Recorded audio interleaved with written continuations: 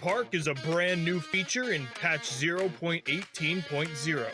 It's a place for players to relax with their friends, practice skills, and meet new people. You can enter Cheer Park through the main menu, so invite some friends and explore this new space. The shooting range has been revamped. Now, when you start a round, you'll have 60 seconds to down 20 targets spread over 5 waves. Your results will then be rated and displayed. The player with the highest rating will stay at the top of the ranking for others to challenge. You can also play against your friends to see who is the better marksman.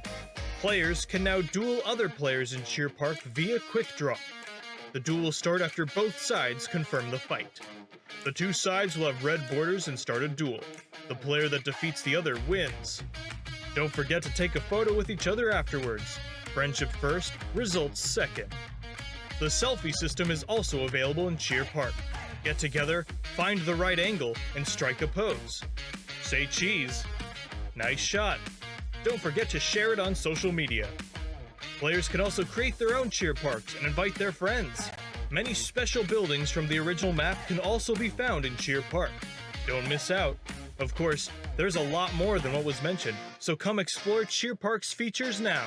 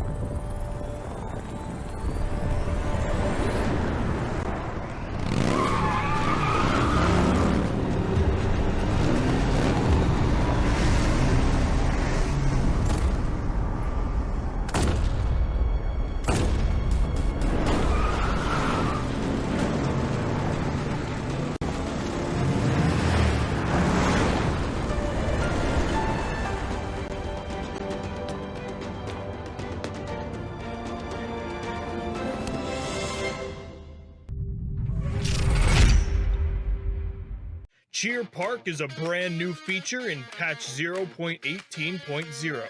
It's a place for players to relax with their friends, practice skills, and meet new people. You can enter Cheer Park through the main menu, so invite some friends and explore this new space. The shooting range has been revamped. Now, when you start a round, you'll have 60 seconds to down 20 targets spread over 5 waves. Your results will then be rated and displayed. The player with the highest rating will stay at the top of the ranking for others to challenge. You can also play against your friends to see who is the better marksman. Players can now duel other players in Cheer Park via quick draw. The duel will start after both sides confirm the fight. The two sides will have red borders and start a duel. The player that defeats the other wins. Don't forget to take a photo with each other afterwards. Friendship first, results second. The selfie system is also available in Cheer Park. Get together, find the right angle, and strike a pose. Say cheese. Nice shot. Don't forget to share it on social media. Players can also create their own Cheer Parks and invite their friends. Many special buildings from the original map can also be found in Cheer Park. Don't miss out. Of course, there's a lot more than what was mentioned, so come explore Cheer Park's features now.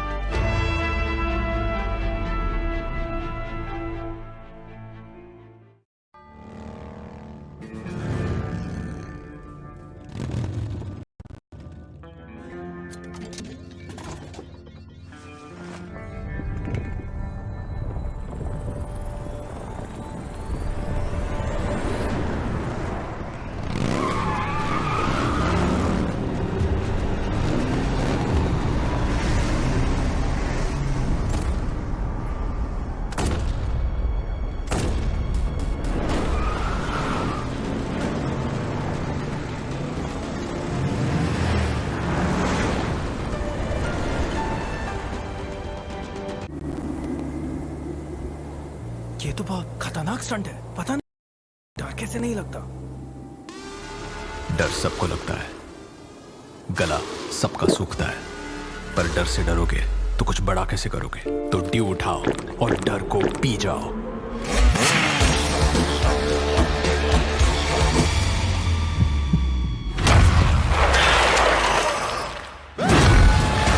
Mountain Dew, डर के आगे जीत है।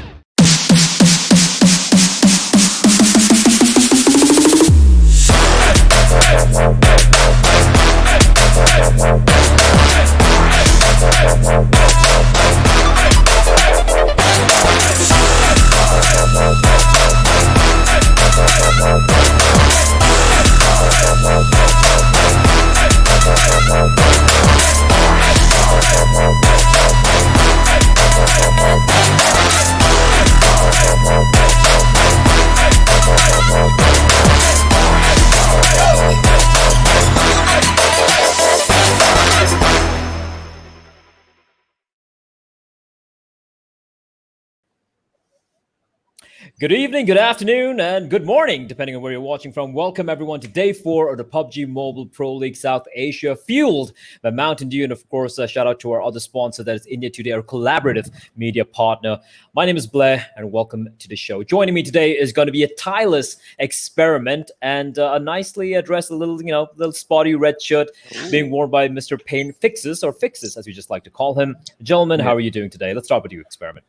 Well, I am good. I mean, what an action-packed day we had yesterday. Well, I mean, we got to see our favorite teams perform at the highest level, at the pinnacle of their game, and I'm sure they're going to carry that trend forward. But I've got to say, Fixes, that shirt looks really good on you. I mean, I think I should take it as a compliment coming from you. But yeah, talking about yesterday's matches, I would just say one thing. I think we've just got started. I think we got a lot to see out from these guys. A lot of strategies. And Blay, I'll be honest with you, I'm looking forward to the last final week where we see all that targeting being done, because everyone wants to win. Let's agree to that. Indeed, everyone wants to win. I think that's what everyone's here for. To be the champions, to, of course, win the money, and, of course, represent the country and their teams and the colors and the flags and their fans for the 5 slots available for the PUBG Mobile Pro League, the World League, which is going to be taking on later on. We have 5 slots available for the South Asian region, which is why we have all these teams all the way from Bangladesh, from Nepal, from India, representing the entirety, basically, of South Asia. And yesterday, quick recap, we had a hell of a day yesterday. I mean, it was been a long break. It's been 2 months of break before we could resume with the PUBG Mobile Pro League. And yesterday was, interestingly enough, TSM Entity coming back and reclaiming the throne. We should have the overall standings here for you guys to take us through this experiment. Let's start with you. Take me through the top 10 here. I mean, TSM Entity over here, sitting high and mighty, right up there on the throne, followed by Synergy in second. Mumba kind of dropped a few points yesterday. They are now down in third. Orange Rock, again, another team that is, in contention for that number 1 spot in fourth. In fifth place, we have Godlike. And again, they have 4 games on hand as compared to a few above them. And followed by them, we have the boys from Team IND in 6th, Fnatic in 7th, Megastars in 8th, Powerhouse, who kind of had a little bit of a shaky start yesterday, in 9th position over there. All right, and looking at the bottom half here of the rankings, Fixes, anything that jumps out to you and strikes you with how the standings are in the 11th to 20th position? I mean, I really wanted to see Marcus Gaming in the first half, and even Team Soul, VSG Crawlers, we have seen them having a roller coaster ride like we talked about yesterday. But yeah, Marcus Gaming and few Nepali teams, I really expect a lot out of them, especially Team Elementrix. They've got all the all-stars players, like all the best of Nepal in that one team. And looking at them in the bottom half kind of, breaks my heart a little bit. It breaks your heart. You're a man who does feel for them, and I'm sure the fans are feeling for them as well. Interesting thing today are going to be the teams that are going to be playing. Today's the 23rd of May. It is the 4th day of the PUBG Mobile Pro League. So we're going to be actually seeing the first game is going to be Group C is going to be playing, which does contain Mumba and Synergy, the 2 big dogs right now. And they have the most number of games played as well, alongside, I do believe, John Mara, which is a lot of games, 15 games. But they're only going to be playing the first game of today. After that, they're going to be taking a break for the remaining 4 other games. That gives a big opportunity for teams like TSM Entity, like Fnatic, like Soul, like everyone else, to kind of claw back up the table. I think the best thing after today is going to be that it's going to be a level playing field once again. We'll get back to that. Look at the money at stake. Money, baby. $61,500 play. Oh my goodness. That's a lot of cash. Listen, I like that. I like to take all that money, but I'm not playing. I'm kind of crap at the game, which is why we have the teams. And this is only for the league stage, right? This is for the first 3 weeks where teams are going to be battling it out for the placing positions. And bear in mind, you place top 3, you don't just get $24,000 distributed between 3 teams. You also get the 3 slots, first, second, third. You're through. You are through. You have done your job, and that's a lot of pressure off your shoulders. You don't have to worry about playing the playoffs because you're already guaranteed a spot. You already have good money. But also look at the weekly prizes. Teams with the most points per week, MVP of the week. That's nothing to scoff at. $2,000. That's like, do the math here for me, Fixes. How much is that in rupees? That's like, I don't know. I think that's 1,40,000 plus. Yeah, that's almost 1.5 lakhs. That's a lot of money. I mean, in a week, if I'm winning that much amount of money, I'll be really happy. But there's the real deal, man. There's the real deal. $138,500 prize pool we have. The winner gets $40,000 XP. I mean, I could just buy myself a new car with this. You want to buy a car? I don't know, man. Like, I'd probably buy a house with that, but I don't know. Like, I don't think I can afford a house in Bangalore with that amount of money. It's ridiculous. But that's a lot of money. And what that means is the top 2 teams from the finals, they make their way out, but the money is so much that even the teams have already qualified from the league stages. They want a big chunk of that cash. And let's talk about a point distribution. This is something we touch on every single day. The fact that, XP, I wanted to hear your thoughts on this. A kill equals 1 point. However, the placement points are no longer what it was earlier, where if you place 3rd, you could probably get 15 to 17 points. Now it's just a measly 10, meaning that many teams are going for, a lot of aggressive plays. But hold on to the thought. Let's take me through Group A, XP, very quickly. TSM Entity, the big dogs over here, Marcus Gaming, Team Hype, and Cells. I mean, we're going to see these guys play all day.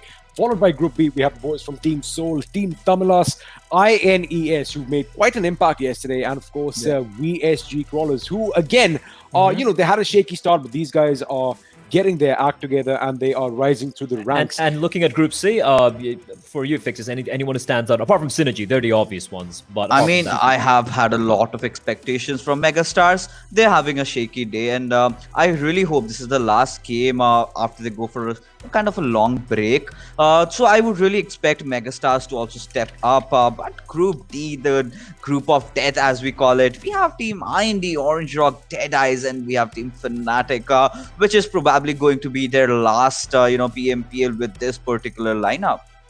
Indeed, and finally, Group E is going to be Powerhouse, Godlike, Extreme, and Elementrix. 4 teams you cannot count out of the equation, especially Godlike and Powerhouse, who have been looking pretty solid indeed. Elementrix had their moments as well. But the one team I want to point out, which we really haven't had a chance to really talk about much, Deadeyes.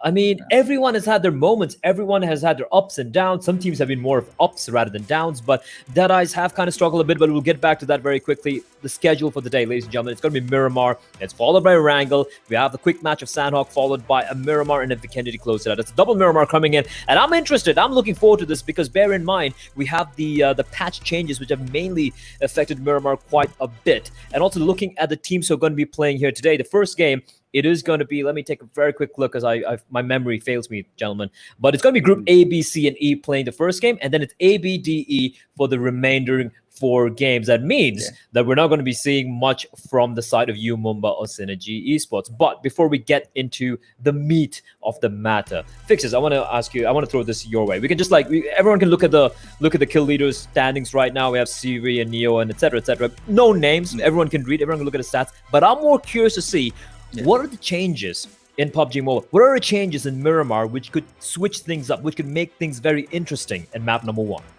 I mean, we still have one new area that is called Ruins that has been introduced. I think that has been kind of revamped. But apart from Team 8-Bit that's not playing in this PMPL, no one else has, bothered to go over there. But a few changes has been done, in the Chumasera compounds, where a few compounds are missing here and there. But the major, Miramar game, the major thing we should look for is Team TSM Entity, because you do not have Orange Rock playing in this game. So the only threat that Team TSM TSM entity possesses during that early game is Team Orange Rock, which lands just a little bit north towards them, and they always have that clash, and they end up having those collateral damage. So Team Orange Rock not playing, I think TSM entity's early game looks good, and after that, you know what they can do. They'll just clobber everyone down. They'll clobber everyone down, he says. And you know what? I'm just ready to see that happen. I'm ready to see TSM clobber a lot of people. They have 4 games to play to catch up with the rest of them. And your thoughts, XP, on how the Miramar is going to play out now? I mean, everyone obviously has probably played the new Miramar. If you haven't, what have you been up to? But I wonder if anyone's actually going to take that golden Mirado out for a spin. Because in the classic games, of course, everyone wants that beauty of a vehicle. Also, I do not know if you guys know this, we now have a racetrack which kind of spans over the entirety of the map. And I tried it out in classics. Do you think anyone's going to have fun with that, just taking a few ramp jumps or something? I don't think anyone would risk that right now, right? Yeah. I'd do it, but I'm a bad player. If you're on top, why not, Yeah, like TSM entity did yesterday, right? They were just spamming emotes. And yeah, I'm also looking forward to a Winchester knock. I mean, come on, that gun, needs some little exposure. But yeah, let's take a look at Godlike, right? Godlike are a team who have been pretty impactful so far. We have the overall standing so far for the tournament. We have Kings, we have Smokey OP, we got Gil, Cronton, and of course Yamraj, God of Death himself. And obviously, you can see the number of frags they have. They're a high fragging team. They might not necessarily get all the chicken dinners, but every one of them, apart from the final player, I think Cronton was a little bit lower in the fragging department, but apart from that, everyone else have been massively impactful in the server, especially when it comes to picking up the frags, right, XP? I totally agree with you, but Fixis did put a point across yesterday. He was kind of surprised as to why Cronton was playing. Not taking nothing away from the player. His hard work, his dedication is on show for us. But I guess that's the thing about Godlike. They are a versatile team. All 5 members are capable of, dealing that damage, getting those kills. And we've just seen him on day 3. I'm sure that if he continues to play, we're going to see a lot more for Cronton. But of course, one name was missing yesterday. We'll come to that. TSM entity on our screens right now. Fixis, you have been talking a lot about these boys. Look at their stats. Look at the number of kills that they've garnered. We saw Neo with that whooping 8 kills in that single game of Vikendi where they went all in. They even went out of the circle just to get Godlike. And Godlike has just played 11 games so far, and still they are potential, second place holders if they have had a good run in this entire day. So if the number 1 team is going after number 2 team and making them look like kids in the ballpark, I'm really I'm really surprised, and I'm really anxious about Team Godlike. I really want to see when they go off against each other, which might be a possibility because Godlike lands in San Martin and TSM entities goes to Hacienda del Patron. So there is a high chance that they probably might clash right early off in the game. All right, that could indeed be the case. And one thing I really do enjoy about watching TSM Entity is to look at a kill spread. The top frag is 22, second and third 18 and 17, and the lowest frag is still 13. He has more kills than some top fraggers in other teams. That's how good the kill spread is in that lineup. And then we have Team IND for you, ladies and gentlemen. Snacks. We have Trans, Kratos, and Slayer. Again, if you look at the kill spread, not as impressive when it comes to pure fragging compared to TSM Entity, but then TSM Entity are right on top of the leaderboards. But overall, these guys have impressed quite a bit as well. Snacks at 15, 13, 12, and 10 for Trans, Kratos, and Slayer respectively. Any thoughts on IND experiment? Still 15 to 10. It is not that much of a difference. 5 kills, but 10 kills also at this stage is nothing to scoff at. And these boys, again, we know that they are high caliber players and they can do all the damage. Look at Slayer's damage. 3,213 to be precise, which is more than the highest kill taker. So you know that these guys are knocking people down left, right, and center on the map. That was on showcase yesterday in Erangel when, Fnatic and Team IND were trading a few shots right in map 1. So I guess, if you want to get luck as a factor in a battle royale, which, to some extent, it is a part of the game, sometimes that can kind of change the whole momentum of the game, because we all know that these guys are capable of getting the job done. And, I think we might actually see them surprise us a little bit today. They could indeed. And I have a more personal question for you, XP. You wore a tie yesterday, sir. and today you don't have a tie. Are you going to lose a shirt tomorrow? Are we going to be seeing you in a wife beater tomorrow? And then maybe by next week you're just going to be topless. Are you going to be flexing those pecs of yours? You know. I mean, well, it's Answer is pretty much a yes. mess. The mess answer. under the shirt The right answer now. is yes. I mean, all right, fine. So it's all because of Blay. I'm not wearing the tie because that gentleman above me right now. I didn't say. I have no idea what you're talking about, man. You felt very uncomfortable with the tie choking yourself, and I could see your face getting red and whatnot. But let's talk a little bit more about the duration of the day. We have a lot of we have the damage dealers right now, and not too surprising, we have Strider, Jonathan. Obviously, the top teams, right? As Synergy and TSM are first and second in first place, respectively. Strider 4611 damage. He's far and above everyone else. Strider has been the beast. Might not have the most number of frags, but damage-wise, he has been very impressive. Fixes. I mean, Schreider is that one player who has always been underrated. If we talk about Synergy, we talk about Austin, we talk about Ted. But then again, if you're talking about the statistics in PMPL, especially, we've seen Siri put quite a number, and even Schreider. So Miramar being their strong suit, I really want to see them ending this entire day on a good note. On a good note, indeed. As this is my power spoon, by the way. Okay. This is my power spoon. It makes it feel. Could you just bend that? Can you bend that, like It's a wooden spoon. If I bend it too much, it might break. But telekinetic, you have to do it that way. You can't just break it just like that. You look at it and then bend it. I like a Sam. Anyway, I want to see Strider actually shred through the enemies today because, well, it's on display. That guy, once he gets a weapon in his hands, he is going to just decimate the enemy. But again, they do have a few games on hand, which is going to be something that I think we're only going to see one game from them today, game one, right? Yeah. And let me just add one thing. So we are going to see Miramar, which we didn't see yesterday, of course. I am kind of excited to see how the gameplay kind of changes because we've got a lot more housing that's been added, a lot more roads have been added to that map, and it kind of changes the topography, the lay of the land. And I wonder if people are going to be, traversing a little bit different Fixes. I mean, that might happen because we still have team cells. If you talk about Miramar and whole, we have seen Fnatic and cells dropping at the same location. But if you take a close, deep attention at which other teams playing in the first game, we do not see Fnatic. They'll join us with the next few games. But team cells has a good chance and a good opportunity to take that advantage. And obviously, we have to rely on the circle. Like we have always told, it's a battle between all these teams. But then you have the biggest enemy, that is your circle. You need to respect circle in a map like Miramar, where the land dominates a lot of the part of your area. I'm going to pause you right there real quickly, but we do have the overall standings right now. Fixes, and unfortunately we missed the first phase, but you can see like the chicken dinners that have been got by a lot of these teams. It's been spread pretty all over the place, right? You have teams like Celts, they got one, Marcos Gaming got one, Soul even had one in the beginning on day 2, Elementrix as well. So it's not like, when it comes to winning the chicken dinners, it's not been dominated by one or two teams. It has been spread quite thin, evenly, but it's more about something which I think all of us harp on time and time again, is the consistency in the standings. It's not about getting chicken dinner every time. It's getting the top 5 placement again and again, having a high fragging output. And that is what's going to net you that final, that slot, get you the guarantee of the top 3 placings, which is something I believe that Mumba, Synergy, and of course TSM Entity have been doing quite well. Your thoughts, XP?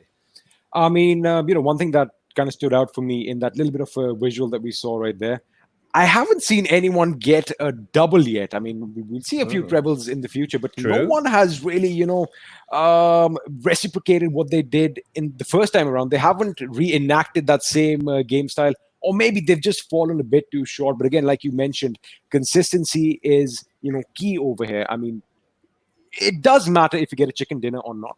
But if you stay high up, and also since we've discussed that, there's 1 point per kill, you've got to get those kills, because we saw yesterday, even teams with eight kills or something, if they don't get those placement points, they kind of tend to lag behind. Yeah, they do indeed, and that is something which a few other teams have struggled with. Like, for example, the one team that comes to mind for me, fixes, has to be VSG Crawlers. They either come out on top, or let's be honest, they kind of crap the bed. It's up or down for them, and they don't have that. They're not able to walk the line when it comes to having decent performances in games, either really bad or super good. And I feel like they're a team that potentially, if they can have a consistent day today, for example, they can easily claw up maybe to a potential top 5 or a top 6, right, Fixes? I mean, yeah, we saw a small glimpse of what BSG crawlers can actually do in the map of Erangel. They've had a lot of tough time rotating. We saw the circle ending somewhat northern side of ruins, but they really held themselves off really well. Getting into the map of Miramar, they have a dedicated sniper, that is HP. They've got a goddamn good IGL in the form of CG. They've got two amazing assaulters with Avi and you have Evo. So I'm really expecting, if you've got such a good lineup, you need to start delivering, and you need to start doing it soon, because the more you're delaying, the more your chances are reducing. Indeed, the more you're delaying, the more your chances are reducing, and we're not going to delay anymore. We don't like delays. We're going to be going live into the game, straight ahead, and it is going to be in a good old, dusty landscape of Miramar, and taking you through this particular game. It's going to be myself, and Experiment and Fixes will be seeing you right after this particular break, and here we go. It's going to be a pretty traditional plane path, going in all the way from the east all the way towards the northwest, ending towards right next to ruins and trailer park. And take me through this one, XP. Historically, we've seen not a lot of teams go and look at that circle. The plane path may be up north, but the circle is definitely shifting down to the south right now. All the teams, of course, they are going to their favorite drop locations. We don't see a lot happening down, near the prison, or Valle del Mar, or Minas del Val. Nothing really happens over there a lot. We don't see a lot of teams going, but I do believe the circle, the zone, might actually force a little bit of a southward migration today. A southward migration, 100% agree with you. There's no one towards Chumacera, like you said, Minas del Valle. I think that's how you pronounce it, or Valle del Mar. That's how the Spaniards would probably pronounce Espanol. it. Espanol. My Spanish is limited to uno cerveza por favor, and that is all I know, which is how to order a beer. And hey, you know what? That worked for me. That survives. That'll make you survive in Spain. That kept me alive in Spain for quite a while. There you go, ladies and gentlemen. Free Spanish lessons live. But we do have, we can take a look at Synergy dropping all the way up north right there. And we have VSG Crawlers near Al-Azhar. We have the teams, that is, I do believe that's not Megastar. I was confused with Megastars and, what's the other team? What's the other team? Help me out here. Marcus Gaming, right toward the Puerto Parayo. And of course, we have the rest of them dropping straight in. I think Seoul has landed on their usual stomping grounds. That's one thing I like about Seoul, is keeping everything else aside, keeping their underperformance so far aside. They just drop smack in the center of where the action is going to be happening. They're dropping towards the school. They're dropping towards the fight yards. They're looking to take the fights. They're daring everyone to just come and duke it out with them. And that's something which I believe is a statement of purpose. But right now, Mumba, this is the final game they're going to be playing today, after which this is going to be the 16th game as well, after which you're going to be taking a break for the remainder of the game. So Synergy, Mumba, I think Yanmara, and one more team, I forgot which team it was from their group, won't be playing for the remainder of the day. That means it's a big opportunity for the likes of TSM Entity to really increase their lead they have. It's a great opportunity for teams like Fnatic, for Seoul, all the big names, including, of course, some of the underdogs, the dark horses, to kind of grind up in the rankings and potentially, XP, even drop Mumba and Synergy down to maybe the 4th or 5th position. I mean, this game is crucial for the boys from Mumba Esports. Of course, like you said, it's going to be their last game for the day. And, that kind of is interesting, because it's going to make it like a level playing field between, everyone, because everyone's going to catch up to that 16-game mark, maybe just shy a game here or there. But it's going to be interesting, because then tomorrow is going to be basically like a fresh start for these lads, because they might have made their mistakes or whatever, and I'm actually anxious to see how they perform right now. But then it's like they're going to wipe the slate clean. I mean, they've been reigning champions for before the break, after we've come back, and maybe they might just have to go to that chalkboard and work out something else. Indeed, and it is, of course, we are of course talking about Miramar, where it's it's dusty, it's windy, and I do believe I can even hear the wind on your microphone experiment. Is that Maybe? wind Yeah, on my I end? can actually hear a little bit of air in your mic. It feels like you're in Uh-oh. Miramar. But then we do have Team Hype. Oh no, I think they've lost a player early on. That's unfortunate for Hype. I don't think it's about losing. I think somebody might not have connected to the lobby on time. Of course, punctuality is something that Yeah, we didn't see we didn't see anyone but dying. you have yes. issues as well at times. Of course, I mean, True. on this giant, massive stage, no one's going to not show up. Sometimes, you do have a few connectivity issues, or maybe since I think the wind noise you heard just a little while earlier, it's quite windy outside. If anyone is living up north in India, Punjab, so to speak, you know what I'm talking about. The winds are pretty strong right now, and I guess that's how it's like all over India right now. The storms are brewing, and Yeah, and maybe also sometimes it creates some issues. And also, yeah, I think it's high time that we give shout out, not shout out, but more like commiserations to our brothers, our countrymen, our brothers and sisters over towards the eastern part of the country who have, unfortunately, in the past few days faced a lot of hardship because of the cyclone that has struck the eastern part of the country. Obviously, it hasn't really affected the most of us, the rest of us, me, myself from South India, and then of course XP for you, it's towards the north part of the country. But yeah, a lot of people undergoing a lot of issues. It's been a tough time, not just for our country, but for the world as a whole. And I personally I'm so thankful for esports, so to speak, which kind of gives us something to watch, right? Something to do, something to and think about it for video games. When I grew up, everyone's like, why are you wasting time with video games? It's such a waste of time. And now that's the only thing people are watching. There's no sports around. There's nothing else Right. to watch, right? No one's shooting new TV shows and movies, but guess what? You have to watch. You have esports to watch. Doesn't matter what your choice of game is. It could be PUBG Mobile, it could be Fortnite, it could be Counter-Strike. Doesn't matter. You can have something to watch, people to play for. I think all of us should be very thankful for that. But so far, though, I mean, this is something expected. Not much action, and I say that, and there Bad you Rev go. is going to spray down two players. What a spray! That's two knocks, and he's going in for the kill. Nades, poison ready. XP, you know how good this guy is with his grenades. I mean, we saw him yesterday, just one nade off the other, getting the damage done, and that is going to be a vehicular explosion almost, but Pansing with that cover, making sure that he helps his teammates. And have a look at where Pansing is. He has that DMR at range, and I'm talking more than 250 meters away. Now, that is what you call impeccable cover for his teammates. They do have one more member right next to him, Bhishma, the IGL. He has to make a play right now because two of his members are knocked. They should be getting picked up. Evil Eye and the boys are moving in right now. 420 OP also low HP. They've kind of, the tables have kind of turned right now. And Evil Eye, I think, has been eliminated from this game. No, they still have a couple of players here, but two of them have definitely been taken down. And how the tables have turned. You, Mumba, for a moment, I was so scared for them. Capshi, trying to make something happen. He's going to get the knock. He's going for the kill here. But in turn, he actually doesn't get the frag. He actually gets knocked down, and now it's all on Machine. And the Machine is so far away. He's got to get those wheels turning. And you, Mumba, what a recovery. What a recovery, XP. They had two players knocked down. They keep all four alive, and they wipe out three members of INES. That was heartbreak, but I feel like Badrev, he got a little too over-eager. He got the double knock. He threw the nade. Great play there, but then he ran outside in the open, being a little too tunnel vision, some people might say. And with that, INAs are just down to one player. That is a heartbreak considering the work that Badrev put in. Well, maybe your tunnel vision is probably a part of what happened right now. But the thing is, he expected, and he was right to an extent, that the enemy is going to be holed up in that compound because they were exiting that specific building at the moment. But credit has to go to Pansing. I don't know if you noticed this. That guy was at least 250, maybe even 300 meters away, and the cover that he provided for his teammates is the reason why, well, pretty much all three of them are still, well, the team as whole, they are still a four-man squad. He literally saved Bhishma and the other lads right now from basically death right at the beginning of this game. And INES, they kind of paid the price.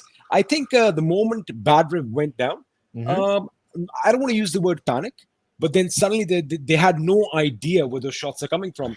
and that kind of maybe faltered their attack a little bit. I think this is what separates the cream of the crop from the remainder of them, right? One thing you notice, like if you look at a few teams like Synergy, you look at TSM Entity, you look at Mumba, and a couple of other teams, Fnatic as well comes to mind. It's how they operate always as a unit, and they know when to pick a fight and when to fade away from a fight. And many of the other teams, the second they get a couple of knocks, all right, guys, we're going to go in for the kill, they start to get a little ahead of themselves, and that's what seems to screw them over. We saw this many times yesterday as well. And INES, they're going to be, well, they're still knocked out. Machine is still roaming around. I mean, it's just that little feeling that's so close yet so far away. They could have, got those 2 kill points. Maybe it would have helped their cause a little bit. But now I think Machine has to just, take it a little easy and possibly try and play for position. But CG over here with that grenade lobbed towards the enemies, the boys from VSG Crawlers are kind of moving in this little compound, trying to hit up the boys from Team Extreme. And like you said, Team Extreme, they've had their moments in the past 3 days. I'm sure you're going to want them to, just step up to the plate, so to speak, and put on quite a show. But the way they are kind of split up right now is interesting because Demon and Kazi in the background over there, they're actually going to be able to provide support in case the boys from VSG attempt any flanks, which they are doing right now. Indeed, they are. And VSG, this is it. They either... Ooh, meanwhile, Destro finds Machine. That's INES knocked out. No kills. Machine not able to stay alive for much longer. And the VSG Crawlers going in for the kill. And they're just mowing them down. He's going to get the kill. It's 3 more players still alive. Taking a bit of damage, however, in the firefight. And they're going to be wary of that fact. Avi, Nate, going to be tossed in. I don't think that's going to be too much of damage onto the player from Team Extreme. And look at how spread apart they are. Demon and Kazi are so far away from the teammate. And Saro, he's been abandoned. He's all by his lonesome. And they're going to take him down. He's done for. And that's 2 members down for Team Extreme already.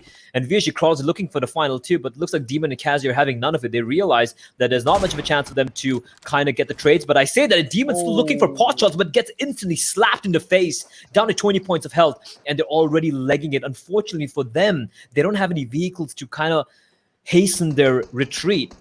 Right. And that M24 is going to hurt. If that lands, it's going to hurt. Beautiful headshot, though.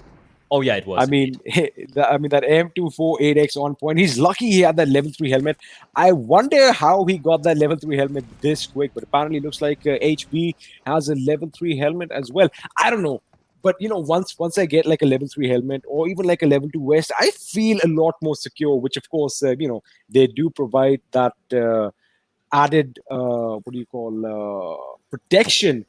But it's kind of safe knowing that the only thing that can take you down with a headshot is the AWM, and I do not see any in the playing field right now. A Groza, however, with that rapid rate of fire, can pretty much decimate enemies right up in your face. Indeed, it can. Have a look at the way the zone has taken a U-turn right now. We're going down south. And now we're going up north, just south of San Martin, and centered around Picado, of course, where Seoul is calling it home right now, and the power grid as well. I think we're going to see a lot of teams head into those densely populated buildings of Picado. And that is where, I think a lot of these guys they feel right at home because, well, as you mentioned earlier, Picado is probably one of the most famous places in Miramar. It is indeed. And it's also going to be a lot of urban warfare taking place, which is something... I won't lie. In all the PUBG Mobile games I've casted, when it comes down to the final circles, it's rarely urban battles, right? It's mostly out in the fields, with like hills and trees and rocks and whatnot. You don't really see much of urban warfare happening, as we do see a couple of teams skirting the edge of the safe zone. This is interesting. We have VSG Crawlers, all 4 players alive. We have Team Extreme, Kazi, and Demon, the final 2 players left standing for them. And they should be wary of the fact that there are 2 more players nearby in the vicinity. It's team number 15. I'm going to try and find out who Team 15 is for you, ladies and gentlemen. I do believe that's John Mara. Indeed, it is. And that could be a problem. Yeah, go on. So the thing is, Crawlers right now, I think... again, we've used this word time and time out, right? Tunnel vision. They are still looking for the remaining members from the opposition right now. They already managed to get 2 members from Team Extreme. But they have to be careful because the zone is shifting in. And, this is PUBG Mobile. It's a battle royale. I'm pretty sure, I know you want to see that urban warfare. What if the zone does another U-turn and we go all out in the open and everyone is scurrying for cover in the form of a Ridge. That is going to be something we want to see. UME under fire right now. I just saw the kill feed. It just came to my mind because I was just going to say something about them. That, like I said, whoa, this is a little bit of a glitchy situation over here. That 4x with that Scar L sight, 2 into 1. Do you think it's going to have a dual purpose? More stability, perhaps? It could have the... Maybe. You're probably right. But right now, Mumba, bear in mind, it is their final... It is definitely their final game of the day. And that means you're going to have to take a break and we'll have to sit on the sidelines and watch the rest of the game play out, rest of the day play out, rather. And that means they would want to have a very, very solid standing in this particular match because they want to kind of, at least solidify their position in the top 3 placings. Right now, they are placed 3rd, closely right below Synergy. And of course, King of the Hill right now at the moment is Entity TSM. As you do see the circle shrinking in, an extreme rattling of bullets. It does a bit of damage onto a couple of players from Team Thummelers, but not quite able to get the kill yet. We're tossing a few nades. That's going to be that must be a really strong arm if he's going to land that one. And unfortunately, it's going to be a little too far away. Team Thummelers are safe for the time being. We're down to 15 teams, just 1 team knocked up. That's INES early in the game. And Team Thummelers are a little bit of a rough spot here. They're out in the blue. They're taking a bit of damage. He's got to get a res in. Striker's going to go for the res, but the problem is there's not much of a safe space for them to come into. Look at Gunner and Chala. They're just holding on to on the edge of the blue zone. There's no point of entry from Team Thummelers, and Chala and Viper actually joining the party as well is going to get a knock on the TSM as Soul's having a fight with TSM Entity, but right now John Mara are keeping Team Thummelers at bay, and this could be it for Team Thummelers. I think Team Thummelers are down to 1 last man, if I'm not wrong, and it should be Gary OP in the background over there. Perhaps it could be 2. I think it is 1 man standing. It's going to be a little dicey for him to try and get inside right now, but on your screens, ladies and gentlemen, we have the boys from Seoul. Regaltos with that knock, with the finish, in fact. I think it was Mortal who knocked a member of TSM Entity. We finally see these boys in action, but they've got to be careful because coming up behind them are the boys from Team Celts. And again, these guys are contenders for the throne right now. These guys are going to be putting on the pressure on TSM, kind of getting into a little bit of a tricky situation. They've got to probably move out or pick a fight in one front because, again, you don't want to be pinched in at this stage. You've got to... they don't really have a lot of cover as well if you have a look play. It didn't indeed. I wonder what their game plan is right now, because Cells definitely have their eye on the boys from TSM. Seoul is kind of, they do have a lot of cover in the form of that big... It's not worth leaving. It's not worth leaving if you ask me, if I'm Seoul. Like, you might get a few kills, you might get the wipe, but is it really worth it though, XP? Like, leaving that compound? That's a lot of real estate for them late in the game. No, I totally agree. I mean, they should definitely hold on. I'm saying TSM probably needs to make a move right now because, they're going to get pinched. I mean, the Cells are going to they're going to start moving in, and you can't really lie down behind a buggy for too long because they are in the zone, but it looks like a bit of a dice situation. I'm sure we'll go back to that in a second, but we see Strider shredding the enemy right now. He gets a knock on the member from Mumba in a bit of a pickle. But the flank coming in from 420. Ooh, he drops on down and he's taken quite a bit of damage. His Ponsing's going to fall to his knees. And look at Strider, the blows to the vehicle. And that's going to be... Oh, that's so painful for Mumba. This is such a rough game already for them. Strider getting tagged. However, is running left and right, trying to stay alive. But he will be dropped by Vex from Team Megastars. Now for Synergy... They are a little far away from the teammate. They're trying to get the res in, but it's a little tricky. It's too far away, and they might have to just call it and just let Strider hit the deck here. Sometimes sacrifices have to be made, but he's still crawling towards his teammate. There is still time to be worked with. I believe if they can get that last man from Mumba, that revive is a possibility. But yeah, like you mentioned, they are a bit too far off. Dead seems to be coming in with that buggy. He wants to, pick his teammate up. Leave no man behind is what they teach you at Synergy Gaming, ladies and gentlemen. But now this is where the issue comes in. 420 is going to try and go in for the kill, but he's got to be careful because we have Megastars in his sights and he is lighting them up like Christmas now. I thought, wow. I mean, He was if out in he the gets blue. that kill point, that is a sacrifice. That is a martyr right there. Yeah, that's massive. I think he knew it was pretty much done. It was pretty much over for his team and for himself. So he just went for that play there. But if he had walked in a little bit more inside the circle, I felt he would have stayed alive. And hopefully he does. They do end on 4 kills. Not too shabby, but 14th placing, they're just 1 point. So they end on 5 points. That's not great for Mumba. A team like Mumba definitely looking to have a higher placing, considering it's they're going to be only playing 1 game today. Now we do have TSM Entity just floating around over the ridge, and Celts. They've actually done a pretty good job. Like they have managed to find a little bit of depression in the on the ground. And they have the vehicles as well to kind of set up a mini vehicle fort if needs be. And Tanky just rattling off bullets, doing a bit of damage onto the vehicle, but not quite able to land a kill yet. Ultron going to be hunting them down as well. It's interesting the way TSM was kind of moved out. Neo just knocked himself out with his own vehicles. That is going to be a devastating blow for them. Aman gets a vehicular explosion on Jonathan. TSM Entity are out of this game, ladies and gentlemen, in 13th position with 1 kill, courtesy of Soul right now. A little bit of a hiccup. That was, maybe it was a bit preemptive. I mean, they should have probably waited a little bit longer, but then again, I mean, I have no idea. I wish I was a fly on the wall right now in TSM's corner. You did call it out. You did say how they were in a very rough spot there, trapped between Celts and Soul. And they had to go for a play, and I guess they even have 3 vehicles as well, but they try to time it. Unfortunately, it doesn't work out for them. And now Soul and Celts. Celts are actually pushing in. They're pushing into the compound where Soul had made their camp. And this is a little scary for Soul. The nades are going to be sailing in. They are getting pincered from all sides. And MJ and Ultron just healing up in the meantime, as they are going to be going in for the kill. This is it. Celts. They've had their ups and downs, more downs than ups, but they'll be looking for a chicken dinner, which they haven't got yet so far. I do believe they got a 2nd placing there once yesterday, and now Soul, a team who have a lot of expectations, a lot of pressure on his shoulders, and look at the number of smokes being deployed. That's a very hazardous environment. You've got to keep one thing in mind, that they are out of the zone right now. Even this compound that we see on our screens is not a part of the zone. They are going to have to move out. Aman and Viper are kind of holding the fort down right now. They know that they're going to have to do a little bit of a battle in the blue zone, and people are going in. Atanki gets taken down. MJ has been taken down. Now, that is the cover that I was talking about.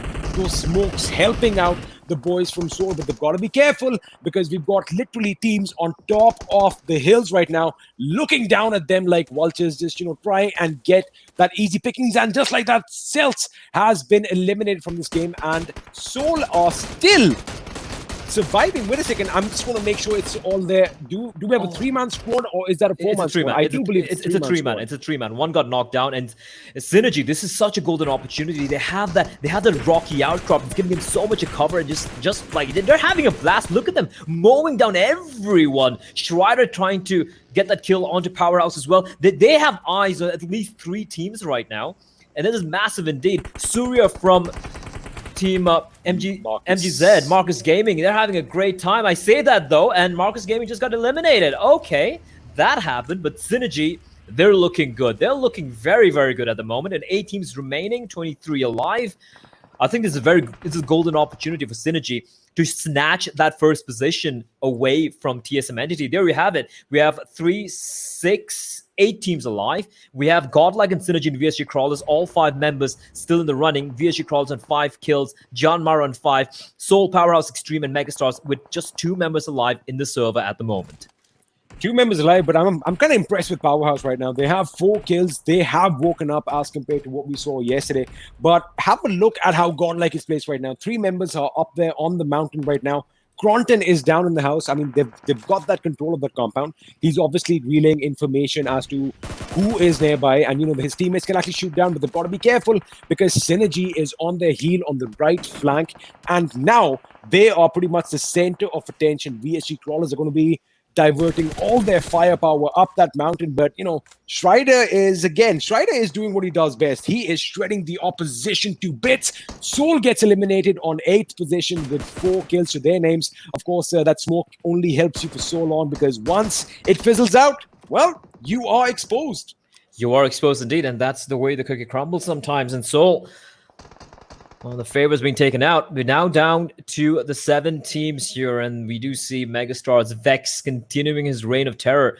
Team Extreme still in the game, although they just have one player standing, one on his knees, and that's the same story for Megastars, as a play zone is going to find Kazi and Team Extreme left to just the one sole member surviving. It's Demon out in the blue. He's taking a lot of damage. He's got to make a run for it here, and he's just going to try and heal himself. Is he just going to play the heal game here? Well, he has to. I mean, I don't see anything else happening. He's probably praying to the gods right now that I wish somebody gets eliminated, so get those placement points, but I don't see anything coming out of this. Maybe we're going to have a last hurrah from him after this first stage. Maybe he peaks. Maybe he peaks. Maybe he gets shot. Demon, you got to get that inner demon out of you right now. Just take a few pops. Run! You are not surviving right now. There is no point in hiding, and he gets taken out with that. Team Extreme is out of this game. We are down to the last 6 teams play, and out of them, 3 still have 4-man squads. Yeah, I want to see a classic good, the bad, the ugly standoff in VSG, Crawler, Synergy, and Godlike. That would be epic. But let's not forget Gian Mara. They still have 3 in the running. Powerhouse was a couple, and Megastars as well. And Godlike Cronton, he's got that nade cocked and ready. They're going to be tossing it in. Sirvi, and this is the only team who I think Synergy are in such a great spot. Such a great spot here. They are at on the periphery of the safe zone. They don't have to really budge much. They have the rocky outcrops for cover. They have the vehicles as well if needs be, if they need to find something. And Sirvi just taking pot shots, trying to find something. But meanwhile, it's Powerhouse just duking it out with Gian Mara. Gian Mara, they have the man advantage. They have the 2-man advantage. Powerhouse is just down to one man now. 1 man. Yeah, and Doc is the last man standing. Megastars gets eliminated on the left. We just missed that fight right now.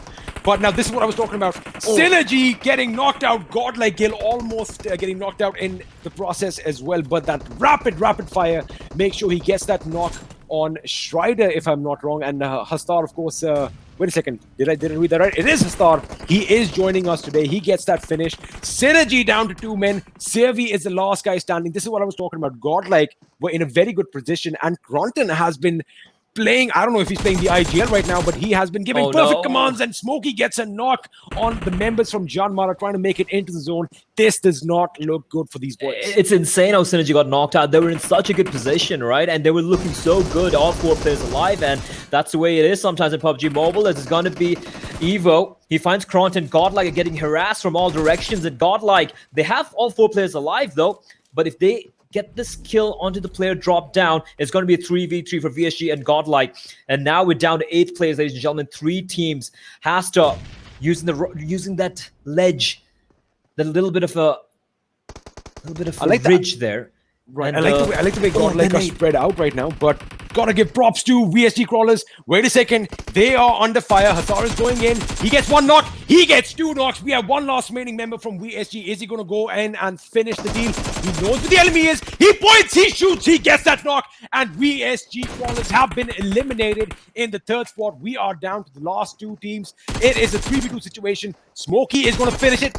Correction, it's a 3v1 situation, and there you have it. Godlike, playing Godlike, getting that winner chicken dinner play. They did this yesterday as well. Game 1, they ran away with it. Absolute beast. I mean, they lived up to the name. They were the gods of that map. They were the gods of death as well. How many kills did they have there? 12 kills? 11, 12, 13? I lost track. But in the end, that was complete, absolute, utter domination. Fixes, man, wow. You were probably watching from the sidelines, but that has to get your blood pumping. I mean, what an amazing gameplay that we just saw from Team Godlike. They perfectly, utilized their rotation. I don't think they had a lot of traveling to do, provided they land at San Martin. But the way they took control over the ridges and the way Hastar got those final 3 kills on VSG Crawlers, they had Cronton pinned down. They knocked him and finished him off. But, Hastar staying in the back lines, and then he's making that quick little rotation and got all 3 of them. I think that is where we could say that Godlike sealed the deal. Indeed, they did seal the deal. We have the MVP. Are we surprised at Hastar? It was all over the place. He's actually a quieter name when it comes to Team Godlike, right? You have the other players who tend to be the top fraggers, but Hastar, crazy game from him. 5 kills for the man, and you can see, like, damage-wise, not as much, but he was the one who was getting those very important kills, indeed, and he traveled quite a bit as well. That's usual, it's Miramar. You tend to travel a little bit more than usual, but XP, take me to Synergy. That fell apart completely for them. Well, before I get to Synergy, I've got to give it up for Godlike, because obviously now we don't have the team comms in our ears, but I can, you could see it. You could see it initially when I mentioned that Gronton held that compound down below. He wasn't picking fights. He was just relaying information, using that sound sense, relaying information to his boys up on that hill, basically, tagging out all the players where they are. That worked perfect. And well, there you go. You have the top 5 players on your screens, and Hastar and Gil, of course, they put up one heck of a fight at the end, did they not? They did indeed, and of course VSG crawls as well. They came so very close. Actually, I think VSG are going to be very happy. They had a number of kills, and obviously Crawl. Evo. No, sorry, Evo. Sorry, I'm so confused here. VSG Crawl is Evo, as he's who known had as. who had 6 kills, 673 damage. He was all over the place. And VSG Crawlers, like we keep saying, like at least I keep saying, they have the ups and downs. This is more of an up performance, right? It was pretty good coming in from them. And considering they had, I think, only 2 players in the final 4 teams. Let me just add one more thing to the whole Godlike thing that I started about the communication, because this is evident. Now, when Hastar was going in for those kills, Gil mentioned it that he got a knock on the right. So if they did the quick maths, they knew that he only had 3 people. And look at that. With that communication comes the points. We have 10 total kills, 20 placement points. Godlike sitting on top with that's going to be a big boost for them, considering Mamba kind of crumbled there. You have John Mar on 21. VSG Crawlers 3rd placing. That's okay. They still get 10 kills, 20 points for them. They're going to be very happy with that. Powerhouse, again, consistency personified. Synergy, not that great, considering they had 4 players alive when we were reaching almost the final stages of the game. But still, 12 points is nothing to scoff at. Soul, a better performance, but still not quite there yet. Marcus Gaming coming in 7th with 7 points, and tied alongside Team Extreme as well. Then as we move over into the second half of the standings, we should be seeing the rest of the crowd there. Of course, we didn't have Fnatic play in this particular this particular matchup. We're going to be playing from the next game onwards, but very conspicuous with their absence in the first in the top 8 would be Mumba and TSM Entity. Now for TSM Entity, I don't think they're going to be too worried about this, right? They are going to still play the remainder of the day. Mumba though, now they're going to sit and watch as their ranking drops down the overall standings, because we're going to have a couple of teams who are really going to be frog leaping right over them. INES, unlucky, unluku maluku, as some people like to say. They were stuck. They got a little too overeager. We saw that in the beginning, right? Fixes where INES, they got a little too overeager and got punished for it. I think the same thing went along with Team Tamilas as well. I really wanted to see a lot out of them. And yes, likewise, you just told Mumbai Esports is just going to watch it from the backlines because Godlike has already started the job, and they're already, climbing their back way on towards the top. And if they keep this going on, I wouldn't be really surprised if they start, giving TSM Entity a competition. Like when we entered the day, we thought, TSM Entity are unbeatable. But right now, I don't think that's going to happen, because there you see Team Soul wiping them down, and you never know of few misplays, and the numbers can just keep coming down. Indeed, it can. And then we do have the overall standings for you this time around, and there you have it. Synergy are on top. They finally managed to get that coveted top placing, the king of the hill at the moment. For now. Unfortunately for Synergy and Mumba, this is the caveat here. This is the difference maker. Take a look at number of games Synergy, Mumba, and Megastars have played. They've played 16. That's 4 more than every other team in the top 10. And now, they're not going to be playing for the remaining 4 games of the day. That means everyone else in the top 10, everyone else have 4 opportunities to knock them down a couple of notches. That means TSM Entity, just 7 points separating them and Synergy. They're definitely going to be, aiming for the top spot. And then we have Team Godlike as well, who, well, they have a great opportunity to get a top 2 placing. Only 2 points separating Godlike and TSM Entity. So we might be seeing Synergy and Mumba potentially. And I'm not saying it's going to happen, but there's a very real chance, there's a potential chance that 2 of them could actually drop to the bottom half of the top 10. And that could indeed be a reality. Now, XV, take me through the bottom 10 here. Some okay stories and some disappointing stories. I mean, Jean Mara, they played 16 matches, 101 points in total. They won't be too disappointed with their standing right now, but again, they are going to be doing their homework. In 12th position, we have the boys from Seoul, 4 games at hand. Marcus Gaming, Team Tamilas, Team Extreme. If I just clump these 3 teams together, because they have 90, 90, and 89 points. Of course, the Celts as well with 89, Elementrix with 88. These guys, they still have a lot of gameplay left today. to make up that little difference. And I'm sure we're going to see something explosive from them. Of course, after them we have the boys 18th position INES. Remember yesterday when we started, they were bottom of the table. So that grit is coming to show right now, and they are showcasing that with all their might. And again, remember, all these teams, they have 4 games on hand. So as you mentioned, Blay, they do have a chance to climb up higher on the ladder. But Fixes, just tell me one thing. I want to talk about godlike for a second. Yeah. And I'm going to use a word which I've used time in and time out. Consistency. 3 chicken dinners, 113 placement points, more than the current leaders.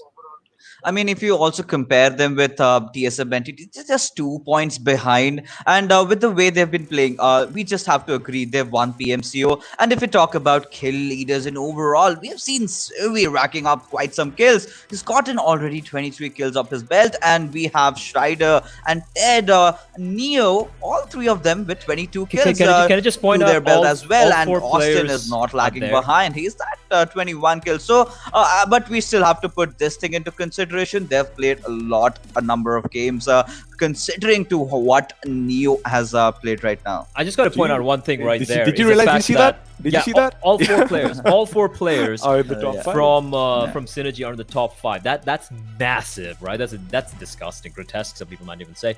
From TSM entity, we have Neo and Jonathan in the top 10. Jonathan right there in number 6. We have from Mumba, just Destro. Interesting enough, mainly relying on their placement points. But Synergy, man, I mean, you talk about all the firepower in the other teams, but slowly, steadily, consistently, they have shown that they are a force to be reckoned with. And if I'm any of the other teams, I'm going to be a little wary of these guys. But still, it's early days. We've had Umumba and Synergy play more games than the rest of them, so we can't really gauge only based of that, right? We can see everyone else come back up. Now we do have the moment of the match for you guys, the Mountain Dew Darke moment, and this was Badrave. It was a brilliant moment, and it was a terrible moment at the same time. He get the 2 knocks, he tosses the nade. Oh, this is brilliant. But yeah, exactly. Pouncing on top. Brilliant covering fire. XP, take this one away. I mean, I thought it was a DMR. That is an M4 spray from that distance, making sure that his enemy, his teammate are saved. I mean, they were so low on HP, but then now this is what happened. INES, I think, were a bit slow on the retaliation of so to speak, not the retaliation, on the backup for their teammates. Evil Eye overhead could have got a knock. He is kind of waiting for the boys from UMA to do something. But I think the moment over here is the fact, Pansing definitely stole our hearts right there with that amazing cover. He is still up on that building, and that is the beauty. Bhishma and Pansing basically revived their team against all odds. Right over here also, Capshi, he gets that finish. He shouldn't have probably gone for that knock. I know he wants that kill point, but when you have a team in smoke just a few meters away and you can listen to them, I think that was a bad call on his part. It was indeed, and also we got to bear in mind that for you, Mumba, considering they survived that scare and they got the team wipe on INES, they will be a little disappointed that they went out so early. That was, once you get 4 kills, you get a team wipe, you survive such a precarious position, and you kind of want to ensure you have a higher placing, right? So you, Mumba, now they're going to have to stew and just sit and watch the remainder of the games, maybe try to figure out how the rest of the teams are playing, and probably plan their game plan out for tomorrow, and that'll be the same with Synergy as well. But now I do believe we are ready to cut to some of the highlights, and then we're going to be cutting to a quick break, and followed by we're going to be having, I do believe it's going to be Erangel. We're going to be seeing action for game number 2. But final thoughts, Fixes, on this particular game. I mean, it was quite a good match where Caudle really capitalized and increased the lead. And with Caudle Cronton actually really playing well these days, I mean, this Godlike looks really strong as the week progresses. But yeah, talking about Team Synergy, they've gotten the highest number of kills. Definitely, they've played the number of matches. And you can see 420 OP trying a lot, for his team, but still not able to deliver because he's not gotten those kills. But we can see here Team Soul did put up a valiant effort before getting taken down by Team Godlike. But nevertheless, Team Soul also needs to do their homework and needs to take those close range fights very well. They have got the minds. They just need that firepower to their belt. Do you feel like Soul tend to get the best positions, and then they kind of were like mid-game, they tend to get I wouldn't say like panicky, but they seem to get caught on the rotations almost every single time. I mean, Blay, if you talk about this circle in this game particular, look at where it has been formed, right? It has been formed right in Picado, just to the northwestern side. And that is where Team Soul lands. They are supposed to know the entire area throughout, but they were not in Picado. They just went towards the western building. And I really expected them to take that fight really well. But then again, they did win that fight, but Caudle, they were looking from behind. They were watching from the higher angles. They took, kind of got the better out of Team Soul. All right, Now- so we're I'm sorry, XP, but I do believe we have a break coming up. We can come back to this again, and we can obviously talk to you with regards to your thoughts after the break, and that's going to be coming up right about now, ladies and gentlemen. Don't go anywhere. It's going to be map number 2 coming up, and that's going to be in Erangel after these very, very quick messages.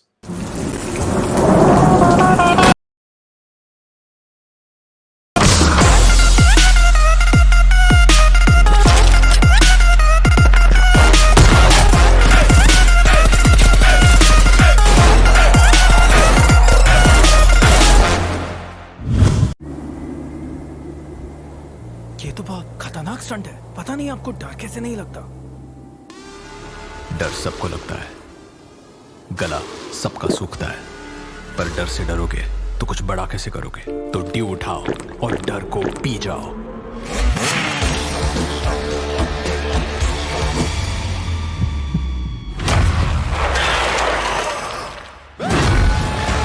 Mountain Dew, डर के आगे जीत है। Mountain Dew, डर के आगे जीत है।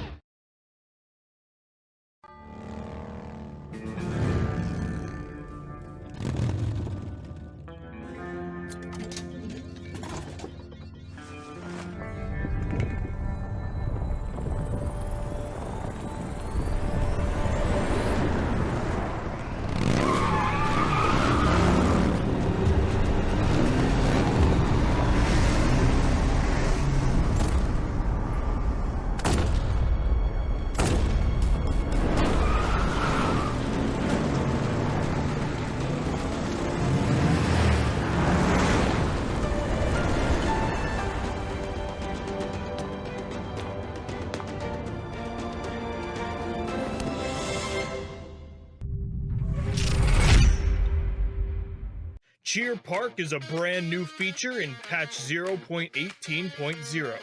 It's a place for players to relax with their friends, practice skills, and meet new people.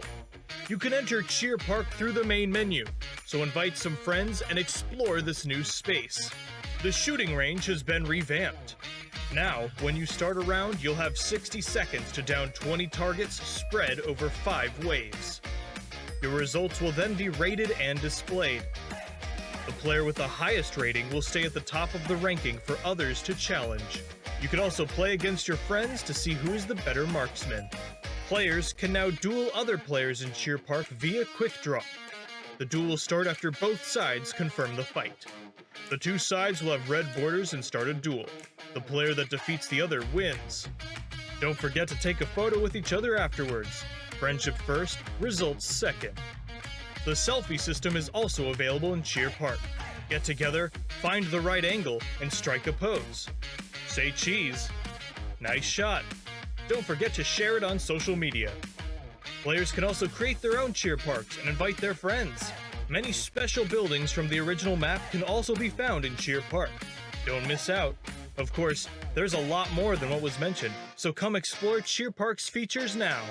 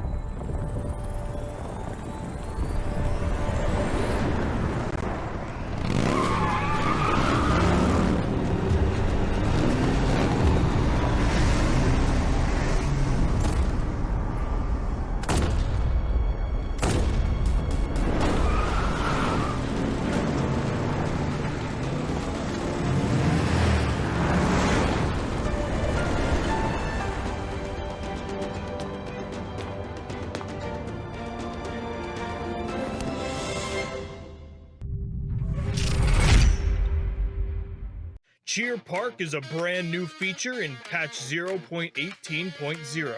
It's a place for players to relax with their friends, practice skills, and meet new people.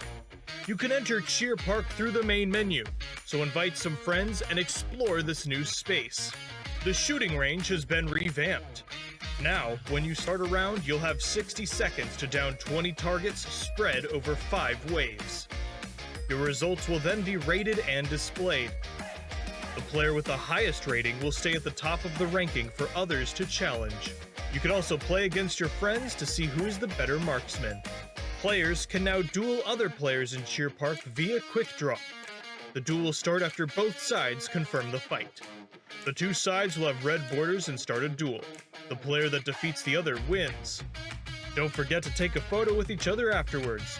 Friendship first, results second. The selfie system is also available in Cheer Park. Get together, find the right angle, and strike a pose.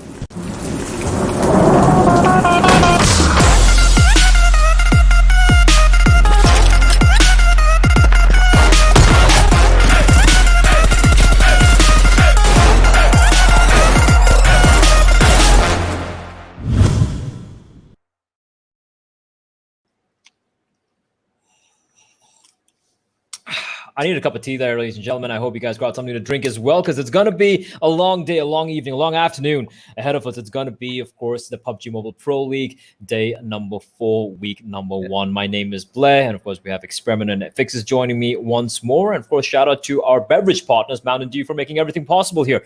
But now, let's get into the action, gentlemen. It's going to be Erangel. Yes, sir. And now we're going to be seeing a new group jumping in. It's going to be the Orange and Black alongside their fellow group members coming in. Deadeye's going to be coming in. Deadeye's who are dead last, and that's a sad thing. I don't want to see that happen. But right now, they have been the biggest disappointment. Some people might even say Experiment. Well, I mean, the group of death and destruction. I want to add that little bit extra at the end because these boys, they wreak havoc wherever they go. We, of course, have Fnatic, Orange Rock, Deadeye guys, and Team IND. I want to see them in action. It's going to be exciting to see what they bring to the table right now. And, Fixes, of course, since you've been keeping a tab on these boys all through the pro scrims. Let me ask you a question. So we already know that, Fnatic individually, these guys are on a different level. But as a team, as a unit, how do you think they are going to turn things around to, make an impact in this tournament?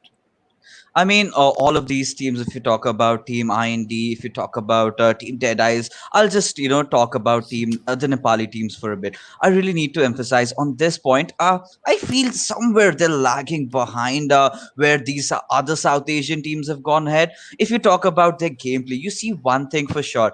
It's a bit unorthodox. I mean, you see all 4 of them, charging in together. But if you compare the same type of gameplay with the other teams, if you talk about Team Synergy, if you talk about Team U Mumbai, you saw that fight in, I think, Miramar in El Pozo, where they had people behind them giving the cover fires. So things have started changing. People are, locating themselves in different possible buildings. They have different angles, something that the Nepali teams are not doing. So Nepali teams have a really good asset for themselves is their gun skills are really at par, or even sometimes I can argue I feel their gun skills are a little better than the Indian teams. But then again, those nitbits, those tactics, those mental gameplays, that is where the Indian teams rise up a notch above them.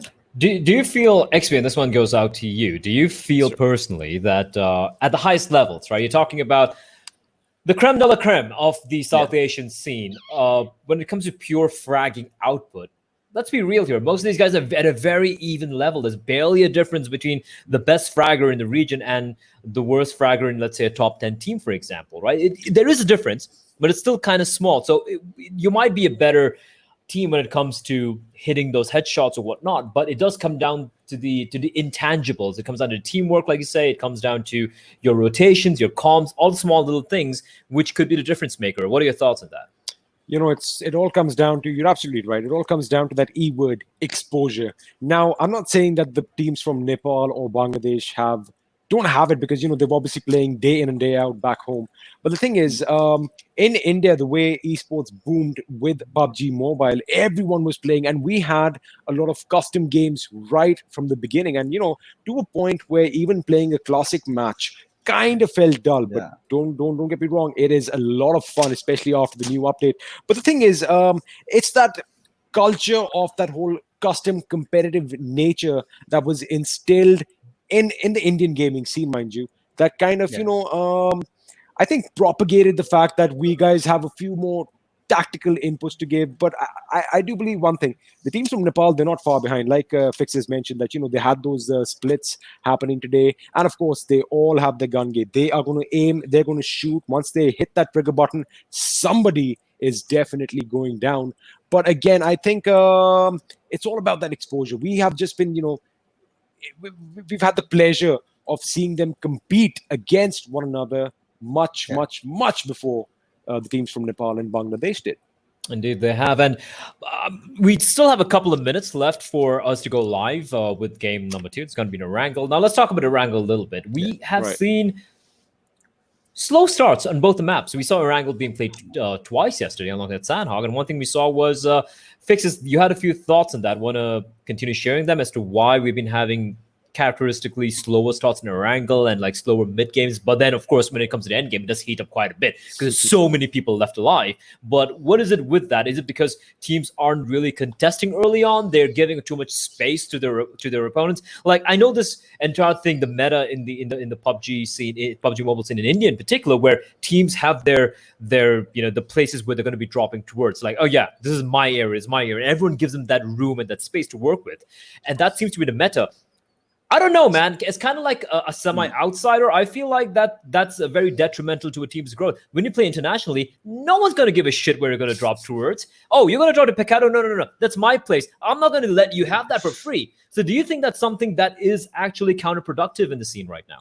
See, to answer this, I might have to go a little bit critical, and people might say, "Please oh my God, be what is extremely critical. Please be critical. Go on. There's something that's really going wrong. I personally feel we're kind of somewhat copying the Chinese meta. The way, if you compare the Chinese meta, the Southeast Asian meta, you see the South Asian guys, they're kind of trying to get the best of the both worlds. If you've seen the Chinese teams playing, I mean, you would see a larger density in the closed zones. You would see a lot of teams fighting. I mean, just on 10 meters beside me, there will be a team. There'll be a team right on my right hand side, and that is how they play it out. But you got to understand the psychology of this game.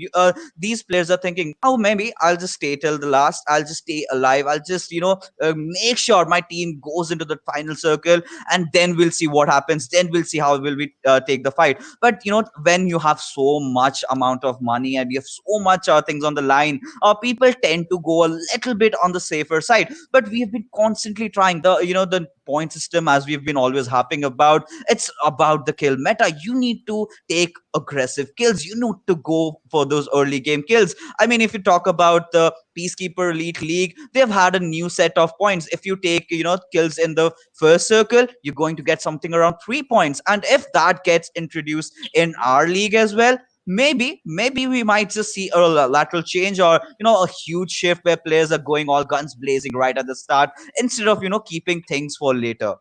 Do you think that would be the case, Experiment, or are you still like, do you feel like this entire thing about having predetermined land points, like landing zone areas for certain teams, is something that will be counterproductive when they do qualify for the World League? I mean, I said this yesterday that you've got to be versatile. You've got to know the lay of the land. You've got to have some other tricks up your sleeve. You can't be that one-trick pony. And I think once we get to that stage, it's like we'll talk about it once we get there. Of course, I would actually like to see some of these things being implemented, because it might just egg the players to take those early fights, which I think we are going to see in just a few seconds. Because guess what? We are flying down to Erangel. I do hear a little voice in my ear. It's telling me that the game's about to go live. And ladies and gentlemen, there you have it. It is going to be on Erangel, map number 2 of day 4 of the PUBG Mobile Pro League. Of course, brought to you by our beverage partners, Mountain Dew. Gentlemen, take this bad boy away. Well, Pixis, if you have a look at the plane path, we are heading from the southwest to the northeast right now, and pretty much splitting the map in between, right over the school. I mean, this I'm trying to do the maths over here. I'm trying to draw some figures. I'm actually, I'm actually looking at the screen very intently. That is pretty much dead center, isn't it? I mean, if you talk Everything is about going to the be in. flight path, if you talk about the flight path, you'll see Mhm. Team Elementrix. Okay, that is one team I really need to emphasize on. Earlier, Okay. they used to, have two of their players coming down on south. If you, they have, two of their players on the northern island. So, but right now, you see, they've got all their players there. They've got Mr. Hyozu, who used to, actually go down with on top. They used to have a fight with Team IND's players, usually with Kratos, but look at the zone XP. It's gone completely towards the northern side. So now things are going to get a lot spiced up because now teams have to make that early rotation. You see, Team INES, usually a squad that drops in Yasnaya, if you're talking about adaptation. So that is what they're doing. I think they're heading out for their old drop, that is Nova Ripnoi, because they know Megastars isn't playing in this game, and this is a good chance that they go loot over Ripnoi and get the hell out of here and get inside the circle. Now, that is something that, Blay was also touching upon right now. The fact that you say that INES is heading down to Novo because the boys from Megastars aren't in. But I don't see how that is fruitful in the later stages because, anyone can actually play spoil sport and, just come and be like, hey, what's up? You did not expect us over here. Well, hello, let's have an early fight. So, I think I do agree with you to an extent that when certain teams are not playing, those landing drops can be, they're basically up for grabs. But do you think that sometimes teams might play a few tricks on one another in the sense that and it looks like Scout OP is checking out his outfit right now. Oh, Maybe he's that's got some really cool shoes on, yeah, and now he's like, you know what, I look dope in that babe babe. outfit, and I am going to start heading out and looting. I mean, I would not mind that jacket myself, wouldn't you? I mean, that's one of those classic Bape outfits, and a very few people do have that. I mean, the yellow one, a lot of them own that, but this proper classic Bape outfit is owned by a very few people. But yes, getting back into the game, we see TSM entity looting around even hospital. They have not even a spare hospital. Usually, they do not go there, but there you see. So a few teams lacking, a few teams are not playing. Usually, Team Hype likes to take around hospital. Usually they kind of loot hospital, then they go south where they usually face off against Team Humumba, and then you have Team Soul, but a few teams are not playing in this particular game, so they're like, yeah, why not just expand your horizon, why not just loot those extra few compounds, and you see 28 seconds just remaining on the clock, and they have to also make their rotation. Considering the circle that we see, it's going up north, maybe we can see a shooting ranger circle in the end. You know, you said usually right now. I mean, usually this is what teams do. I've seen something that happened yesterday, which you are spot on about. TSM did not play the first game in Erangel, if you remember, and Seoul, they went down to those apartments in West Georgia, Paul. But right now, if I'm not wrong, Seoul is actually west of the quarry.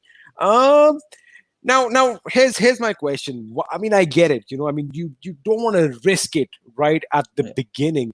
But do you think it is because of a little bit of a mental block, or do you just think they don't want to get into fights early on? I mean, why did Soul not go to that position? Just as a thing because I saw it yesterday. I mean, maybe that's not what they are all about. Maybe they want to head out. They start off, nice and slow, pick up steam as they go along, and then come out guns blazing. But do you think there's a little bit of a mental play over here in the fact that the boys from TSM entity are currently calling West Georgia home? I mean, the TSM entity always had that capitalization on the West Georgia Pole City, and the only reason Team Soul went there yesterday was because Team TSM entity was not playing. So now, with them in the picture, and if you take a deep look at Team Soul's rotation, their drop locations, see they loot those side compounds, they loot all those small compounds, and it takes quite a lot of time looting them all because you have to have a vehicle, you need to make those quick quick rotations. You need to also get inside the circle a little bit earlier than your enemies are provided where you're at. You have to travel a long distance. So, all these factors come into mind. And if I've got a chance where you have an entire area that is vacant, regardless of the fact whichever team drops, I think you should just take it. If I'm pretty sure that TSM entity is not playing in this game, no one is going to the West Chargeable City. I can easily go there, get a good amount of loot in a proper time span. Then why not? I should go for that. And yes, that mental thing comes into our mind because obviously TSM entity, they are a squad to be feared with. And yeah, until you take them down like 4 or 5 times straight away, I think they're going to have that problem. Now, you said they are a squad to be fair, but you know what they say, my friend, डर के आगे जीत है. And you have to conquer your fears from time to time if you want to, well, topple the current leaders, so to speak. Well, I mean, they're going to be catching up right now. Of course, the ground right at the top has changed many hands in the past few games. However, I kind of get your point, but the thing is, right now these are teams that are playing against each other and have been playing against each other for quite some time now. Yeah. Be it the PMPL, be it the Pro Scrims, and even most of the custom games and the tournaments that we see on the Indian scenario right now. We basically have the same group of people playing against one another. So I get it, totally valid point right now, but when you move on to the world stage, when these rules do not confine over there, we come back to that in a second. I think we have a fight breaking out right now between the boys from Team Tamilas and Orange Rock, and Mr. Spray, Mr. IGL has been knocked and taken out by OR Viru, and it looks like the boys from Orange Rock draw first blood. I mean, if you see at the positions, Team Orange Rock are exactly where they were yesterday, exactly fighting against another team. Yesterday, I think it was Team Extreme, but today it's Team Tamilas. So they're making that rotation. They're just being caught, and now Team Orange Rock wants to capitalize on it. We see Daljit finally with that bolt action after quite a long time, and it's a good news, but I would really see a few knocks from that. And Orange Rock's Anto, you see his position, right? He's always at that flank angle. He knows that if something goes south, he can provide that cover fire. He does have that cover. But in the meanwhile, look at the kill feed. We see Smokey knocking down Jonathan XP. And Cronton finishing him up. It looks like what you just mentioned earlier, Anto seems like he's the right man for the right flank, eh? Yeah. But of course, that's the way these teams work. I mean, everyone knows what they have to do. They have those executes that they literally execute in a match. And when all goes well, they're going to be shot with all this glory. But have a look at the map right now, ladies and gentlemen. The zone is coming to an end. And boy, oh boy, I wonder where it's going to take us, because we're going to have a mad scramble. A lot of vehicles already out in the open. The boys from TSM Entity are also joining the boys from Team Tamilas and TSM Entity at the receiving ends of things. They are now down to 2 members. They lost Clutch Squad in that little bit of a drive-by. A big blow to them early on in this game, Fixes. I mean, now TSM entity is kind of quite shaken aback, because this is something that they had not prepared for. This is something that all the teams need to look forward during the rotations. I think that is exactly one problem that always has been with BTR. BTR as a team is always good with the 4v4 fights, but if you take a close look at Team BTR's weakness, they always get taken down during the rotations. And nowadays, if you need to take out a team, you do not drop at a drop location. You just wait at their rotation path, and that is quite easier to do so, because when a player is driving, he does not have his guns. He's not expecting someone right in front of their head, or he's not expecting someone to just pop out of a bush and he'll be like, hey there, I'm gonna shoot your head and take you down. And that is exactly what has happened with TSM entity so far. And let's see, Marcus Gaming trying quite a few antics. We'll have to see what goes on next. Looks like trouble is coming towards the boys from Marcus Gaming in the form of Powerhouse, the boys from PH. They've had a good start to the day. I mean, a word that I would probably use is decent, but, compared to yesterday, they are miles apart from, what they had showcased to us on day 3. However, Nova, let me talk about Nova for a second. Yeah. Of course, that is one of the most aggressive close quarter specialist that we have seen on the Indian gaming scene. Kind of lackluster. I mean, is that a word I can use for him right now? I think they have had a slow start, to be honest, because that is one Look team at that has this. got a lot of potential. That is a fancy garage. I'm sorry to cut you off, but that shot, that was a fancy garage right there.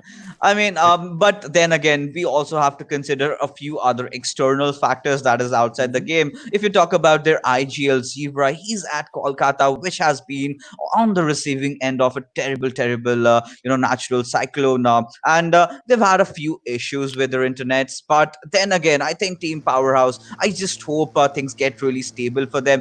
Team IND, in the meanwhile, rotating around Yasnaya, and that is kind of a safe rotation if you talk about it because they have not got any squads really nearby. INES is there, but they're not in a range that they can take down players of Team IND. So IND would be wanting to take somewhere towards the northern side of maybe Siverny, Right. go from behind the area where no other team is contesting, and you can just be in the circle. And that is the supremacy of Team IND's Kratos, who's been an amazing, amazing IGL so far. Back to back drops there, ladies and gentlemen, in the water, and back to back DBS shotguns. Not a very contested weapon. I I'm not don't going to like say. it I either. mean, there you go. There we have it, ladies and gentlemen. Fixes does not like the DBS. You heard it here first. But coming back to the game, the boys from IND and INES have actually been driving alongside each other quite a bit. And have a look at the zone. It's going to force them up even further north. We are kind of centering around the shooting range right now, and I'm curious to see whether some of this. Yeah, I was just going to say whether the zone is going to be in the water. It is not. We are going to be coming down on those mountains around the shooting range, just east of it. A bit of Severny is still in the zone, but now Yeah. this is where we are going to see action mount up on your screens, ladies and gentlemen. The boys from Fnatic still hold. Looks like Scout definitely has a weapon and armor to suit, and they are under attack by Godlike and Smokey with the grenade. Oh my goodness, Ronak almost losing his life entirely, and he does. That is a grenade back-to-back knock and finish from Godlike's Smoky Fnatic down to 3 men, and they've got Bronton and the boys from Godlike on one end. Have a look, we've got Team Tamalas towards the east of your screens right now, and just behind them, I just saw Soul swing by. I mean, Soul just went right past through them and they did not want to take a fight early into the game. But now, then again, you see Team Soul's Regulators going all shots on towards, I think, TSM Entity. But hey there, Ash is down. look at that. And Smokey is taken down. Ash, now Team Fanatics in a lot of trouble. I mean, they had a barrage of grenades. They knocked down 3 players entirely. And Aman trying to take a few shots on towards with his DP28. And he can see 2 squads, but he does not know yet. He does not know that is TSM Entity. If they take one knock on the player of TSM Entity, I'm pretty sure Team Soul would want to push them over and get them out of this game as soon as possible. Because if you're giving them room, if you're giving them space, you still cannot rule out these beasts. But Atanki going off with a good start, knocking down Max Cash, and Smokey does not want to stop. He's knocked down Shagar and will also finish him off. I mean, that is just breathtaking right now, to be honest, because the amount of pressure that they are applying, and have a look at that. Elementrix are going to be the first team to be eliminated from this match right now. Cronton and his teammates reaping the rewards, looting the enemy crates, and just, replenishing their stock of ammunition and medicines. But Lazy and the boys, they kind of in the middle of something. Because have a look, you've got they're surrounding the boys from NT right now. I think they have an idea. Lazy in the background over there, Shifu, and of course Illusion. They have an idea where the enemy is, and I wonder what strategy they have right now to take them on. I mean, look at the positions. They're well positioned. They have each other's backs, and this is exactly what I was talking about. And this is exactly what Team Synergy does. But this is kind of a TSM entity type-ish gameplay where they leave all the players to their to be alone, not to take their fight alone. I mean, let's talk about Illusion here. If Illusion gets knocked, it's going to be really, really difficult for Shifu and Wadu to make that rotation. But then again, look at the amount of coverage they have. Look at the amount of viewpoint angles they have. But at the same time, they're still exposing themselves to Soul. But there you go, Viper with that bolt action would definitely connect that one shot. But I really wanted to see that dink, and I'm pretty sure that if he hit that on, you would be really, really excited. I mean, you know me, I love me some sniping, but of course, And the good White old Boy Car has that. 98. Yes, sir. Yes, sir. He does have that Car 98 with the 6x. Of course, Diljit has a Car 98 as well. I wonder if any of them have upgraded their weapons. But we're coming back to a fight over here between TSM. They're still holding their ground against the opposition in the form of Dead Eye guys who kind of have them surrounded on all fronts. I'm going to be intrigued to see what they do right now. But the boys from Seoul, they have to move out into the zone again. They have two wheels lost. I'm not sure that's the right vehicle to be traveling in, but we have Marcus Gaming. They are pushing up on the boys from Dead Eyes, and one falls down, and I want to see whether they are going to fall, topple over one after the other because they are quite spread out. This backup comes in the form of Illusion. He gets a knock on Max Kosh. He is firing bullets right now in the direction of the knocked members. The dude has got to retreat right now. Surya is trying his best to give some assistance, but I think this is looking a bit dicey for them right now. I mean, they've also got another team coming from behind, but you see Wadu sir taking those amazing sprays, and Shadow's already knocked. The dude needs to make those plays, and we have seen him time and again performing out of his minds. But this is a situation that is a real test for Team Marcus Gaming. I'm sorry, I thought Shadow was knocked, but he's right back at his feet. He was just low on HPs to take in that first aid, and God Smokey. I mean, this player is in some different mood today as he's knocking players left and right. Now he's taking a dig at Team Soul, and TSM Entity Z God getting knocked down by Demon. And with that, we see TSM Entity getting wiped so early in the game. That is a shocker, XP. I mean, it is a shocker, but the grenade spam by Smokey right now. He just got another grenade kill. He is definitely on way of becoming the top grenadier, not only in this match but in the whole tournament. Of course, Regatol getting a knock on Gronton over there in the background. Smokey trying to pepper the member from Team Tamalas. I do believe it was Manti OP. Manti OP succumbs to his injuries and he has gone down. Look at that. 7 kills for the boys from Godlike. Again, they are on a high right now. They want to make sure that the momentum they had coming in from game 1 is carried forward to this game. And now this is absolute pandemonium. Everyone is pretty much right up in each other's faces and bullets are going to be flying all across. And this is going to be dicey. Wait a second. Is he going to actually make that grenade reach his destination? I think that's not going to do a lot of damage. But that was close. That was actually close. Yeah. Kazi took some damage fixes. But then again, I felt really if he could have, run down a little bit and then thrown that would have been a bang on grenade. But there you see, Slayer's one of those beautiful grenadiers. But now he's showing some magic with his M4 as he takes down one member, that is Nova King. Now we have to see if it, launches that nade and takes down Dark as well. That will be a question that we have in our mind.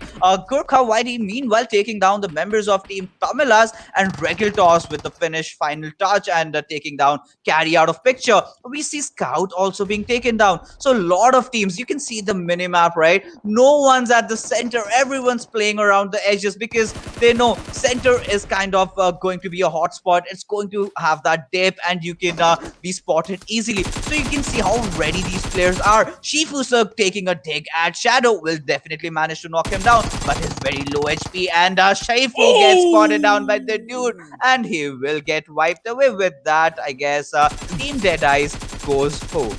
Team Deadeye is going home, but that was an amazing bit of play from Shadow over there, I do believe, from Marcus Gaming. That was a jump mid-air knock on a guy who is prone, who will obviously spot you first. That is the communication I'm talking about, ladies and gentlemen.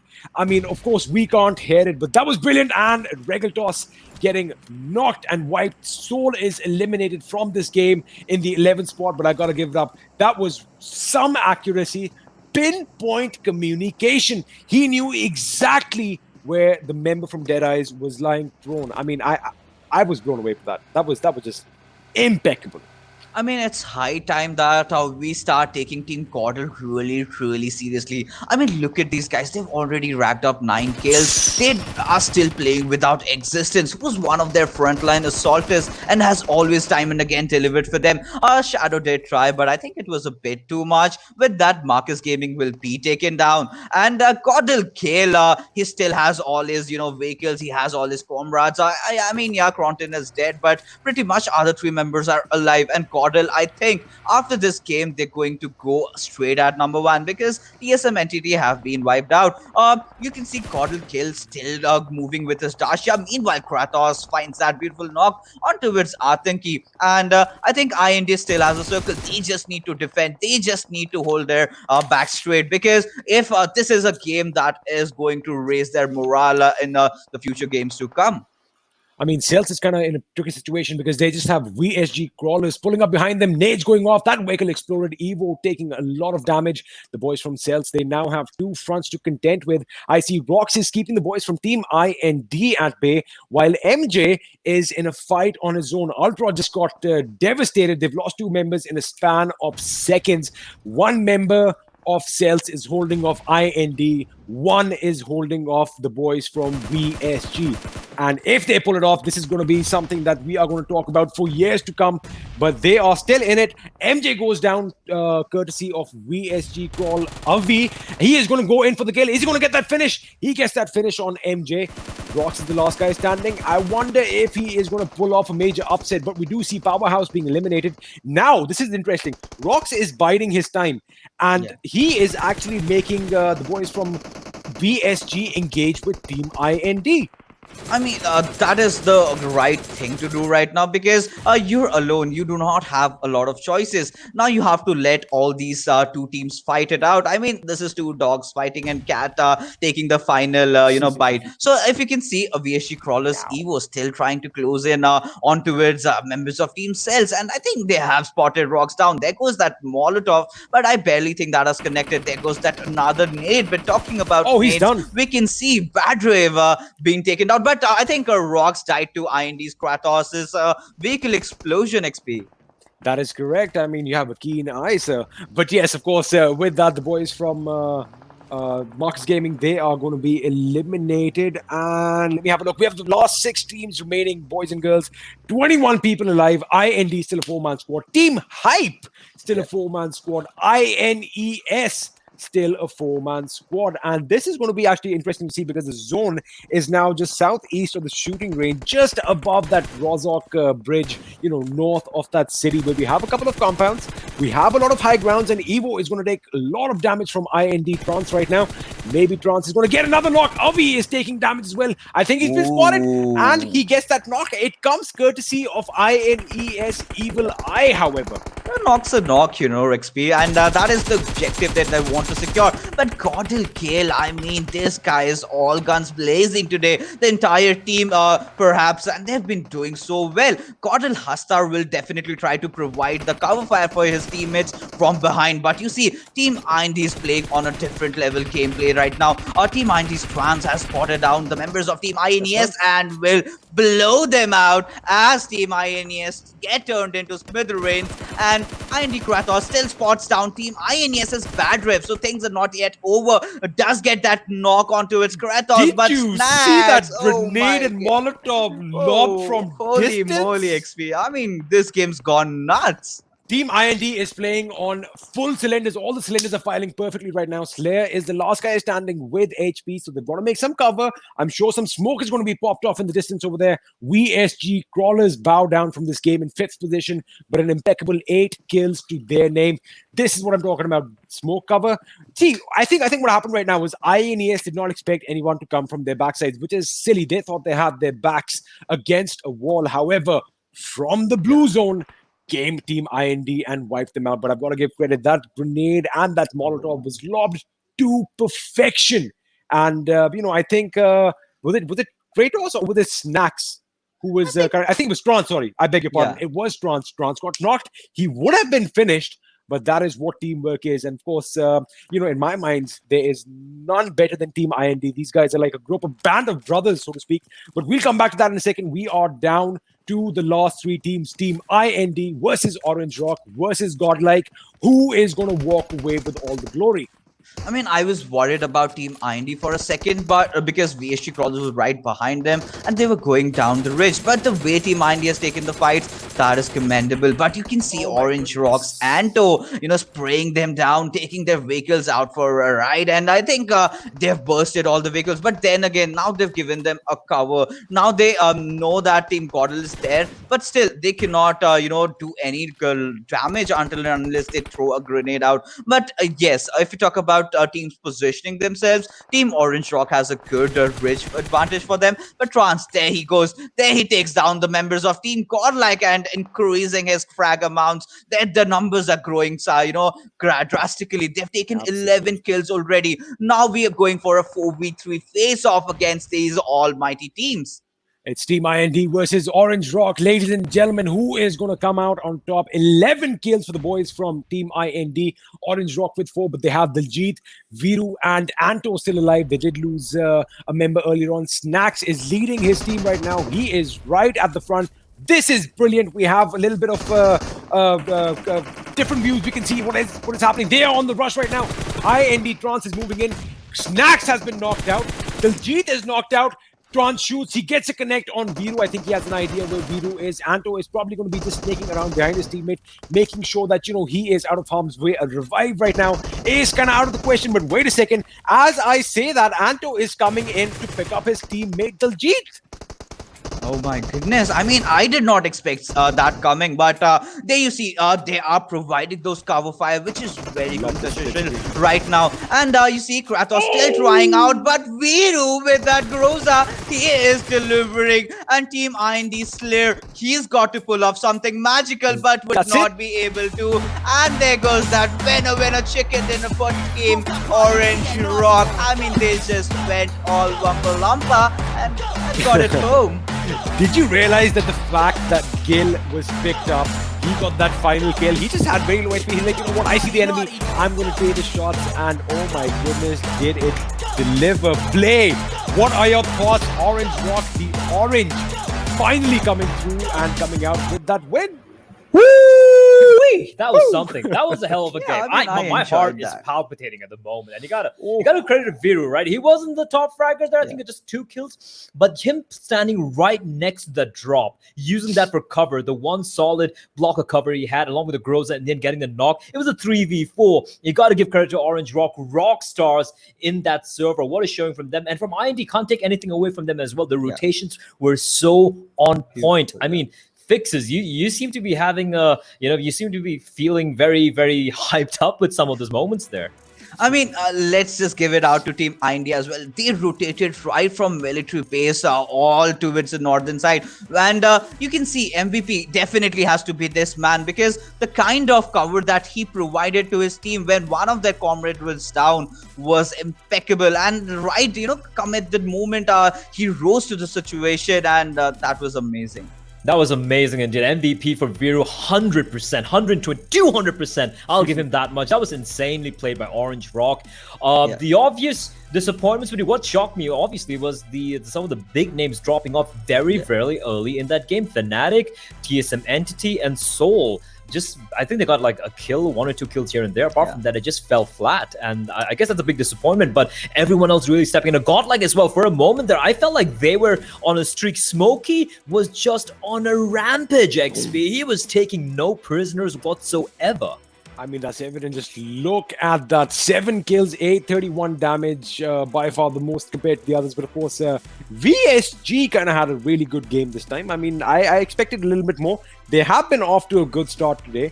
Yeah. And of course, Orange Rocks, Viru there in 3rd. In 4th and 5th, we have the boys from Team IND with almost identical stats. And again, I was saying, Team IND is synonymous with like a brotherhood. I mean, that's what I've seen. I mean, I really haven't met everyone personally, but what I can tell, this one team has probably the best synergy in the gaming community right now. But again, Godlike, these guys are making waves, and had they maybe just kept an eye out on their flanks, they would have, Viru did get those knocks with that DP over there. So, I mean, credit where credit is due, and the boys did amazing. Indeed, and I'm quite sure. Even though I think they came in fourth when it comes to the positioning placements there for Godlike, the amount of kills they get, I believe, could potentially have pushed them up to a top 3 placing here. We're going to be seeing the match placings coming 11 up, kills? right? Yeah. Could be 11 kills. That's Yeah. massive. So even though they might have placed fourth or third, they're going to be having a big boost when it comes to the overall points tally. We're going to be seeing that coming up on the screens very, very quickly, ladies and gentlemen. We do have the standings for the game, but my word, that was an intense. That was an epically action-packed game here. And now going to Sanhok. I don't know about you, XP, but my blood's starting to pump a little bit right now. Ooh, I mean, I know you love that map. I know you love that map, and you love the whole tropical climate. But yeah, I mean, if you're already seeing this level of action right now in maps like Erangel, and it kind of started off early this time. It wasn't as you expected, Blade. That it's going to start off really slow. We had some action right off the bat, right off but the bat. well, you guys are going to have to strap on for Sanhok because that is going to be one hell of a ride. And Fixes, any parting thoughts for how this game played out? Like anything that stood out for you in particular? I mean, I really felt a lot of teams during their rotations got caught off guard. Starting off with TSM Entity, and same went for Team Fnatic. I felt the players were way off from each other. They were not prepared for those fights. When initially we saw Ronak getting that knocked down by Cronton, then you saw those 2 grenades right coming back on towards him. So one grenade I understand, but you can see how prepared Team Godlike was. They knew exactly where Team Fnatic was, and they just had that barrage of grenades taking him down and finishing him off right off the bat. And Scout was helpless over there. Then Scout got taken away with that. Even Ash got, and slowly and steadily bits by bits Team Fnatic also got finished off. Same went with TSM Entity and the other big name, that is Team Soul. But Team Soul had a few knocks. They had a constant pressure, but then again, I really think they should start conquering their fears, because until and unless you go aggressive, how long are you going to play position oriented? You need to start pushing squads. You need to take those kills in order to rack up on the points. They do indeed. And Experiment, you seem a little philosophical there. Yeah, looking off in the distance with your finger in the chin. Any thoughts there? It wasn't that I was trying to. It's just that I was thinking, because he mentioned that the way Fnatic went down, right? I mean, I was actually going to pose a question to you right now, Blay. And of course, that little fist bump, if you saw me do, that was my Dar ke aage jeet hai moment for me. But on your screens right now, we have it, Blay. And of course, this has to be the end. Because the way Viru just goes in for the kill, he's got it. He's got that Groza. And look at that. That was Gil who got that last shot. Remember, he was just revived. So he was kind of, exposing himself with very low HP. One bullet, even whizzing past, would have probably knocked him down with that little sonic boom or whatever. But, I mean, that's what it is. I mean, you have to take that opportunity, right? Dar ke aage jeet hai. You got to remember that. But, coming back to the philosophical look, now this is the Fnatic situation right now. So Ronak did get knocked out, but if you remember, Ronak was separated by his team by I'd say about 30 odd meters. He was behind a tree. Fnatic at that point had their attention diverted in a completely different direction. I think, again, could miscommunication be an issue over here? Could be. I mean, one thing which I've personally been noticing has been the fact that for Fnatic, especially post. You've seen a lot of posts, right? You've seen a lot of their live streams and post their scrims where their comms can get a little rough after the game. So I believe it could be the miscomms taking place, and also the entire weight on their head that this is the last time they're going to be representing the orange and black, at least this unit in particular. So that's going to be a problem for them. But I still feel it's early days. They are still pretty good placement wise. Soul, their woes continue though, Fixes. But hold on to the thought that we do have the standings right now. We have Orange Rock, 28 points. They're 8 kills, 20 points of replacement. IND, unfortunately, coming second there, but just closely followed by, just 3 points difference. Godlike, though, they get 10 points. They came in third, 11 kills, 21 points. They're going to be very happy with that. And VSG Crawlers, like you said, XB, they've been having a great day so far. Today might be the day where they just consistently get the top 5 placing time and time again. Going into the second half, the latter half of the standings here, we have Marcos Gaming Powerhouse, Team Thumbelas, and this is where it gets, you see some very uncharacteristically big names at the bottom of the list. Soul, Fnatic, TSM Entity, Deadeye Guys, and Elementrix Fixes. This was a little disappointing game for some of these guys. Yeah, this was definitely a disappointing game, but then again, let's talk about VSG Crawlers. I mean, after the last game they played in Erangel, I think where they came second, uh, I think they're probably, graphs gone up a little bit. They've been playing, they've been into the game, they've been taking those knocks, they've been really confident with those grenades. Even on rocks, you saw, right? Definitely Kratos was the one who got the kill, but they were so confident. They were, actually going in. So I think they have somehow, if you talk about Darke Aage Jeete, so that is what has happened to VSG Crawlers, and I'm really, really amped up to see over the next few games how they're going to perform. Indeed, and we do have the overall standings that's going to be showing up for you guys. And there you have it. We have Godlike are right now the Kings of the Hill, albeit it's just a 12-point difference. But bear in mind, they're going to be playing the last 3 games of the day as well. That means they can easily manage to extend the lead. They have Synergy getting knocked down. They had a very, very short stay on top, their XP. Closely followed by Orange Rock and number 3 TSM Entity.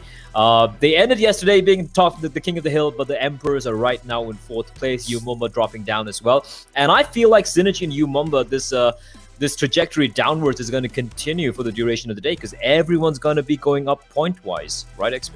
Like I said, the crown has changed hands over the last few games. And, well, you cannot stay emperor forever. I mean, just imagine this is Byzantine and, we have onslaughts over the years. That's what's happening right now. Well, Game of Thrones as well, of course, but, godlike. A little bit of history lesson there. I like it. Supreme. I mean, that the way that Empire fell time in and time out, it exchanged so many hands over the years. But of course, we'll come to that in a second. Yeah, let's take a look at the second half, right? Jean Mara on 11. They are, they still have that position. The Cells are kind of getting up there. They've had a slightly slow start today, isn't it?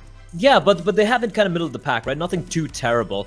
The drop downs we can see. I think most of the teams have maintained their placings there, and unfortunately, for some of the teams, they haven't really had much of a boost, so to speak, in the second half of the table. It's only Celts who have started to show some signs of life. But again, I keep saying this. I sound like a broken record at this point, but it's still early days, right? We're still talking about many, many days of PUBG Mobile action, meaning that the entire table could flip for all we know. We could have Deadeye guys coming, instead of being dead last, it could be dead first. Is that a thing? I don't know. My English isn't that great, but why not? Dead first? Is it dead first? Is that a thing? I mean, it is now. It is now. It could happen. It. It is unlikely. It is unlikely, but it could very well be the case. But yeah, before we do cut to a quick break, before we have that, any final thoughts from the two of you gentlemen? XP, let's start with you regarding what we saw on Erangel. All right. Of course, we saw good coordinated attacks right now, and we saw the teamwork in action. Of course, I'm not going to take those names again. I just want to go back to, well, of course, Godlike was one of the names I was going to take. Godlike, and of course, have a look at this right now. See how Ronak is kind of separated. Scout over there, he has look at Oasis' position. They needed to kind of, they were kind of, focused on other ventures, so to speak. So that kind of caught them off guard. And that position, I mean, he was a bit far off from the pack.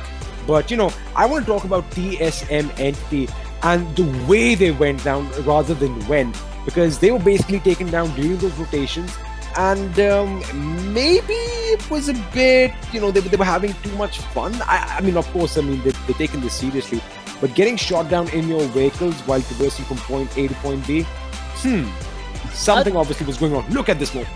I think this should have been one of the best moments. I'm sorry to cut you off. No, absolutely. Did you see that? Yeah, that was an insane shot. But I feel like, the thing with the vehicle rotations, it's something which, well, you live by the sword, you die by the sword. When you get inside a vehicle, you are expecting to maybe land in an accident, or in the case of the game, getting shot at and riddled with bullets, right? You are a moving open target. And I can't really blame them. They went for it. But yeah, this was action-packed. This is probably the best mid-game action we've seen so far in the past couple of days.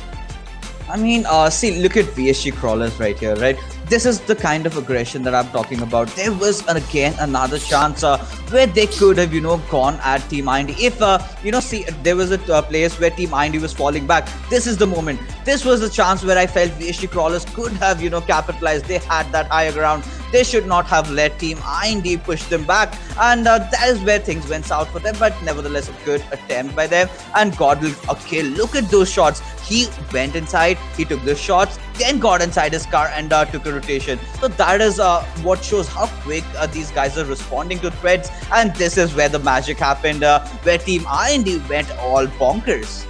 IND went all bonkers indeed, and they were so close, so very close to chomping on the chicken dinner. But bear in mind, they still have 3 opportunities, a lot of ample chances left to kind of come out on top here of, well, at least try to up their placings when they've been looking pretty good so far. And coming up next, of course, is going to be, I wouldn't say everyone's favorite, but I do enjoy the map. It is going to be Sanhok. And after that, of course, we're going to have Vikendi. And to follow it up, it is going to end on Miramar. I do believe that is what is going to be the schedule of the day. But now, on that note, everyone at home, go grab yourself a drink, something to eat. It is getting a little late in the evening. You know, you want to fill that stomach, have something to drink, hydrate yourself as well. Maybe grab a Mountain Dew if you want to. But we're going to be cutting to a very quick break for the time being. And then we're going to be back after a very short break with game number 3 of the day in the PUBG Mobile Pro League, day number 4.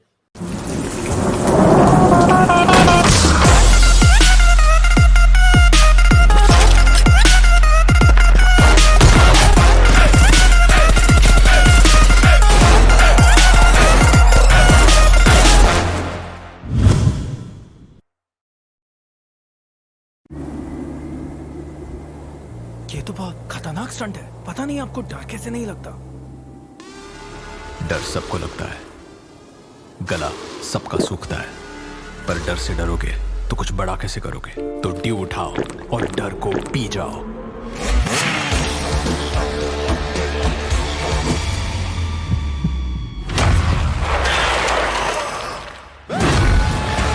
Mountain Dew, डर के आगे जीत है।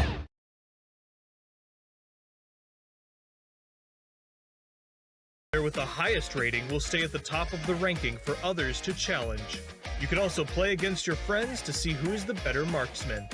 Players can now duel other players in Cheer Park via quick draw.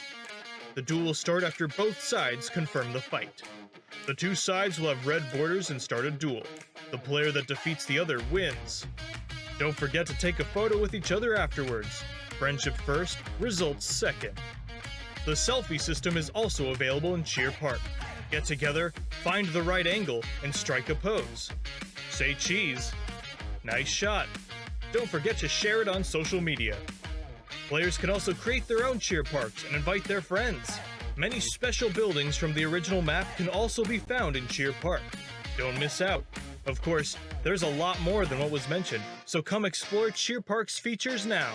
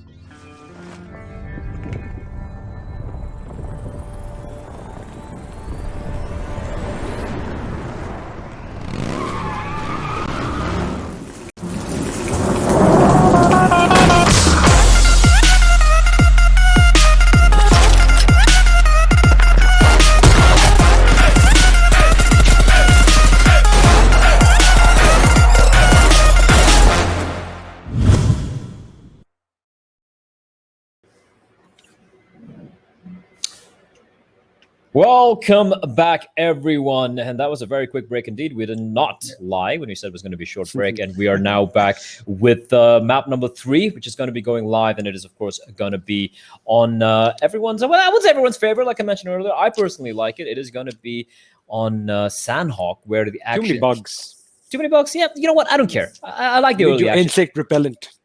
Too many bugs. Yes, you don't want to get malaria over there. Reptiles as well. You can have leeches and whatnot. I've had leeches on me a number of times when I've walked around some rainforest in my time.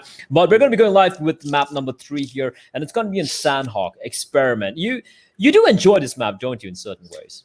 You know that I'm a fan of gunfire. The I love making that sound, right? Of course, and over here, I think it's the action is, again, we've said it again and again that we have it right off the bat, but it is intense in a way that you've got a lot of fronts to keep in mind, because you shoot a bullet, chances are a lot of people around are going to hear, since it is a 4x4 map, and it's smaller surface area, and if the zone kind of forces you to make those drastic rotations through the jungles, up and down the mountains, we saw that yesterday. You can get caught out by something we like to call snakes in this game, and a lot of hissing going around. I'm a little afraid of that. I mean, look, here's the thing, right? When you go in a jungle, you got to expect some snakes, right? You're going to see some vipers. You're going to see some boa constrictors. Maybe not anacondas, because I think they're a South American python. But apart from that, you're going to be seeing a lot of poisonous snakes and fixes. Your thoughts on Sanhok? I mean, Sanhok is one of the smallest maps. It's a 4x4 map, and then you have the RNG factor coming in a lot. So I've seen a lot of teams, landing at distant compounds because let's just agree, no one wants to go to boot camp right in the start of the game. You cannot expect, like in classics, right? When I play with XP is like, hey, let's go to boot camp, and we see like 5 or 6 other teams landing with us. The same thing you cannot do in a competitive Sanhok, right? So what they do is they go to those small buildings and they start looting, and that is where things go really awry for all these teams. Because we also saw that yesterday when we were casting that particular game. We saw two other teams clashing off. Their 2 distant members, they just went head on. So this is the RNG factor that comes in. Whoever gets the first gun, whoever has those first vests, and I think he kind of prevails supreme. But then again, zone is one thing that I'm looking forward to. Well, we do have the the stats there for Team Godlike, and I do believe. We had it a while back, and they have been on a tear right now. They have been looking quite indomitable, in fact. And I do believe that going to Sanhok, considering how high fragging they were on map like Erangel, they're going to be looking for the kill. At the same time, like, do you feel like this one goes to your experiment? Like, when it comes to a competitive mindset, now that's a very different thing altogether from being in the server. For teams who are known, you're talking about the fan favorites and all the pressure on their heads.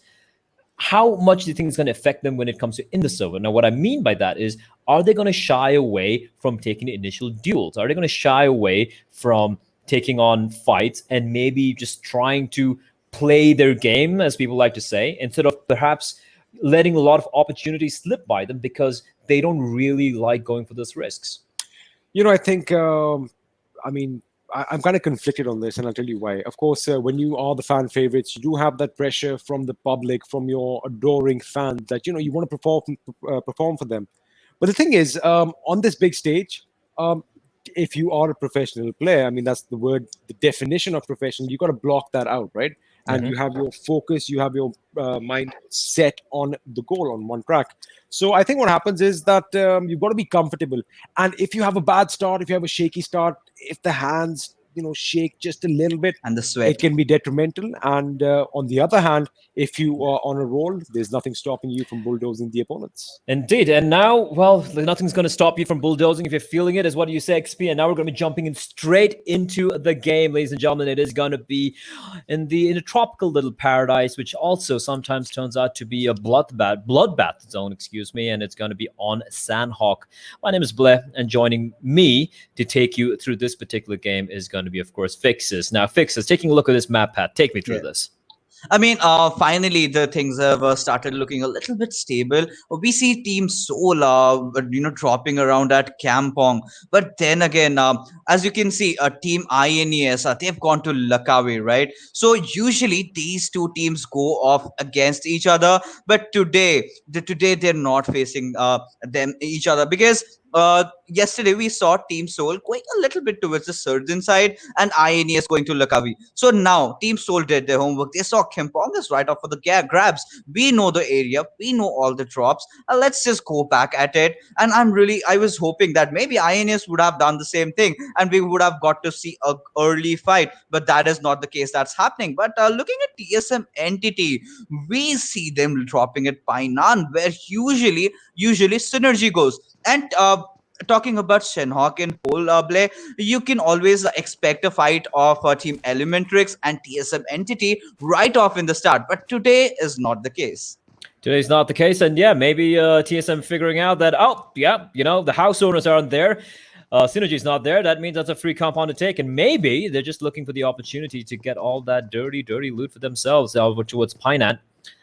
TSM off to a rough start today. They've had two pretty terrible placings, at least by their standards, and they would be looking to definitely turn things around. We have the 4 players spread all across the little lovely village of Hainan. A nice little stream flowing there. If it wasn't for the guns and the bullets flying across, this could be a nice little town to probably head towards where vacation fixes. Maybe grab a couple of beers, it's fish on the stream over there. But we're having none of that right now. It's gonna be guns, it's gonna be bullets, it's gonna be grenades, and of course we have IND, who had a phenomenal game. What are you expecting from IND in this game? What is their usual game plan on a map like Sanhok?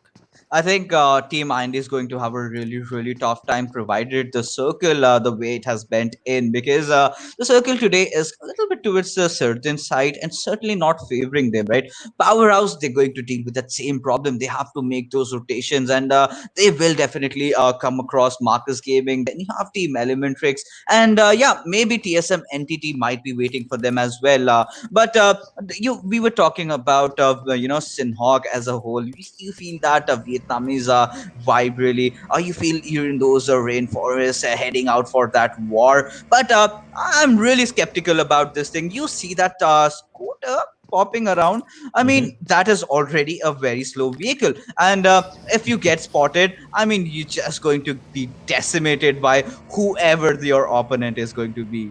Listen, man, I like scooters, all right? They're easy, they don't have gears, you don't have to worry about it, and especially in South Asian traffic, those scooters are a lifesaver. They've saved days, weeks of my life when I used to commute in my old job. But right now, though, scooters are going to be the least of the worries for most of these players. So we do have Team Extreme, who have had a rough time, Fixes. They haven't really been able to impress many people. I'm sure they're disappointed in themselves as well. But they do have a decent amount of loot, and I think they're aware, maybe they're just wary, rather, of the fact that it might be someone in the vicinity. But here is going to be Team Hype, and of course, Marcus Gaming, who are spread a little thin. I'm sure the players of Marcos are together. Surya spots out a play. Oh, they are completely unaware. And look at the trigger discipline from Surya. He's spotting them out. He's conveying information to his teammates. And now they're going to be regrouping together to spring a trap for Team Hype and potentially wipe them out.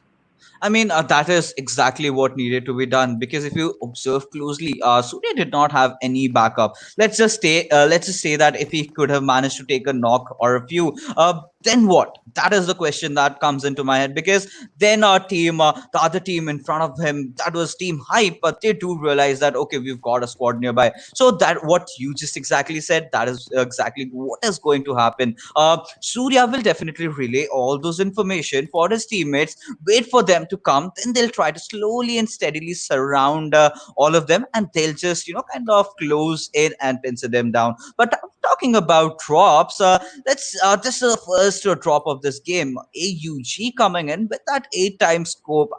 I'm really really skeptic about that 8 times in a map like Sanhok Blade. Is it though? I mean, you could scope into someone, even though because it's like a map like Sanhok. But if you scope in on someone in Sanhok, you can literally, and I mean literally, stare straight into his soul. You can see deep down inside. That's how much effective that scope will be. But all jokes aside, let's take a look at the circle. We do see the migration taking place from Team Tamilas up north. They're going to be right next to Team Extreme. We have Orange Rock as well, making their way towards Bootcamp. They haven't made their way yet. They're playing the edge of the circle, and that means Powerhouse of Gaming are in a warpath with Team Orange Rock. In the meantime, we have Team IND. They're taking a sweet time on the western side of the map. They're just taking a sweet time, just rotating over, not really wasting, not really doing much for the time being. I mean, look at the density that we have on the northwestern side, right?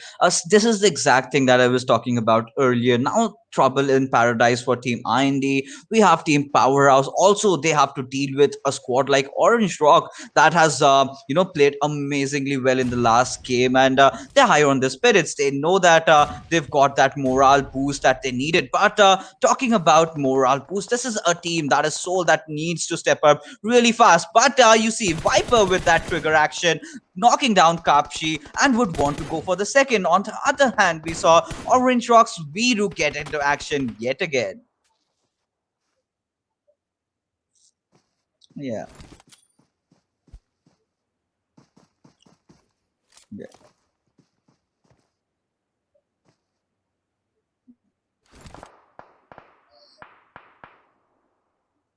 Yeah.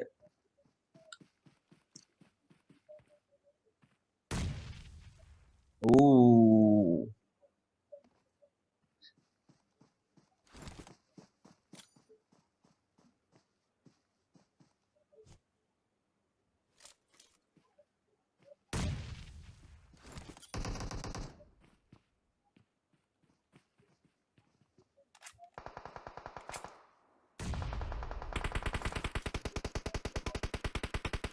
So I'll have to take this forward a little bit right now because Play is experiencing a few technical issues, which will be sorted out really soon. But you see Aman going all in, and this is the soul that we are really talking about because this is what they are supposed to do. They're supposed to go all aggressive, and this is exactly what they've done. They did manage to take that kill, but you see VSG crawlers also in the nearby vicinity taking a few digs at Team INES. Now, Team INS has exactly been surrounded from two sides, to be honest. Now they have to really hold their horses. They need to, pray that VSG Crawlers goes on a flight with Team Soul.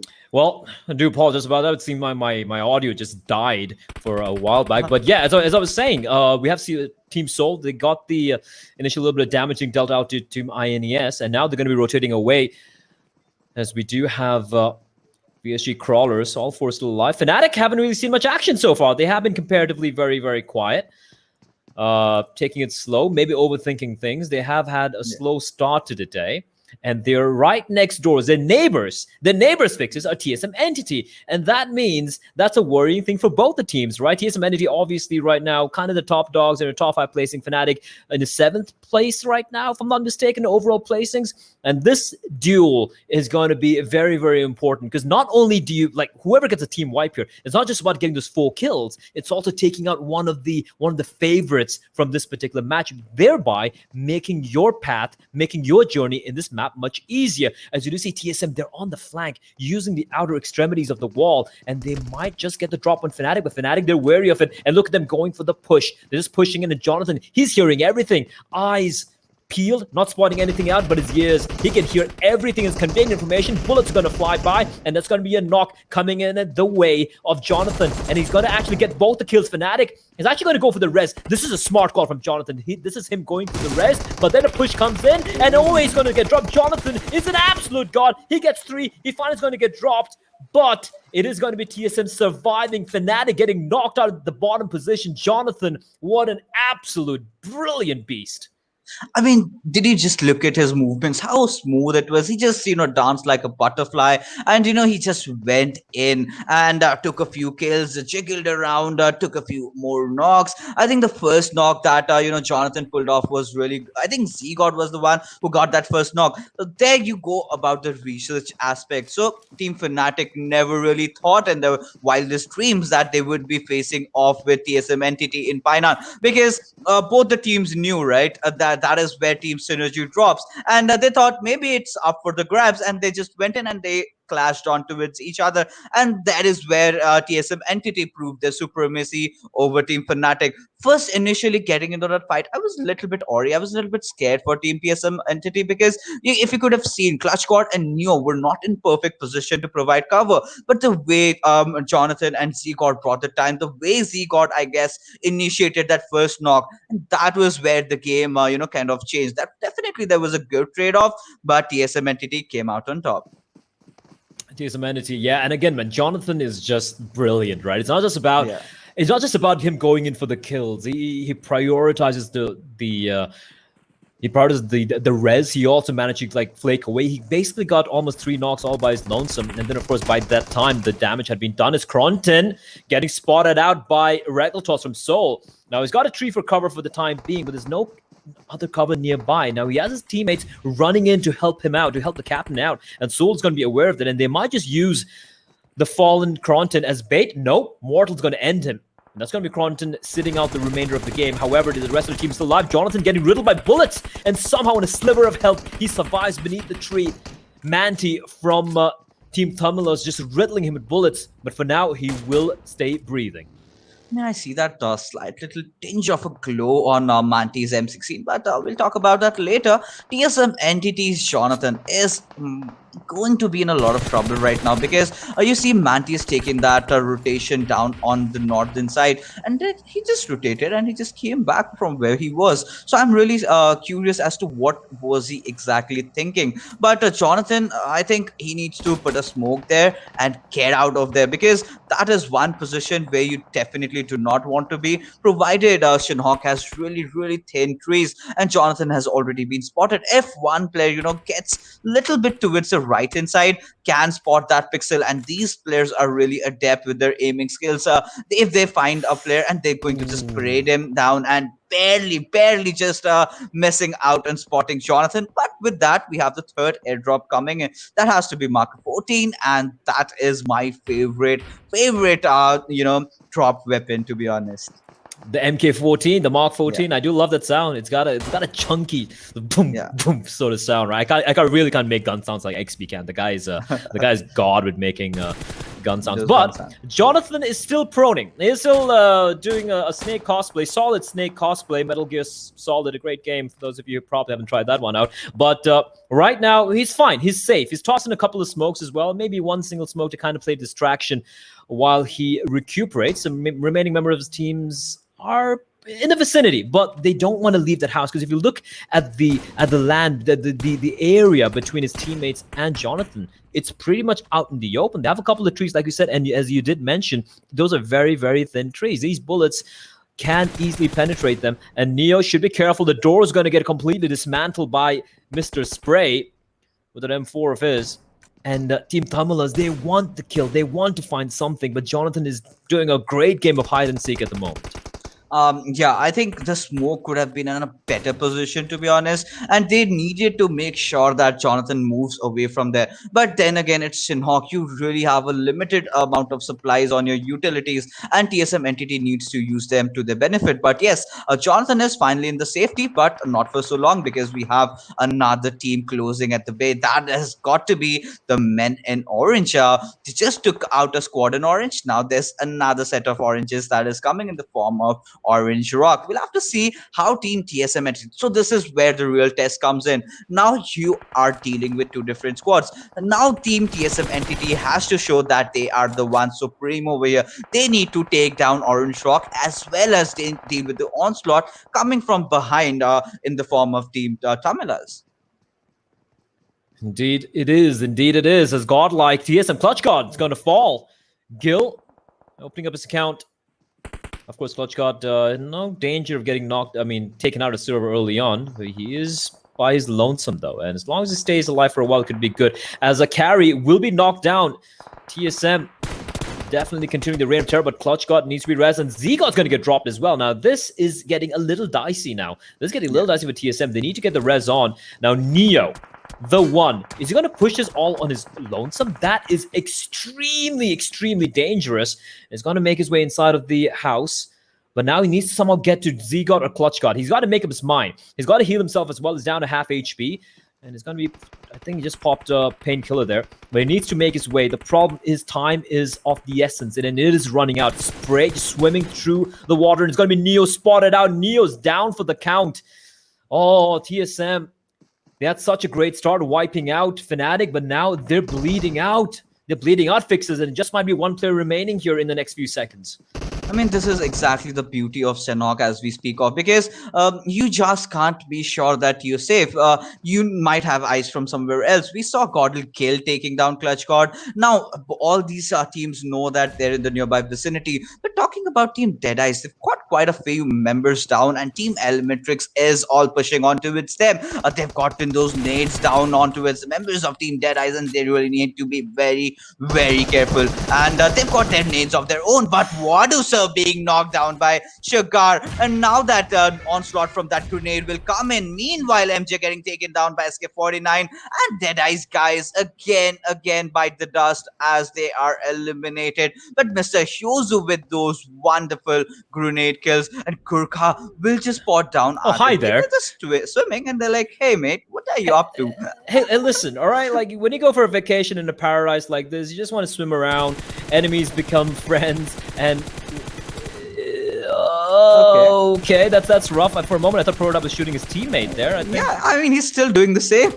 I'm very confused right now. I am extremely confused at the moment. But the swimming around, I'm still don't understand why his teammate would just jump into the water, try to maybe convey information, perhaps, because he can spot them easier inside of the water. And now Venom from above, he could spot the player out. He should be careful it doesn't drop down, and that's going to be a free kill onto Rocks. Celts are getting mowed down, but in the meantime, we do have Viper getting a couple of drops here. Regalto's joining into the party. He's going to get the kill onto Surya, and it is really starting to heat up. Celts, Atanki gets a kill.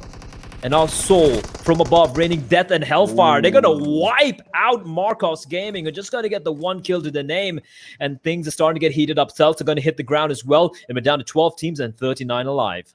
I think finally Seoul has woken up to their senses. They've realized how they have to play right now, and this is exactly working out well for them. They've got those players, they've got Regulators, they've got Aman who are beasts with their assaulting skills, and with the Mortal and Viper from behind, I think they can prove to be a really, really strong team. But Jonathan, look at him, look at the grit on this guy. He's being patient, he knows he cannot give out his footstep. But VSG Crawlers ignoring the fact that maybe there might just be a player, and maybe they could have gotten a very high profile kill, but they let Jonathan live for another day, for another few minutes maybe, and Jonathan is slowly and steadily creeping inside the house. But Cordell Hastar, he is getting inside the room, but he has spotted Poo Man. We'll have to see. He sprays down with that AK on that cat inside, does get that knock, but will be traded off. But Team Cordell Kill is in for the cover as he takes down the members of Team Elementrix, wiping them down, and I think they will move inside the circle right now. They will indeed. Gil, the hero of the hour for Godlike, really stepping it up. And Jonathan is still alive. Everyone's dead, but he is the last man standing for TSM Entity. And if there was one guy on your team that you wanted to be alive in a situation, in a scenario like this, it has to be Mr. Jonathan. As we do have Zebra just trotting a couple of shots. I'm sorry, Fixer, so you had a thought there. I really am hoping that Powerhouse come up with something really, really great. But you can see Jonathan did try to knock down one player, but then again, Team TSM Entity biting the dust early into the game. It is definitely the mid phase, but I would still call it a early exit for them, considering the caliber that these guys have. And Gordel, they seem to have their own troubles because they're being surrounded right now. Powerhouse has their aim locked on towards Gordel, Kale, and Smokey. These two guys are surviving, but for how long? INES, who have had left and right game, they've had their days, but you can see Smokey taking down Viru, but that's still a long shot. But INES does not want to engage right now as they retreat back from behind, letting Venom get into with their teammates, and Venom will have to get towards his teammate. That is SK49 and Prototype, and I'm really waiting to see if they're providing the right amount of cover fire. But looking by the body language, I doubt that. But Utsarga taking down Iconic. So this is what Sanhok is all about play. You can never, ever be sure about something. You feel that, okay, I've got my eyes at certain area. Then boom, you get popped off from your left or your right, maybe from behind. Well, three things are certain in life: death, taxes, and getting shot from behind on Sanhok. As we do see Evil Eye just creeping around, trying to play the edge. Now, we do see the circle, and that is perfectly for Soul. Soul are in the compound. They have these houses. They have a little bit of cover there. They also are in the circle. They don't have to budge for now. And bear in mind, if you look at that circle, that's the only cluster of buildings, I guess, that's available in the potential final circle. So they are in such a good spot right now to have a good end to this game here, as Snacks rattling off a number of bullets is making life quite miserable for Team Extreme, and they're out in the blue and they're taking a lot of damage indeed. Team IND being the gatekeepers for Team Extreme, and look at how low everyone is for Team Extreme. Utsarga is going to fall to the zone, and then one by one they're getting completely mowed down. Team PH, Nova King getting dropped as well, and yeah, I think Team Extreme, they're pretty much done for. Demon's still alive though inside of the circle. A couple of them still there, but they're very, very low, and they're getting hounded. Bullets whizzing past their heads. And Team IND, king of the hill at the moment, they're just being quite a problem. Marvin gets knocked on by the play zone. The final zone, not the final zone, but one of the final zones doing so much damage onto every one of these players. And look at Regil Toss. He just knocked down Snacks, and they exactly know where Team Mind is, and they're going to capitalize upon this. And this is the soul that I've been constantly harping about. All the fans wanted to see some kind of outburst from them, and this is all the emotions in the form of bullets. But Manti, they're getting that cheeky little knock onto his Viru as he'll go for the second knock as well. And Mortal's going on a domination. Dulce taking a knock onto its Manti, finally trading off his fallen comrade. But Powerhouse, again, a disappointing performance as they get eliminated at the 10th spot. But here comes Mr. Spray, will definitely try to revive his teammate. Does pop the smoke, but still, that's a good decision. But I really need to think how many other smokes does he have? Does he have more 4 or 5 smokes? Because you need that to get inside the circle. Look at Team Soul's positioning, and Team Hype is applying the pressure. They're kind of trying to get a few knocks, and they've gotten Slayer's been knocked, Snack's been taken down. What's going on? Oh my god, this is absolute chaos play. This is absolute chaos indeed, Fixes. Absolute chaos indeed. And we can see players dominating all over. Godlike Guild with 3 kills. And we also see Team Soul really picking up the kills. 8 frags for them. Mortal just tapping away calmly. And that's going to be 1 more frag for the man. Team Soul looking so very good. They have the advantage here as we are entering the end game, and Viper just being such a thorn on the side of Team IND. They were in such a good spot, they were in such a great spot, and all of a sudden it's just completely turned around. They're falling, and it's all on Trance, and he's going to get knocked out by Aman from Soul, coming in with the flank. Team IND 8th place with just a 1 kill, and look at VSG Crawls, HB pushing in. They're unaware. Our Team Tamilus is going to find one, but he's going to get traded immediately as Manti from Team Tamilus gets a trade. The res might not be coming in, though. The circle is moving in real fast indeed, and they have to make decisions right now. For Team Soul, they're looking very good. Look at how small the circle is, Fixes, and yet they're 12 alive in 6 teams. I mean, our Team Tamilas has really held their horses, but there they go down. VSG Crawlers have been amazing so far, but Mortal with that one beautiful knock on towards Avi, he will definitely try to go for the win on this one. As I feel even Soul has that hunch in their heart that they've got this in their back, but their grenade comes in. Regular Toss going from the left, going outside the circle, managing to secure that kill somewhere where Avi did not anticipate or did not see him coming. Regular Toss will definitely spot down Prototype and will take him down as well. So this is the final story right here, ladies and gentlemen. In front of you, it's going to be a 4v2 onslaught, and I think Team Soul is looking really strong as we approach towards the closing phases of this game. VSG Crawler CG Evo kind of restricted towards one single tiny rock, but there you see the rotations coming out from the members of Team Soul. Viper, Aman making that long rotation from the left, Aman delivering, knocking down Evo. Definitely a trade of fire from CG, but Mortal will get knocked. Our Regular Toss is pushing in hard. He knows that he's got it. He knows he's spotted CG. CG is quite low, but CG does not give up without a fight. But the story remains the same. Team Soul getting that amazing winner chicken dinner with 14 freaking kills. XP, I'm pretty sure you're all amped up. I mean, wow, what a game by Team Soul over here. They come out on top with that winner chicken dinner. 14 kills, as you said, and amazing gameplay. Let me just tell you what I saw as a spectator. You know, as soon as the second last zone kind of changed, what I saw was that nobody was in the zone. These boys, they literally packed their bags and ran up that hill, got the top of that mountain, the king of the hill, as you mentioned, Blay, and they held their ground, popping off shots in every single direction, making sure that anyone who is coming into the zone pays the price. And the price was paid, and Soul, with that chicken dinner, I'm pretty sure Soul fans around the world are going to be rejoicing right now. Yeah, I mean, they've needed this for a while now. I mean, it's just been disappointment of disappointment. Now, unfortunately, Mortal Birthday Boy yesterday couldn't get a chicken dinner. It's a day late. It's a belated chicken dinner, but he gets it in the end. Regal Toss, the MVP. And we're going to be showing that for you right now. And there you have it. 5 kills, 694 points of damage. And a really cool thing I saw at the end of that game there was in that 4v2, they just pushed into the blue. They're like, you know what? Fine, even if I get dropped, you are not going to be entering the safe zone, and they ensure that they're going to get the chicken dinner. Incredible game coming in from Soul, keeping all 4 alive in the final 1v1, and in the end, that's going to definitely help matters. And bear in mind, 20 points plus 13, that's 33 points in total. That's going to give a big boost in their overall standings.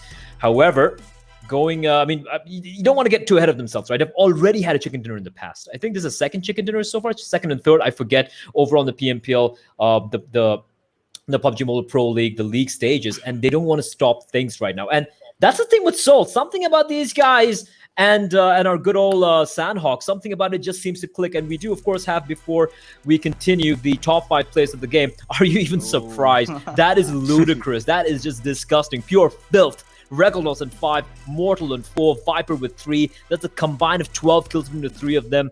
Can't take anything away from Godlike's Gil as well, and Hype's Venom, who got 3 apiece. Hype actually having a pretty high standing as well. And I just have to say, let's not get too carried away with Team Seoul, because the VSG Crawlers have been very, very, very consistent today, XP. I mean, I've just got to add this point right now. I mean, did you guys notice? Aman went in on that push. He did get that knock on one member of VSG Crawlers, but the guy standing behind the rock now, I did not catch his name.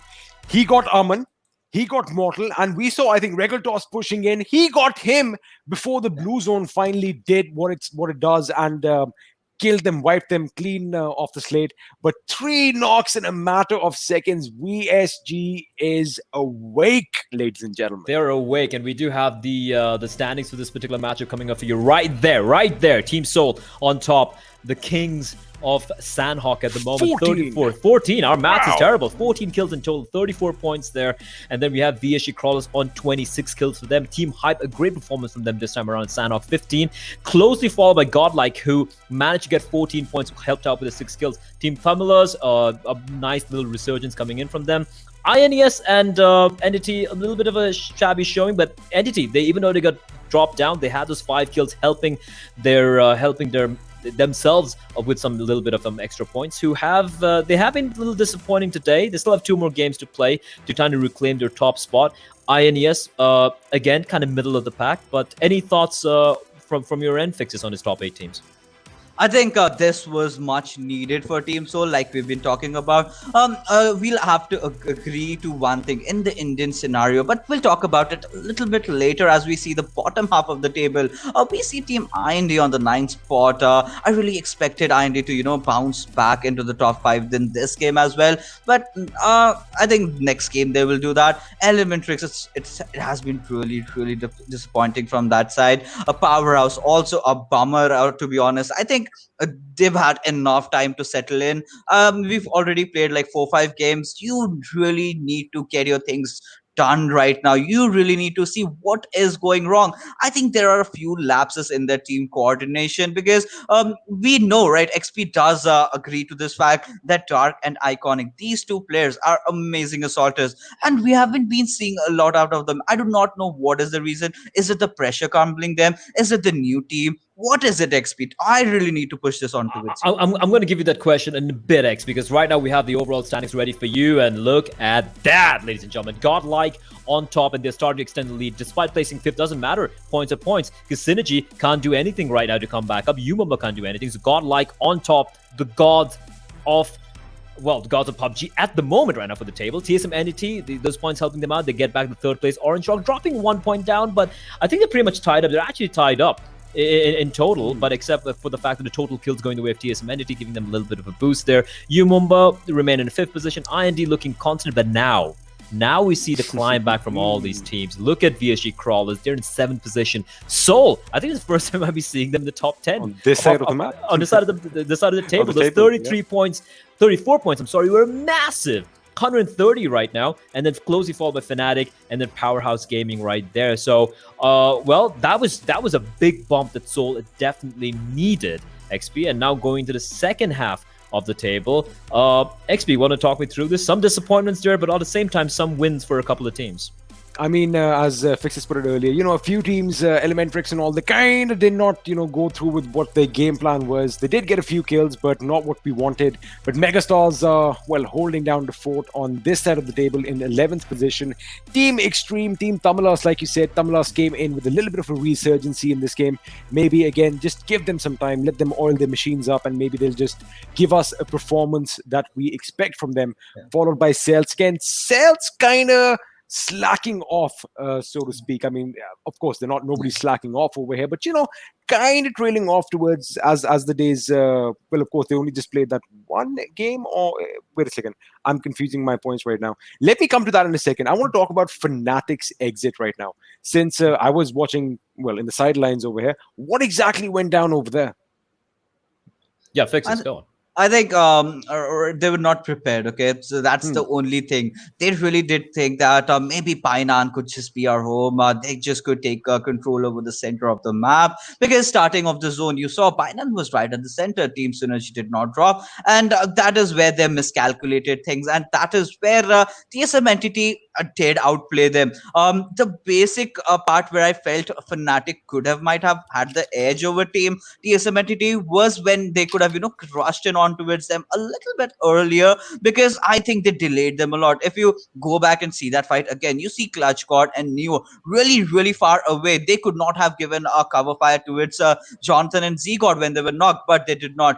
I think I will have to give a heads up to Z-God to buy enough time, to be patient enough for both the teammates to rotate out. Even as Clutch God was passing through the waters, he did finally manage to take the last kill, and it really came down to the wires. All these two giants faced off against each other. They were absolutely brilliant, and Ronak did provide some cover fire, but I really felt Fnatic could have just rushed a little bit earlier.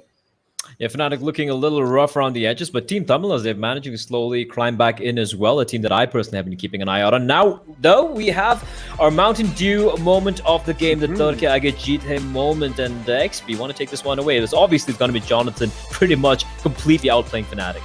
I mean, that is exactly what we just talked about right now. I mean, the way this went down, I was just watching in the chat myself. I mean, I was having a look at you guys talk about it, but then I was just blown away by the gameplay over here. Again, like Fixes mentioned, the way they bought time and the way, look at the patience on Jonathan's part. He knows where the enemy is. He can see a few of them go in.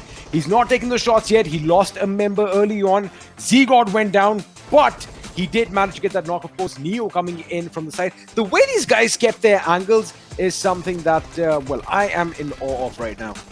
Yeah, indeed. And this was just brilliantly played by Jonathan. I remember just like losing my voice, just yelling out at how brilliantly he played that. And by the time he got dropped, the job was done. His teammates were there to clean up the remaining members of Fnatic, and that is how Fnatic unfortunately got dropped out there. And for TSM Entity, I believe like it's kind of interesting if you notice so far in the past couple of days, the teams who go for the big team wipes initially, they don't seem to do well later on in the game. They seem to kind of fall apart there. But we do have a highlights here for you guys. Fixes your final thoughts as you talk over a few kills here and there.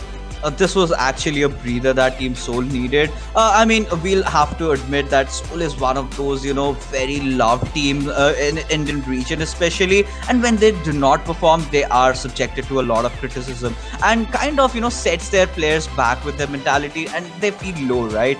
They're being judged all the time. With, power comes a lot of responsibilities, and finally, I see a glimmer of hope from the side of Team Soul. I finally see them playing their natural game. Hold on. This moment was ludicrous. This one made no sense to me.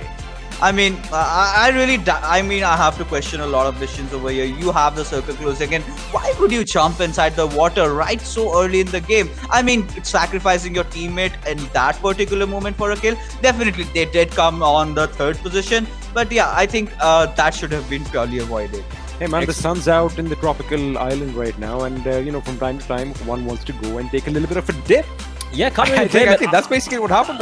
Listen, man, I would pay good money to jump into a pool without getting infected by any diseases right now. I'm just scared. I'm just locked myself in. I don't want to fall sick, and I hope all of you are maintaining social distances as well. Staying at home, playing PUBG Mobile, taking out your phone. Just I don't know how you play. 5 fingers, 2 fingers, 10 fingers, your toes. I don't care. As long as you're having fun, as long as you're playing and watching these games, these incredible games, you're doing yourself as well as the rest of the community a big service. And with that, I do believe you're going to be... Absolutely. I mean, if I may just cut you off, I just want to bring one thing up. At that point, you saw HP when he got that knock.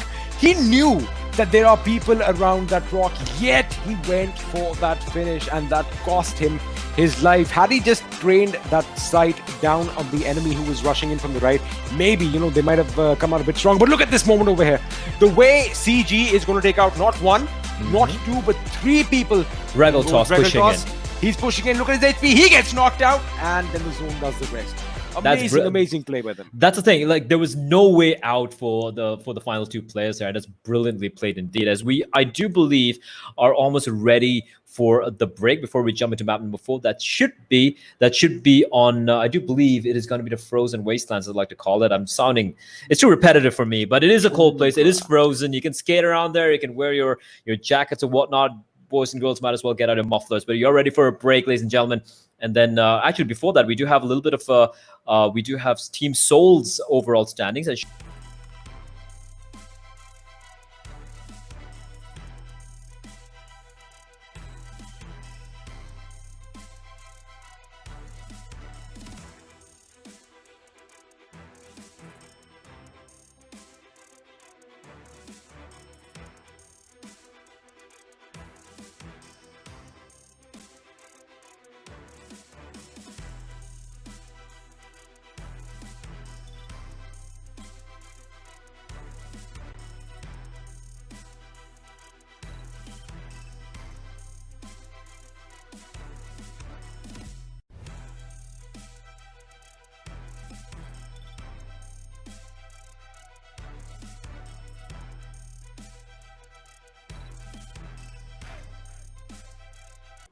We're looking to see a lot of this lad. I'm looking to see a lot of those lads, if you ask me. All 4 of them, obviously, a lot of hype behind them. Apart from that, I want to see everyone step up. I want to see a bloodbath. I want to see Deadeye guys not be dead last. I want to see them probably get to 18 to 17 position. Mix things up a little bit. They've been very quiet. A couple of teams have been on a rise as well. Celts have been, kind of like all over the place. You have INES looking very good right now. Godlike, king of the hill at the moment. What's going to happen? We don't know yet.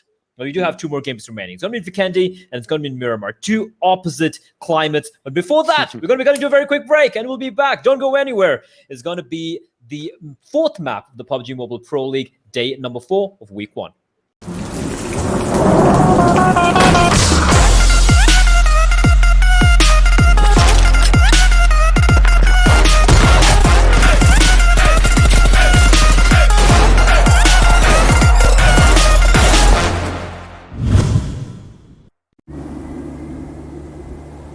ये तो बहुत खतरनाक stunt है। पता नहीं आपको डर कैसे नहीं लगता?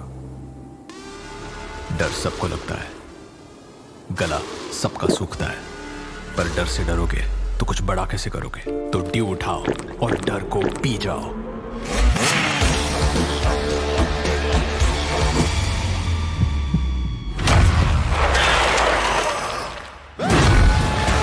माउंटेन ड्यू, डर के आगे जीत है।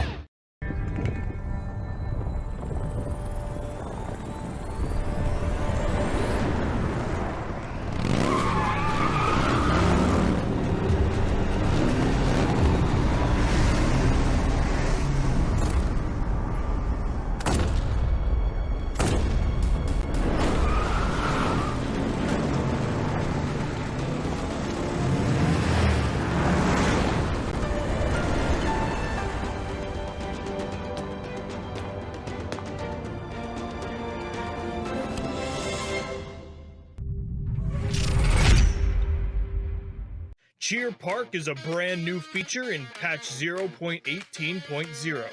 It's a place for players to relax with their friends, practice skills, and meet new people. You can enter Cheer Park through the main menu, so invite some friends and explore this new space. The shooting range has been revamped. Now, when you start a round, you'll have 60 seconds to down 20 targets spread over 5 waves.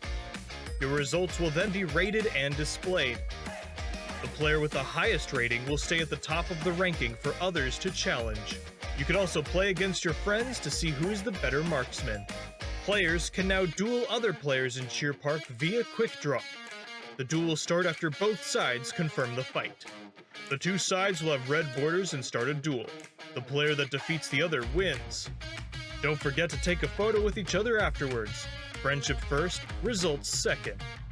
The selfie system is also available in Cheer Park. Get together, find the right angle, and strike a pose. Say cheese. Nice shot. Don't forget to share it on social media.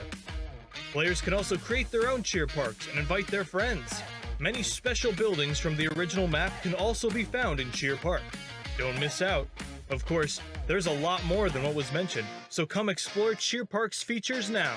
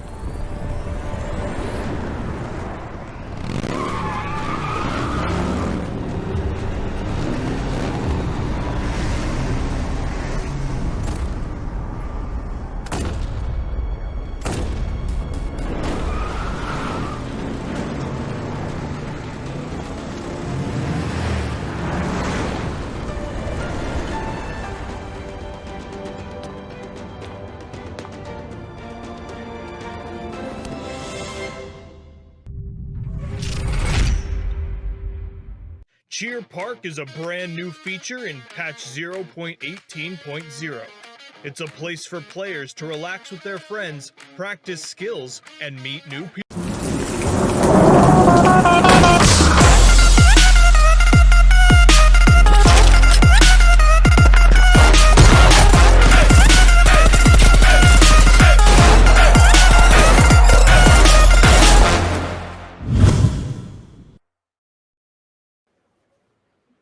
It is the middle of summer. You got to hydrate yourself, drink that Mountain Dew. Make sure you don't dry out, because guess what? We're going to be jumping in straight into the deserted landscapes of Miramar. We're going to be seeing it play twice today. And the first game, a little bit quiet. It kind of played out the way we usually see Miramar being played out. But Fixes, you said there have been a few changes with the recent patch, which, let's be real, we haven't seen much of an impact from it so far.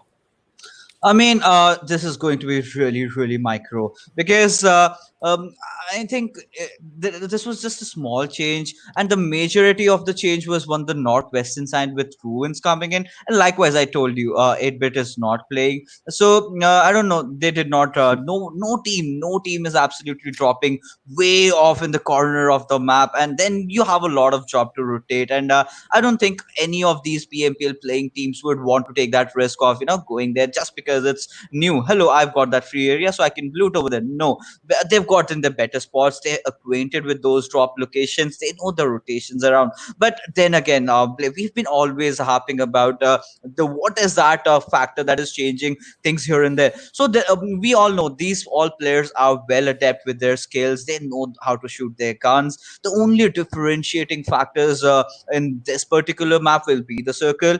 Whoever has the higher clip or the higher hill, who's got the better riches, and of course, who knows how to handle the pressure.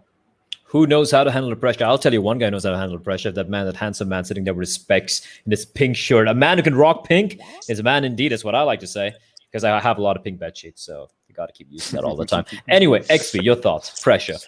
Well, all right. I mean, totally got to agree with whatever Fixes just said. But, I mean, the zone can actually be the bad boy every once in a while. And talking about bad boys, we have Orange Rock on our screens right now. And Diljit with 20 kills to his name. Wow. I mean, 20 already. That is quite high. Oh, yeah. That's a ludicrous amount of damage. Double the damage. Yeah, that's an insane amount of damage. 4,000. And you can't count on everyone. Even Viru, while they might only have 10 kills compared to Diljit, like that chicken dinner they won was because of his impact play coming in at the end. They're coming in clutch, getting just 2 kills, being in a 3v4. Actually, almost a 2v4 because they had a man down. So Orange Rock, definitely a team that we haven't spoken about much, at least yesterday, because we didn't see much from them. But today they have come out to play, XP. I mean, they have, and again, they've been consistent right off the bat, and making us they're literally drilling it into our minds that I mean, we are one of the best teams for a reason. Kind of fell short in one game. I suppose they got that chicken dinner back in Erangel, but they have all the firepower backing them up, and of course, Mavi is leading the team in a superb fashion. Well, I mean. We are going to see a lot more Orange in the upcoming games. And of course, Miramar is one of their favorites. And, Diljit and I have that connection with the bolt action. So please, somebody give that man a sniper rifle and an 8x to go along with it. The bolt action connection. I like that. It rhymes as well. The bolt action connection. I'm going to use that later on. Thanks, XP. I'm going to steal that one from you. But going into this game right now, we do have the standings as well, how it has played out, right? What has to change for Fnatic? Let's be real here. Let's be very real here. We have a lot of teams to talk about, but the big name who has looked a little sloppy so far is Fnatic. But you know what? We'll actually get back to I'm going to leave you with that question, Fixes, but I'm going to let you answer that alongside Experiment because we have the game live. We're going to be jumping in. No time being wasted. I don't have to talk my crap anymore. It's going to be you two gentlemen taking us in through Miramar. It's going to be starting out from Puerto Parayo, heading all the way towards Ladriela or Ladriera. Doesn't matter how it's pronounced. You can see the playing pad for yourselves. Gentlemen, take this bad boy away. I'm not even going to try that right now. Anyway, Fixes. So let me know what you think about the whole. See, I mean, this time, if you remember the last time when we were in Miramar, we were towards the north side Yeah. of the map. And now the plane path is, well, a complete 180. We are down south. And you know what it's going to be? The zone is definitely going to be up north. Come on. Come on, Oh, zone. Be with me. I mean, Be with me. I will have to just wait a tad bit to see what goes on. And but yeah, the circle this time is going to be a really crucial factor. But yes, the trajectory has been disappointing for a lot of teams out there because it's completely down from the south. And for teams like TSM Entity, for teams like Godlike, they have to take a long way up towards the north. But I guess maybe you've got 50% of your predictions correct. It's definitely towards the northern side, but mostly towards the western side. But yeah, answering what Blay did put up, Mhm. Team Fnatic, as we know of, are a really, really strong force to be reckoned with, especially in the map of Miramar. They've always been strong. Their rotations have always been on point, and with the flight path supporting them, they've got quick loot. They're going to make that quick rotation down towards maybe Monte Nuevo, which is the homeland for megastars. And I'm really curious as to see which team goes down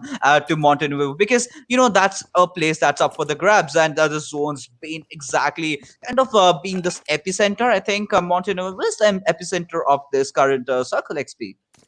It kind of is. Of course, El Pozo is pretty predominant in the zone as well. And it was kind of interesting to see that INES is going to be the only squad which is going to be looting up in there. Of course, U Mumba do not have any more games for today. So, they are kind of be.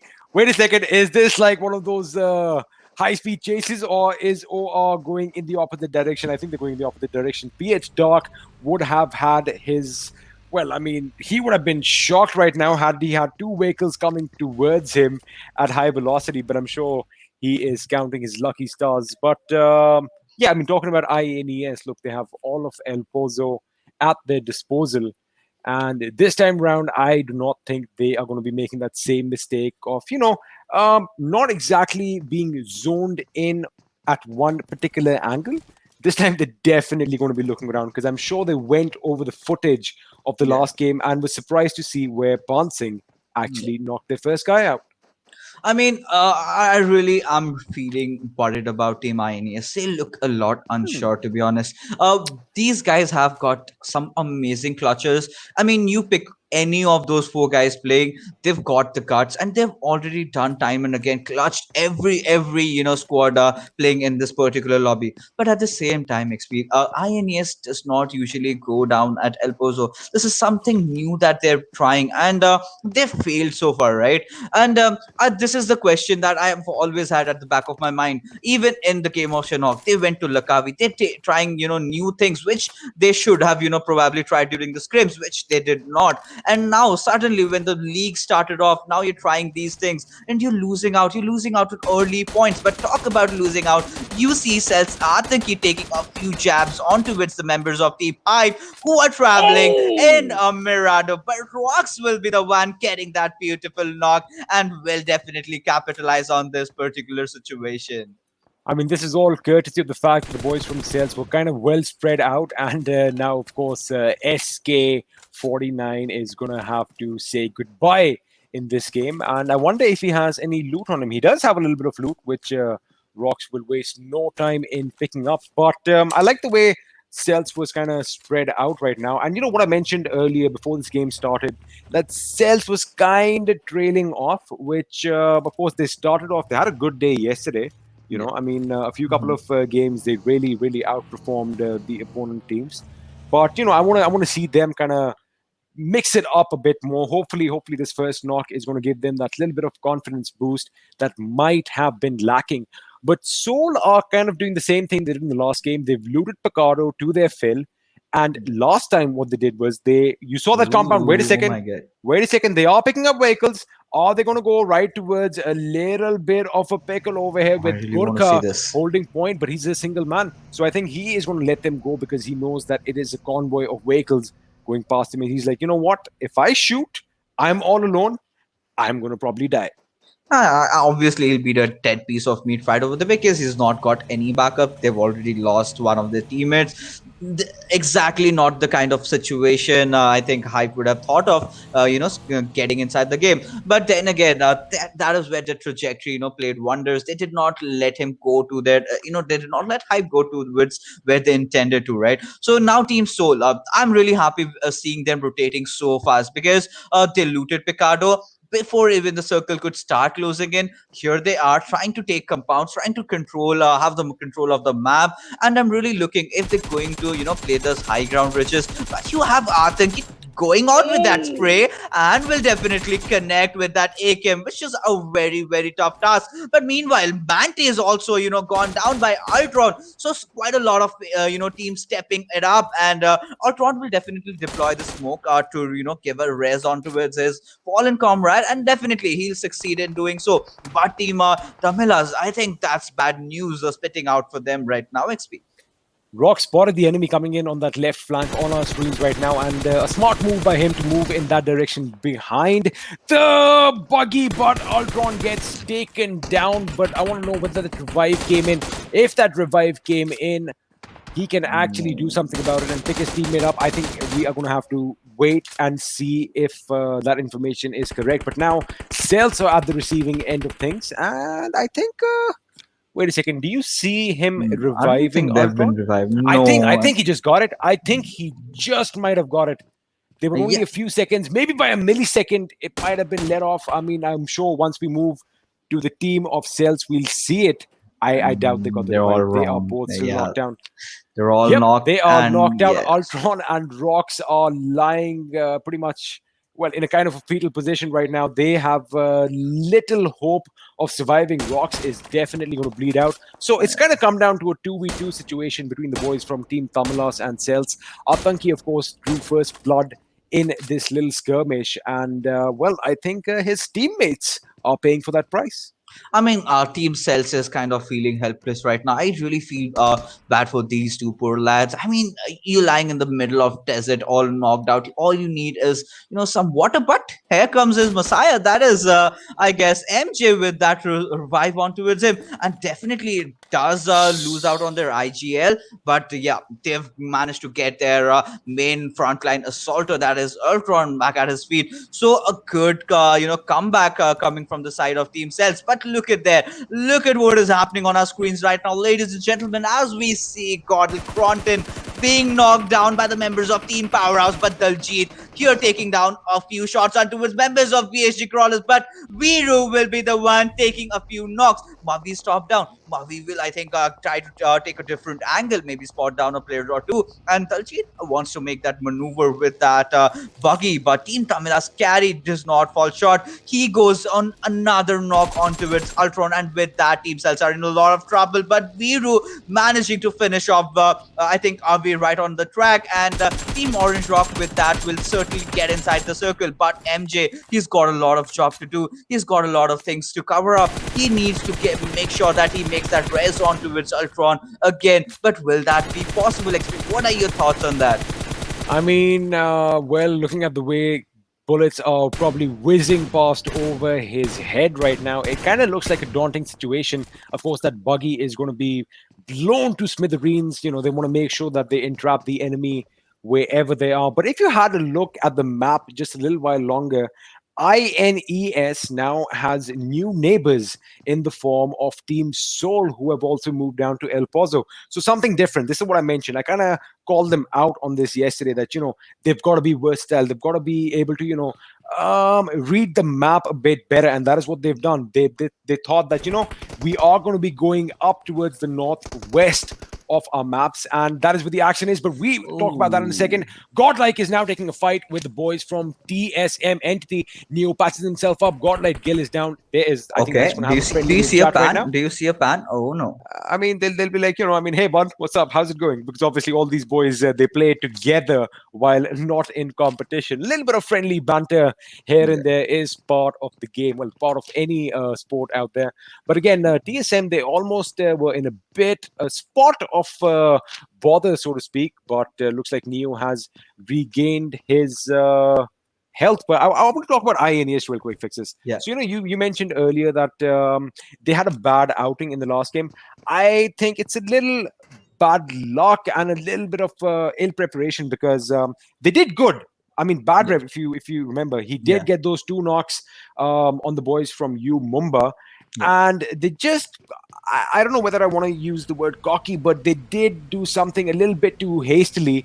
I'm pretty sure they are not going to make that mistake this time around with Soul right I think in their crosses. I think that was purely a lack of research because we have known Umumba to have to be going to El Pozo right from the inception since they started playing, right? And they know that area. That's a huge city. You need to understand every nooks and corners before you drop at a landing location, and you compete a team which has been dropping there since like the past 4 5 months. So you need to be very well adept with every angle, and you need to secure that. And yeah, Badrev did take those 1 or 2 knocks, but then again, that was the lack of information that they had. They did not know where their other teammates were. But we can see Max Kash being knocked down. But let me just rewind things a little bit back and see what TSM entity actually did. If you take a close look at the overall standings that we've just seen above, Team TSM entity did realize that Gordel are kind of a force to be reckoned with. They gathering a lot of points, and they needed to be stopped right at the tracks. If they let them survive till the top 10, then wouldn't make any sense. Now they saw Cronton was finished by Powerhouse. They realized this is the opportunity that we were searching for. Cordell is kind of rattled, and let's just take an advantage of the situation. They went in onto its scale. They knocked him and finished him off. Definitely 2 members of Cordell are alive, but they cannot play as freely as they would have done if with their 4 teammates. So this is where those mind games start ticking in, and TSM entity will be looking really strong right now. I mean, I absolutely have to agree with you on a lot of those points. But look at the zone. It is going to be around El Pozo and, of course, towards the northwestern part of Monte Nuevo.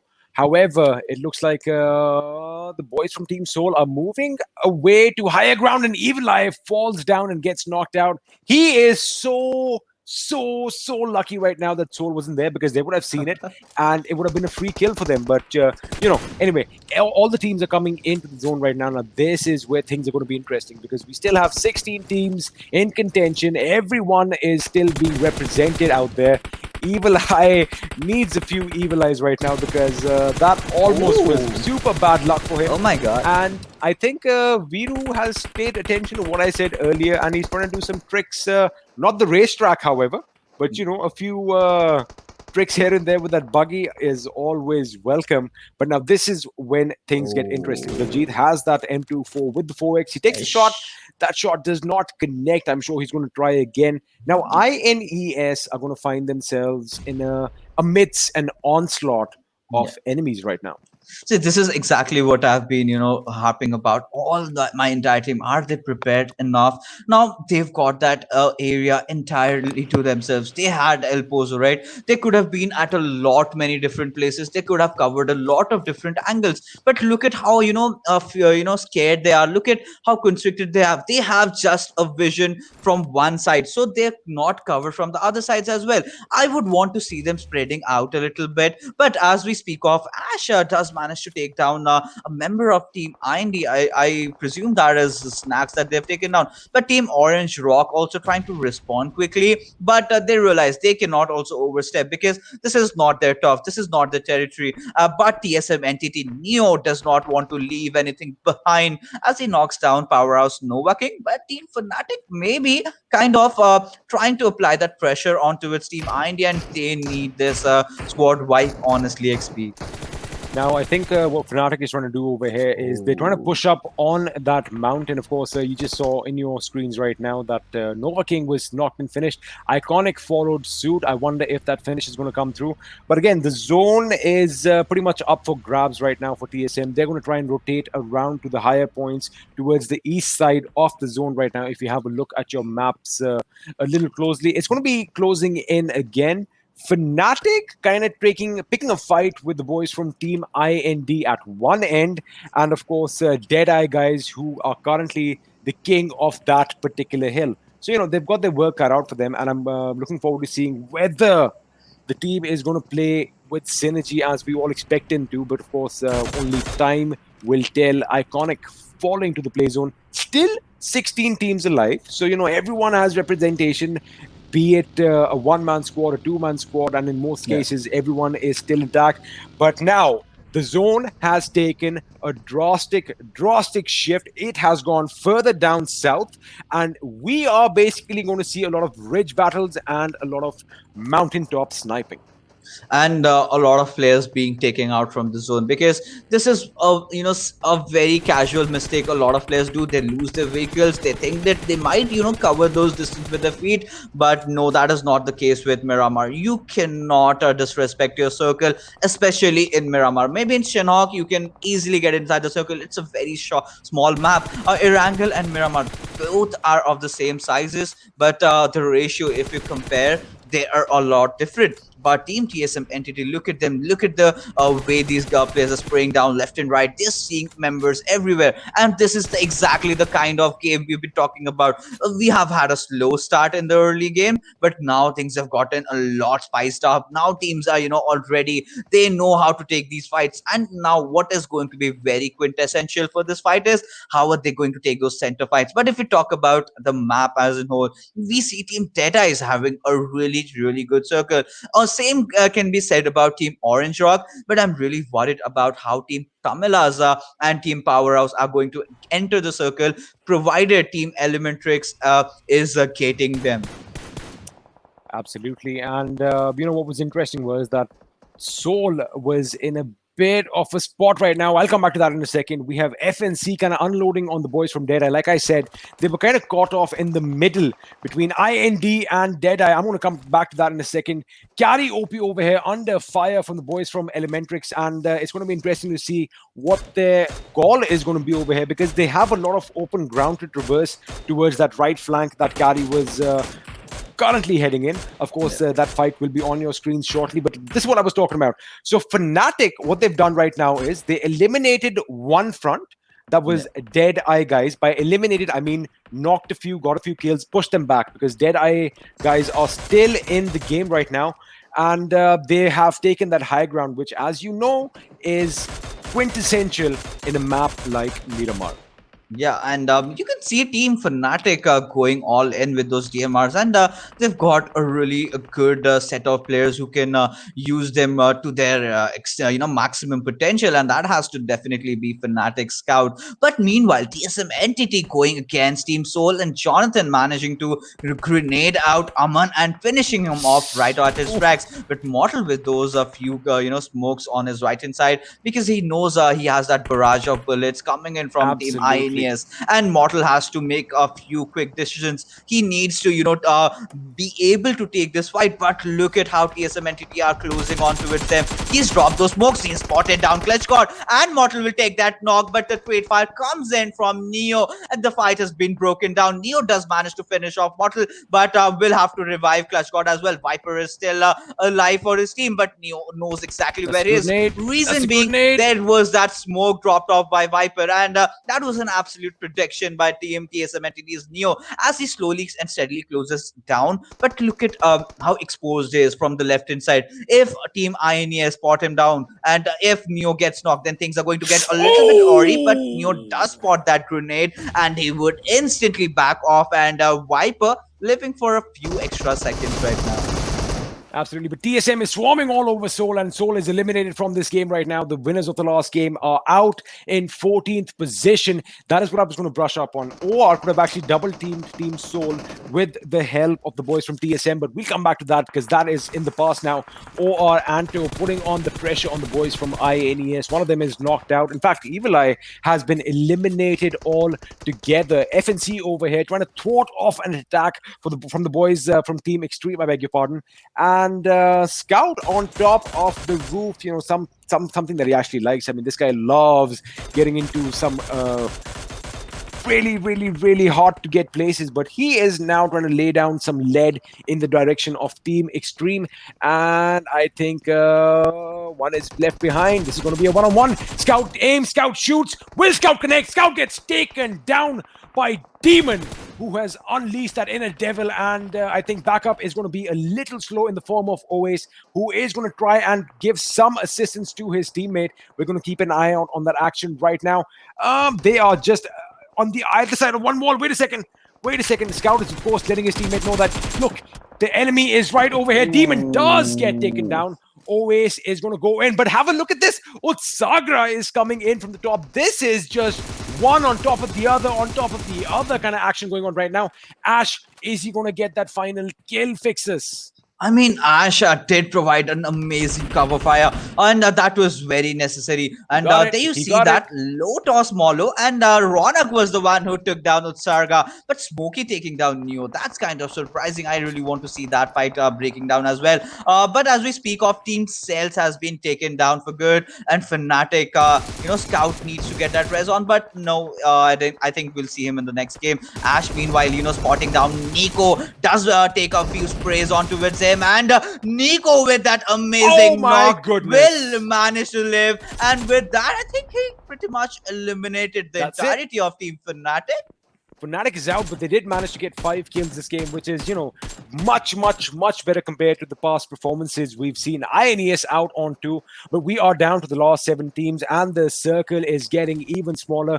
We are now transitioning towards the north side of our zone. We are going pretty much, there's a road, there's a pit, barely any houses. Everyone is going to have to, make their way out in the open. And by the look of things, if you have a look, the boys from Orange Rock are sitting dead smack center of their zone.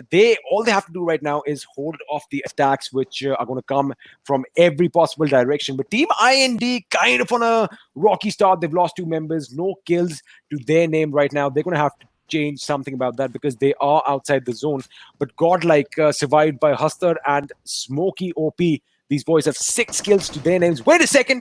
What is happening over here? We have 2 enemy members swarming around PS Dark. Is Dark going to get something out of this? Unfortunately, he gets taken down. The dude gets taken down instead from Hustar, who obviously has that high ground advantage right now. I think he might actually be in a position to hold off the entire attack from Marcus Gaming. He's got a second knock. Third knock comes in the form of Godlight Smokey, and Marcus Gaming are in a world of trouble fixes.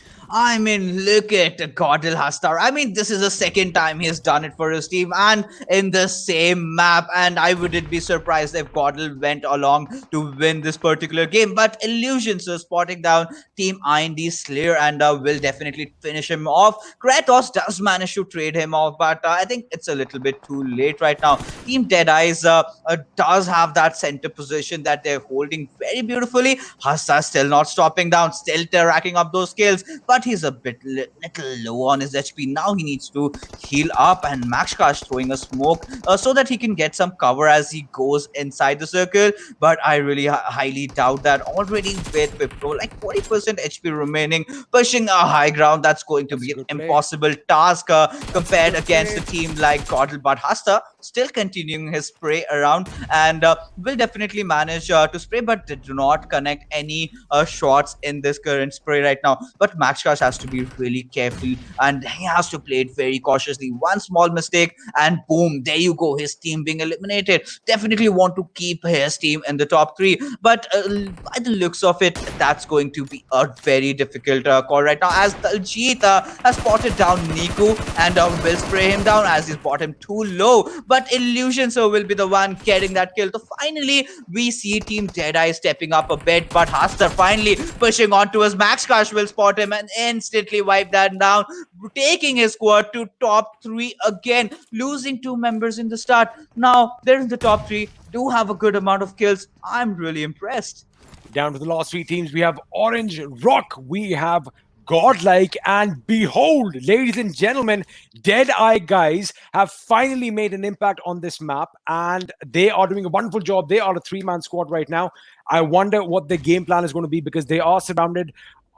They are kind of in a valley of death situation right now, because on one side, on the high ground, you have the boys from Godlike, Smokey and Hustar, and have a look at Mavi trying to sneak in, trying to get on their left flank. I think he's going to pop up some shots right now. Let's just have a look and see what we see from his pick. He knows where the enemy is. He is waiting for them. They know that the boys from Godlike are up there, and a well-lobbed grenade can be problematic. I'm going to wait and look at the kill feed. Do I see something? I do see something. Mavi gets a my knock on Shifu. goodness. Mavi gets a knock on Illusion. One member from Dead Eyes remaining. I told you that was a beautifully lobbed grenade. And that is it. That is it. Mavi gets the domination right there. DE is eliminated. We are down to the last two teams. Godlike versus Orange Rock. I mean, this has to be a classic duel between these two teams as Smokey knocks down Anto with that perfect grenade. And if he follows it up, I'm pretty sure he'll get another one as well. But that is for tomorrow as Smokey is throwing a few smokes around as he needs to get inside the circle. No, I think he's trying to get inside the circle. He needs to secure his path, and that is exactly what we can see Team Godl doing. But Biru going on a barrage with another drop weapon and does manage to knock down Smokey. It all comes down to Hustler, but I think it's a little too much considering the team that we have in front, and they're already in the circle. Hustler does not want to go for giving away skill, but Orange Rock is like, no dude, we're going to search you, we're going to find you, and I'm going to end you as well and get that chicken dinner. Winner chicken dinner again for Team Orange Rock. My oh my, holy I guess smokes, he these guys are playing out of contemplated the mind. fact that the boys from OR are going to be pushing up on him, and I think it was that, he wanted to go prone and get that little bit of a TPP advantage, but of course he couldn't react quick enough. But a well-deserved win for Orange Rock, and like I said, they were in that defensive position. All they had to do was just push the attackers coming in. Dinners in the same day. I think that says it. I think that is a statement on its own. Do I really have to add anything on that? Right? They are hungry. They're hungry. Godlike as well, taking nothing away in the 2v4 at the end over there. Some incredible plays coming out from them. But in the end, man, like everyone from Orange Rock stepping up. We have the MVP for you guys coming up right now. There you have it. It's going to be Mavi once again. Impact plays time and time. 4 kills, 588 points of damage. That's impressive indeed. 10 kilometers cover. That's a lot. They have been their running fitness around. levels are on a different level right now. 100%, like that cardio right there, running and gunning and whatnot. But Orange Rock, what a day it's been for them. And with this win, are we going to be seeing them knock a couple of teams down on the table? Absolutely. Fixes? I think I'm predicting a top 2 finish for Team Orange Rock as we close it on the day, because TSM entity so far has not been really stepping up to their name today. And yeah, they definitely have had their moments, they've had their kills, but so far not by the standards of Team TSM entity. But few teams that have really impressed us, that has definitely got to be those top 2 teams that were playing. That is Team Orange Rock, Team Godlike, and I really wanted in the bottom of my heart somewhere, PSG Crawlers also. But yeah, it happens, all right. It happens. It happens indeed. But it's been a tale of some pretty impressive wins, some disappointments. But right now, let's go to top 5 players of the day. Today. This is only for the 4 games we've seen so far. We see the dude, Mr. Lebowski, right there. 7 kills. Hasler from Godlike with 6. Joining him in the 5th position is Smokey, his compadre, his compatriot, his teammate. That is Smokey OP right there. Neo, 4 kills, 734, 5 points of damage despite the the less number of kills. And of course, we have Orange Rock's Mavi there. I think those stats might be a little off. I think this is stats for this particular match, perhaps. I could be wrong. Yeah, it is for this match. My bad. My bad. I'm getting too confused. But yeah, 7 kills for the dude. I mean, you got to feel a little bad for the guys from Marcos Gaming. They had a good start, but then they got caught out in the open and just got completely dismantled. I felt like this entire game was all about the high ground advantage, right? It was just the old high ground advantage, just raining bullets down to the people beneath you, XP. Absolutely. They say that it's always easier shooting down than, climbing up on a hill. But we did see a little bit of a reverse to that in a few situations when Fnatic, in fact, pushed Dead Eyes, if I'm not wrong. They pushed them off a little bit. And, to reach that top of the mountain, sometimes you see that happening. But, of course, we have the standings over here with the total of 9 kills. Orange Rock high and mighty up top. Indeed. 29 points play. That's insane. And Godlike as well, right? These two teams have impressed so much today. And hold on. Hold on, everyone. Like, stop the presses right now. Deadeye, guys, they did it. They finally did it. Just talked about that. We spoke about that, right? We were discussing the fact that they've been struggling, but finally they get the 4th position. They're 4 kills, 10 placement points as well. They're going to be feeling a little happy about that. Second half, we do have IND, not exactly a great game. Elementaries have been struggling quite a bit. Celts, iffy. INES will also be disappointed, right? And we have Team Tamilas who have, they've been all over the place. And for Seoul, it's highs and lows. Yeah, they're trying to imitate VSG Crawlers. VSG Crawlers, though, even though they come bottom last, they had 3 great games back to back, so they won't be too disappointed. Where for Team Seoul, getting knocked out with just 1 point, especially after the chicken dinner, they're probably looking to end the final 2 games of the day on a high. They could potentially have managed to edge their way into the top 5. So I guess Mortal and Gang would be a little disappointed, Fixes. Yeah. Obviously, I mean, they just had a chicken dinner in this previous game. They were looking so good, but then things started, coming down. The bridges started falling, and the mountain they had almost climbed. It felt that they just, fell off guard, and they just slipped down again, and they have to, climb I'll their have to way stop back. you there for a moment, because we do have the overall standings right now, and Godlike, of course, great performance from them coming in second. That's going to increase the total number of points, right? 232. Orange Rock 211, first and second place right now, and TSM Entity they're starting to slack off a little bit here, right? 189 in total. And Synergy and Mumba, they've had their share of games. They're going to be lying in wait, just waiting for their turn to play tomorrow. They're 182 and 172. Then we have IND, VSG Crawlers, Fnatic, Seoul, and Powerhouse to close out the top 10. Now, this is coming down to the final game.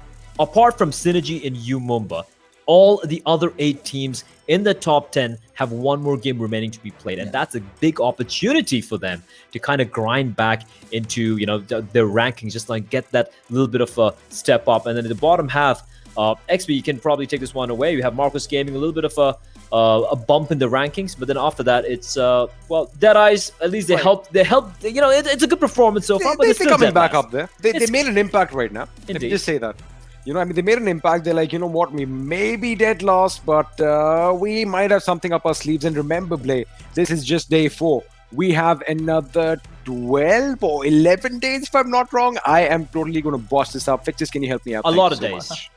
I mean, we can just sum it up as a lot of days. But one thing I really want to point out, I really felt bad, was Team Fnatic going down. Okay, that was one-man mistake. Honestly, I really felt Scout could have, done a little bit better close range, considering he was well prepared. That is one aspect where he really needs to work out. We know the kind of a beast he is at the mid-range and the long range, but close range, he really needs to improve that part. Because if he were not getting knocked down there, I think a Team Fnatic were, kind of shaken aback. They were in a very bad spot trying to protect him. And because then you got Team Extreme's other players coming in, Utsagar trying to dish out a lot of damage. And then we saw Niku pull off that wonderful clutch. But all of this could have been avoided had they been better prepared for this entire fight. Maybe if you're just weak at your close range, maybe, wait for your teammates to come back.Maybe wait for your teammates to provide cover. And that is exactly that did not happen. And things went really, really south for Team Fnatic, which is actually a very good contender for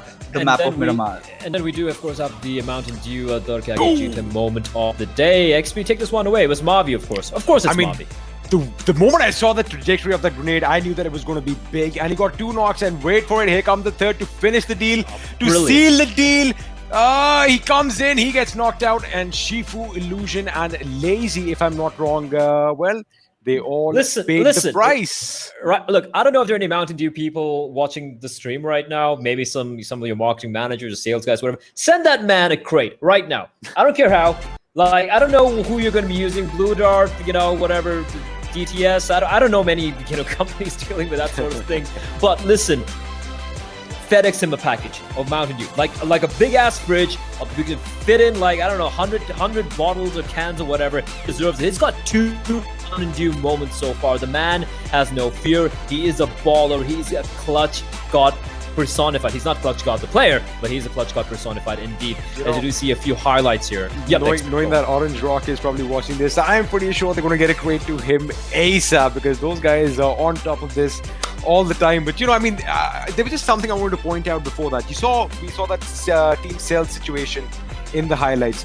I think Atanki did get that knock, but the fact that they were separated for so long, especially Rocks, he was out in the open in the middle of nowhere. And remember, they got another guy before that. They should have actually kind of clumped in a bit quicker. I think that was a major mistake made over here. And over here is what we see what Scout did. Again, they had all the advantage, and Fixes, yes, you are right. Maybe he should have been a bit more patient. And, he might have wanted to wait for his teammates, especially that cover from Ronak and always from up top, and seal the deal right over here in front of us. Exactly. I mean, look at that moment, right? That's where things started going south. I mean, we cannot question this player. He's been amazing so far, has always performed. But that is where, small little mistakes might, just crumbled the entire team down. And always they try to provide cover fire, but it was a little bit too late because Demon had already dished a lot of damage onto him before he got knocked down. And that is when Utsarga and Niku came in to close the deal. And Ash, look at his position. I'm actually, waiting for Frankie to come in. He's pretty much stuck in Kolkata. They've had their own, downs right now dealing with the Cyclone. But I really want to see him back in action because that guy is an absolute beast. And Team Fnatic, it's such a bummer that in the map of Miramar, they had to exit so early. Well, It's I a guess. bummer indeed. Yeah, go on, explain. No, I obviously, the fact that this is now a trend that, we don't have a 4-man squad. That is the exact reason why we have a 5-man squad. And in my opinion, even Ash is like a phenomenal player, right? And gone are those days when we have a 5th man just as a substitute because, it's all about shuffling your game plan. And at sometimes, Frankie, of course, he is an amazing player as, he is versatile in all areas of combat. But I think his mid to long range is something that he shines in. Sometimes you want to change it up. So I do believe that maybe it could have made a difference. And you are right, Fixes, but also I think these teams, they tend to mix things up from time to time, don't you think? Yeah, they definitely do. But Frankie is one player that had been, playing recently a lot. He was like kind of in their, playing top 4 lineup all the time. Right. They usually wanted to, kind of shuffle between our, Ronak or Ash sometimes. Ooh. But look at the stats on these guys. I mean, look 27. at Smokey. Oh my God. That is He is smoking he is right now. smoking, as some people like to say.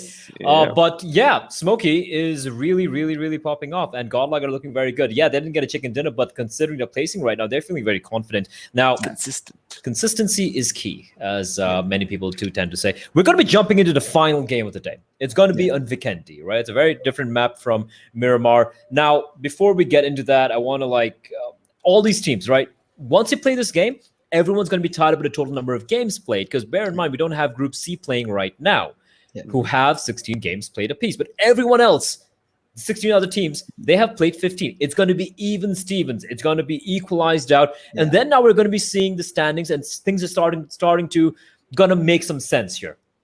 I want to hear your predictions now. End of the day, I mean, this is me probably throwing you on the spot here, both of you, but XP, let's start with you. Who do you think is going to be coming out on top here? Overall standings, I think. End of the day today. Well, see, Godlike is on a phenomenal run right now. They have a lead is as well. Orange Rock. Yeah. I think it's going to be probably one of those teams who is going to retain that coveted ground right now, because not a lot of points separate them. But the last couple of games from Orange Rock, phenomenal. Phenomenal indeed. And then, of course, from your side, Fixes, I mean, Entity have had a rough day in the office today. I mean, today was their opportunity to not only reclaim their throne, but kind of kick everyone down, just punch everyone down. Stay your place, peasants. They wanted to do that, but they couldn't. They have struggled today. Yeah, definitely one of those days that Entity would want to put behind them. But there's one more thing I really want to point out. We've seen Godlike, we've seen Orange Rock. One thing is constant, their IGLs. I mean, look at Smokey. He's got 27 kills. Look at Mavi.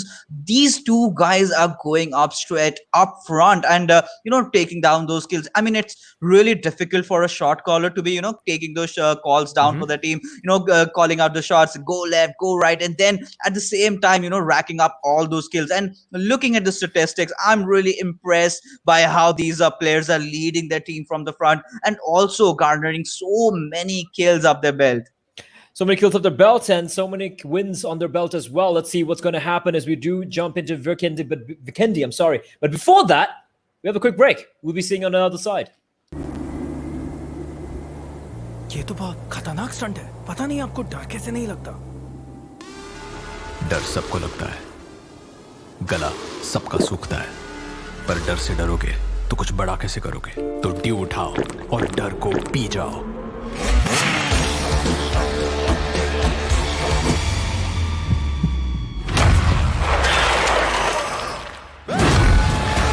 Mountain Dew डर के आगे जीत है Friends and explore this new space. The shooting range has been revamped. Now, when you start a round, you'll have 60 seconds to down 20 targets spread over 5 waves. Your results will then be rated and displayed. The player with the highest rating will stay at the top of the ranking for others to challenge. You can also play against your friends to see who is the better marksman. Players can now duel other players in Cheer Park via quick draw. The duel will start after both sides confirm the fight. The two sides will have red borders and start a duel. The player that defeats the other wins. Don't forget to take a photo with each other afterwards. Friendship first, results second. The selfie system is also available in Cheer Park. Get together, find the right angle, and strike a pose. Say cheese. Nice shot. Don't forget to share it on social media. Players can also create their own cheer parks and invite their friends. Many special buildings from the original map can also be found in Cheer Park. Don't miss out. Of course, there's a lot more than what was mentioned, so come explore Cheer Park's features now.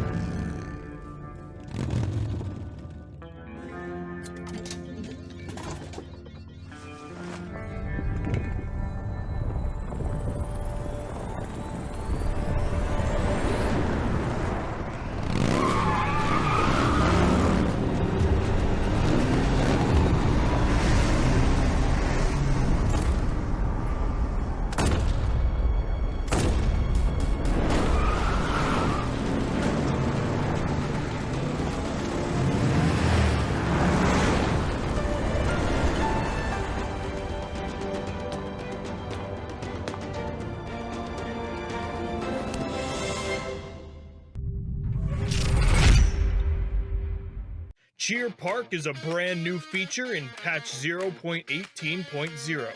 It's a place for players to relax with their friends, practice skills, and meet new people. You can enter Cheer Park through the main menu, so invite some friends and explore this new space.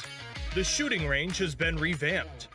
Now, when you start a round, you'll have 60 seconds to down 20 targets spread over 5 waves. Your results will then be rated and displayed. The player with the highest rating will stay at the top of the ranking for others to challenge. You can also play against your friends to see who is the better marksman. Players can now duel other players in Cheer Park via quick draw. The duel will start after both sides confirm the fight. The two sides will have red borders and start a duel. The player that defeats the other wins. Don't forget to take a photo with each other afterwards. Friendship first, results second. The selfie system is also available in Cheer Park. Get together, find the right angle, and strike a pose. Say cheese. Nice shot. Don't forget to share it on social media. Players can also create their own cheer parks and invite their friends. Many special buildings from the original map can also be found in Cheer Park. Don't miss out. Of course, there's a lot more than what was mentioned, so come explore Cheer Park's features now.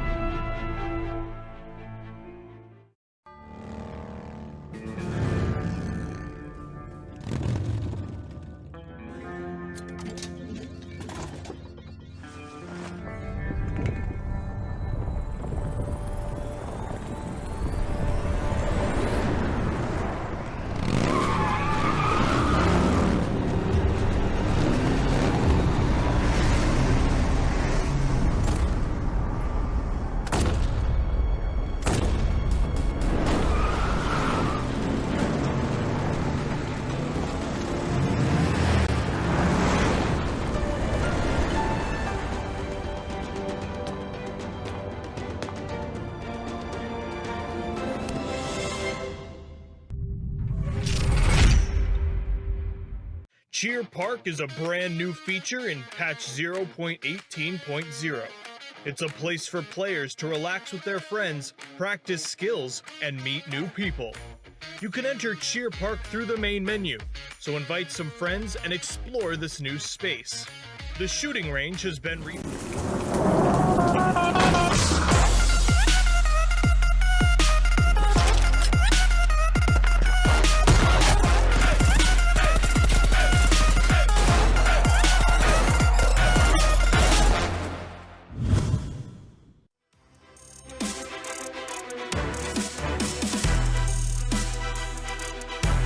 Back to the show, the final game of the day, and it's going to be ending in the frozen wastelands of Vikendi. My name is Blay, and joining me is going to be Experiment and Pain Fixes. And of course, a very quick shout out to our main sponsor, of course, our beverage partners, we like to call it, Mountain Dew, who are bringing you, who's making all this possible, obviously. And right now, let's talk about the game here. We have the final map coming in, and it's going to be the 16th game, the 16th map being played for, well, all the teams now. At the end of this, we're going to be having the standings, and it's kind of like a midway. We're not midway there yet. This is still week 1, day 4 of week 1, but we're going to have the final standings at the end of the week. Now, everything's going to be equal, even Stevens, and we're going to have an idea where all these teams stand right now. So, XP, your thoughts on that? I mean, like I said before, it's like it's almost like you're wiping the slate clean. You are reaching that first pedestal where everyone can actually look at each other and be like, all right, we've all played the same number of games. Let's see where we stand. Because when you are scrimmaging against one another, you have a different kind of game plan. Today, I think the teams are going to go back, sit back, watch the footage, and work on their mistakes. And talking about that, we have the kill leaders on your screen. I want to just point out one thing. You see a little bit of a trend shift over here. The boys from TSM and Godlike, of course, Smokey just obliterating the enemies, reaching high up in number 2. Well, he's tied for first with Neo. But Synergy today fixes.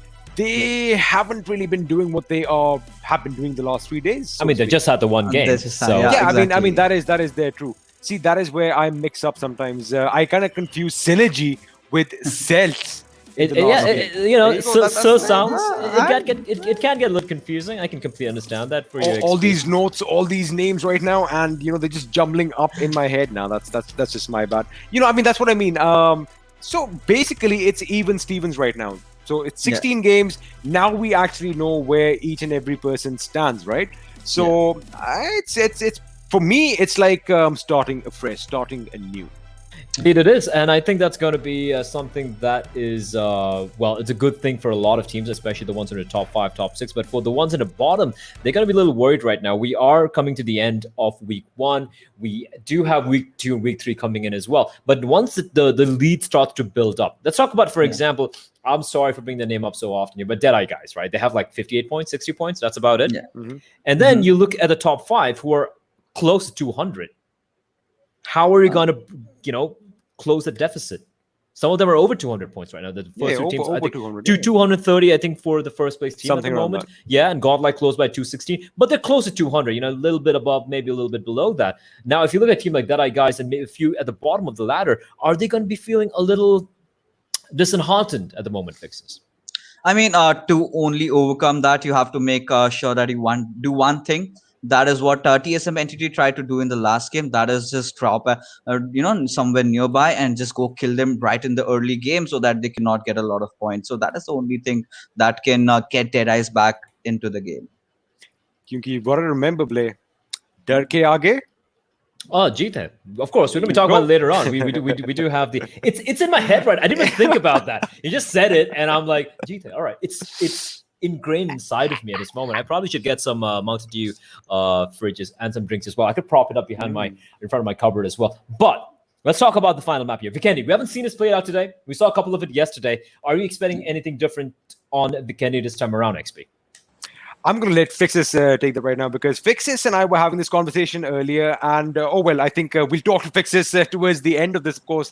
The match is now underway. We were talking about how Vikendi has kind of become the longest map now in the sense that, people tend to take their time because, of course, it is a new map, right? It is a new map. You want to explore everything. And I think exploration, as always, takes a bit of time. It does take a bit of time. The meta on every map takes a bit of time to develop, but here we do have the plane path, northeast to the northwest, nothing too crazy. The circle is what I'm curious about. Yesterday we got gifted some very normal circle, some people might say, but you and I, XP, have seen many times when it has been 50% in the water, which means that the area that the teams have to work with, the land that teams have to work with, becomes so minuscule, and that leads to a lot of heated action early on. You know what? I'm still expecting half the zone to be in water. I don't know why. I'm actually crossing my fingers because it just makes it that much more exciting. But of course, we'll wait and find out what happens there. But this is interesting. We might actually see some action right off the bat. We have the boys from VSG Crawlers. Now, again, these guys have had an amazing start to the day. They had amazing 3 games. The last game was kind of lackluster, but I think they have an idea that the fact, one of your favorite teams, the boys from Team Tamilas, right across that frozen river. What do you think is going to pan out over here?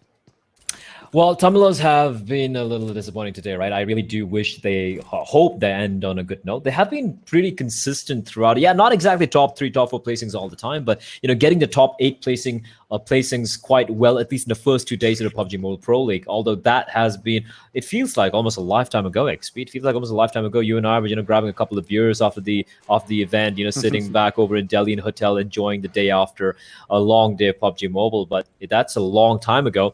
And maybe Team Tumblers seem to have fallen off a little bit, at least based on the results of the past couple of days. They aren't wasting much time, though. They've hopped onto the vehicles and they have legged their way the hell out of there. And that means VSG Crawlers are going to be not facing any action early on. A team who've had 3 great games so far today. A little bit of a drop-off in the previous one. They came in bottom last, but they'll be looking to make a good account of themselves on this final game of day number 4. I think they realized that there was potential onslaught just beyond that bridge, and I think we already have our first casualty of this game coming in the form of a knock from INES. But there we have a reciprocative shot, Demon, with that Car 98. We really haven't seen a lot of bolt action today, and I really want to see it. So I mean, if the participants, if all these amazing people playing right now can hear me, please, let's see some sniping. Some sniping. That's what you love to see. That's what I personally love as well. Nothing better than a scoped it's like weapon. An art. It is an art, and as our dear Hindi casters like to say, it's the AWM is not it's not a weapon. It is a responsibility, as I love saying. But here we go. We do have so far no damages yet. Evil Eye actually has been he's on his knees, but he's got teammates right around him to go for the res cap sheet with a few shots of his own.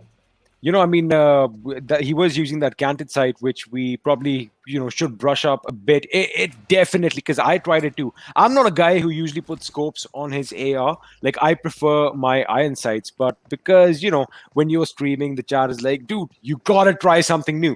So I tried putting up a scope, and this canted sight actually helps me out. It's a 1-button switch to go to a red dot play. I mean, gone are those days when, you have to press the quick scope button, then you select a scope out. I think the canted sight for a lot of these players who love, and I mean love, those long distance sprays, it makes it a lot quicker for them to, change their distance of engagement. Indeed, it does. And now I can see 2 different camps here when it comes to cannon size, right? Some people are going to be like, yes, it makes the action faster. It makes the firefights more fun. And there's a different school of thought who might be like, yeah, just for noobs. It's noob friendly. It helps out people who can't aim. What are your thoughts on that? Which camp are you going to fall on? I mean, have you seen the people that we're commentating on right now? No, I'm not saying in the server. I know. But generally speaking, we're talking about the noob friendly thing. I like the concept of a canted sight, but whether I'm going to use it is entirely a different story. Because, like I said, I like my weapons to have either the stock iron sights, or maybe I'll put up a red dot or a hollow, which kind of gives me the same magnification. Because me personally, as a sniper, I'm always going to be using a bolt action or a DMR for my long distance engagement. So you know what? I am going to be one of those cowards, and I'm going to be saying, I lie 50-50. I'm right split down the middle. Please, no hate from either side. No, listen. That's called No. that's called being diplomatic. All right. It's I not being mean, a I already coward. called myself a coward, so I mean, You don't I be am, so I'm being hard on diplomat. yourself. Don't be so hard on yourself. XP. I don't think anyone can call you a coward. Like I've seen you in real life. You are massive. But we do see Demon running around with a car 90, a suppressed car 98. Oh no, Avi spots out Gurkha from Team Hype and he's down. I think he's down for the count. I It's don't think he was always, aware. It hurts just a little more when you just switch to someone's perspective and they just get wiped out from the game at that moment. That was what we saw. We saw Gurkha getting knocked and finished almost instantly. I mean, I barely batted an eyelash over here, but that is what it is. Team Hype have lost a member. They are going to be recalibrating right now. I think a little bit of a weapon exchange going on between the boys, and the zone right now is going to force not a lot of these teams. Only like maybe 3 or 4 teams are currently outside the zone. But I'm going to be kind of excited to see how those rotations happen, because yesterday I did mention one thing that you've got to mix it up. You've got to juggle up your plays. You can't just keep doing that same thing time in and time out. Indeed, you can't. You tend to get, easily read out by some of these teams. And considering how much is at stake here, this is actually risky, man. Like 3 players, all 4 players in the car. I think all 4 or just 3. I can see. It is all 4, I think. Yep. Yeah, one all of their 4 names is not going to be highlighted. Isn't this risky, man? Like, Hey, man, it's out in the open. I mean- they're not getting shot at. But imagine you walk into kind of like 2-3 players sitting by the roadside, which is unlikely. I don't know, but so far nothing's going to happen. But go on. They haven't been very lucky driving around, so that is kind of a little bit of an issue for me right now. Yeah, they haven't been lucky at all, indeed. But we do have Celts drop coming in. Nice little shot there, far away. I think that was by Avi, but won't really get the kill though. And MJ, he will have to be rezzed by his teammate. Rock's running up towards him. He's got to smoke for some cover as well. VSG Crawlers having controlled the compound across the snow. So the res will be coming in. That shouldn't be a big problem. HB just popping a few painkillers, getting his health up to max before they really have to do, really get into any major fights. Snowmobile around. Have you ever been on a snowmobile in real life? It is an exhilarating feeling. Yes, you have. I'm jealous. I'm sure. Hey, man, you've done the whole tropical island shenanigans, all right? Yeah, fair enough. Fair so enough. it's enough. I'm the Tundra King. Yeah, the king of the tundra, the Simohaya, the white sniper, the white death. Oh, baby. Hell yes. We loved talking about him the last time as well. I mean, that is an amazing, amazing story. I'm sure we'll brush up the viewers with it over time. But I wish we have a look at the map right now, because I want you to see one thing, Blay. Just look at how many teams are centered around and each other right in the center of the circle. And I wonder if the zone is going to force them to, just scramble on out of there. Yeah, I think they're just biding the time right now, right? They're like, all right, let's figure this out. Let's see who's going to blink first. We see Powerhouse. And Fnatic's aware of this. Look at Ron, just like third person. He knows there are a few players over on the horizon, right amongst the trees. Always. Just like floating around, using the small little broken wall, the small mini wall to kind of like spot something out. And this is just a waiting game. And we do have a drop here in AUG, some level 3 stuff, no scopes though. And there we have it. Now we have the map. It's going to be towards the western side of the map, and still a big chunk of the landmass in the safe zone. So it's not going to be too much of a problem here. The problem is going to be for Team INES. I do believe it's Team Extreme on the eastern side. And TSM Entity, they are outside at the moment, but they are happily Mad Maxing their way into the safe zone. And once they enter the safe zone, there is no one to really contest with. So they're going to be finding themselves in a very comfortable spot, at least for the time being here, Experiment. You've got to realize one thing, that TSM kind of literally blew our minds away with their gameplay. And remember the map? It was Vikendi. So maybe this is now their new go-to map, because you remember Neo with his emote, he did that whole Matrix dodging the bullets, and they were having fun, and they jumped down to the river, where I do believe they wiped out the boys from Cell. So this I do believe is one of their strong points in Vikendi.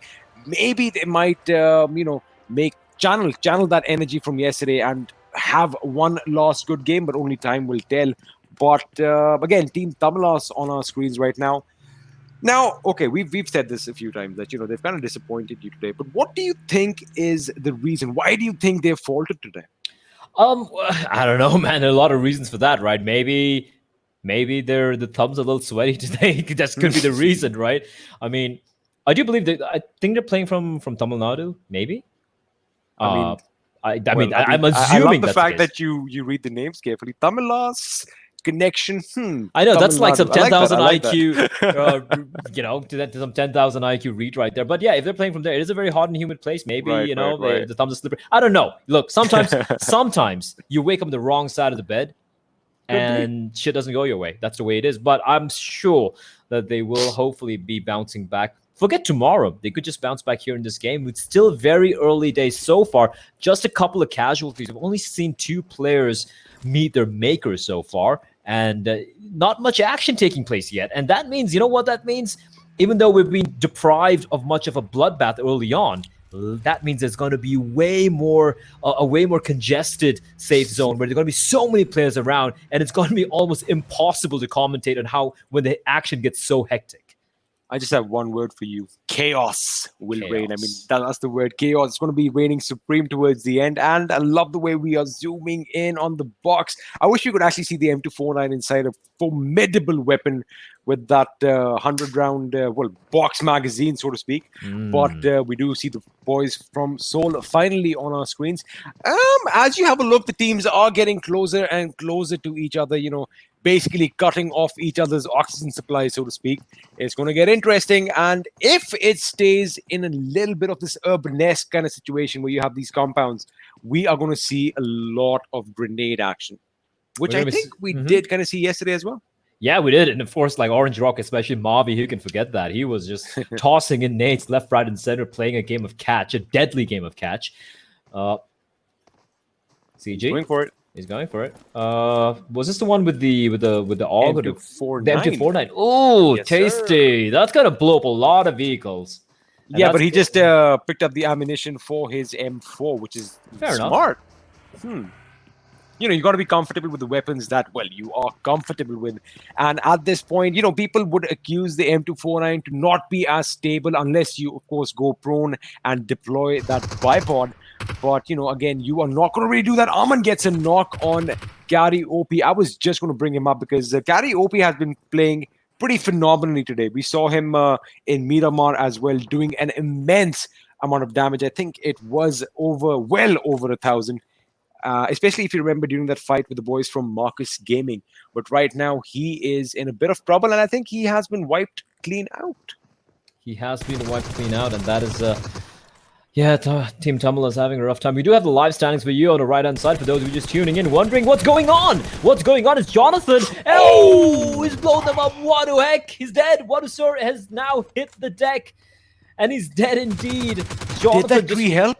I don't know. I think it did. I think it did. He panicked right there. And now Mr. Spray trying to spray someone down, and it's going to be rough indeed. He's getting hounded. 2 players trying to shoot him, but no one's shooting at him. And he's finally going to get dropped there. That is massive indeed. Oh my lord, what is even going on here? Complete chaos. I love that. And we were talking about this. It was a lull before the storm experiment, and storm has broken. It has broken, and down falls not rain, but a spray of bullets. And Mr. Spray, I like the way what you did over there. Mr. Spray is spraying the enemy right now, but the fact that he is still alive, I thought he would get all those knocks, but unfortunately he got knocked out instead, and his teammates backing him up. Of course, they are down to a 3-man squad. Gary OP has been eliminated, but wait a second, their woes are not over yet as Elementrix comes in with that M24 knock at distance. That is massive indeed. The M24. You're gonna be feeling happy about that. Does it warm you up amongst all the snow and ice? The reason I stopped saying anything after that was because I'm smiling and I was like, "Oh, that was like such a sweet moment." It was a sweet moment for Mr. Rexby, sweet moment for everyone who likes snipers. We do have Ash just scoping things out, just trying to spot someone in the distance. Neo. In the meantime, TSM, all 4 players alive, although they do just have the 1 kill at the moment. You can take a look at the map as well. They're well entrenched, well inside of the circle, right next to the villa. And if you look a little bit south of TSM, I'm waiting for the circle to shift because this could be a bloodbath. My eyes are just on the map right now. Ooh, circle's still good. That's not bad. That's good for everyone, in fact. I do believe only Team Extreme are out of it, but apart from that, everyone's looking very, very comfortable indeed. So I guess everyone's just going to be holding on to their spots for the time being. XP might be seeing a little bit more lull in the action after it looked like it was going to be a bloodbath. We have another drop for you, and I do believe that's for Team IND if they do want to go for it. It's an AUG. It's got attack stock as well, level 3 goodies, and a decent amount of 5.56 ammo casings, ammo packages rather.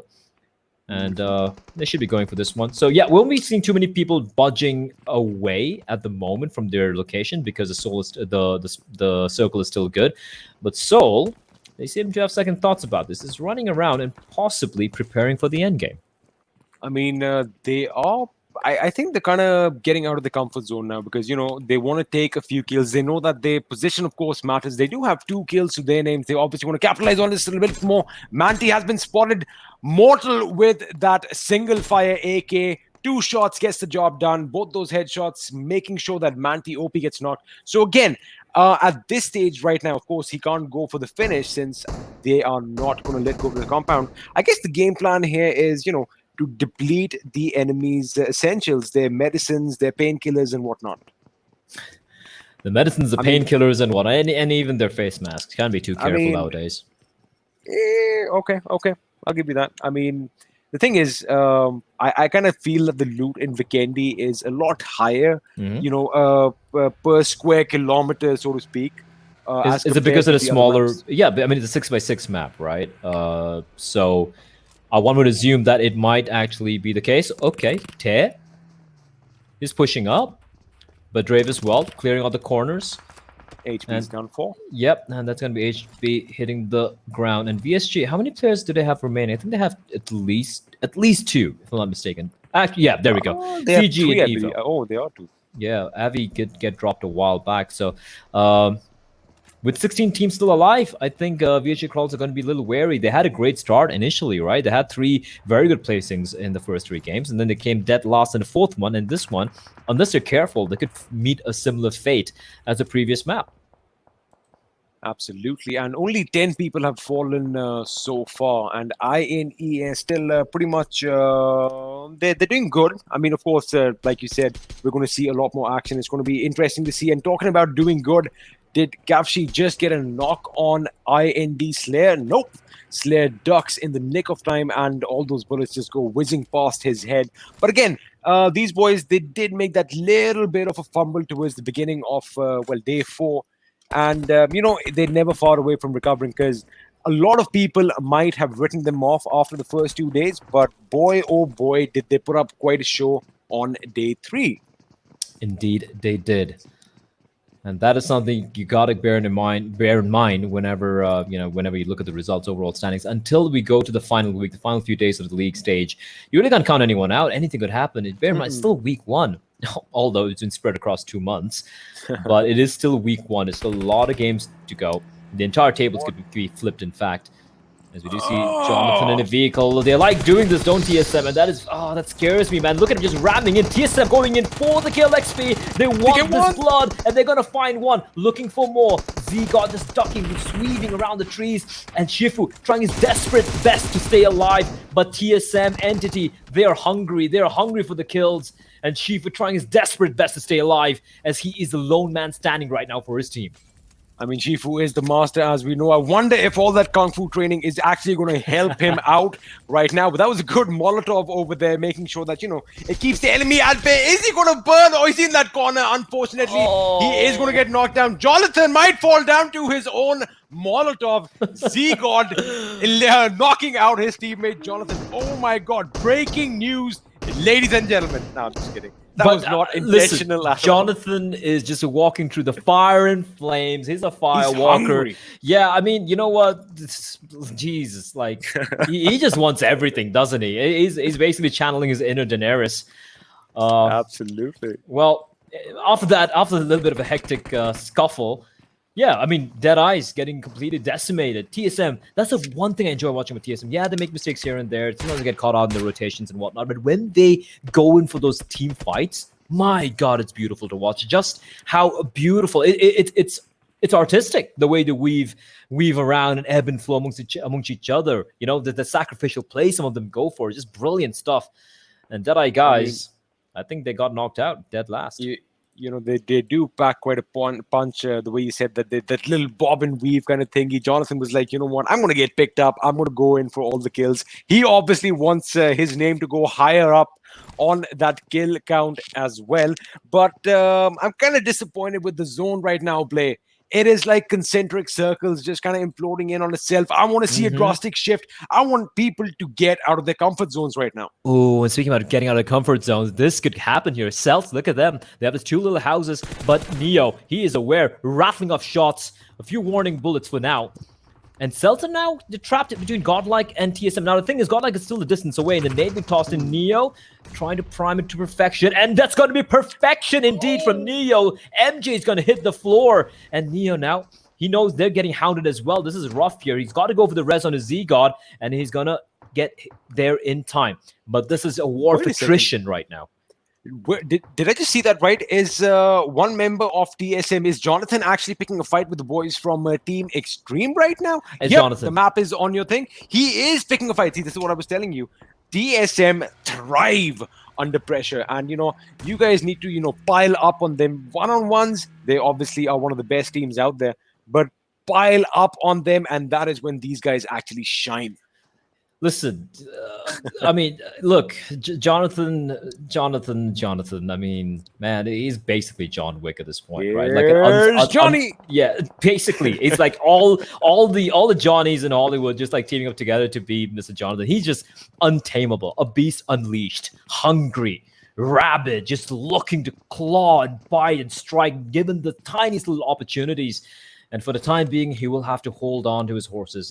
We are having the circle slowly coming in. But look at this. Look at this TSM. They're going to be coming in straight to Marcos Gaming. Marcos Gaming, they notice they're out in the vehicles. There's always a problem for TSM. They're going to be caught out, and there's going to be drop coming in. Oh, driving so late, and that's going to explode. And however doesn't get the kill, though.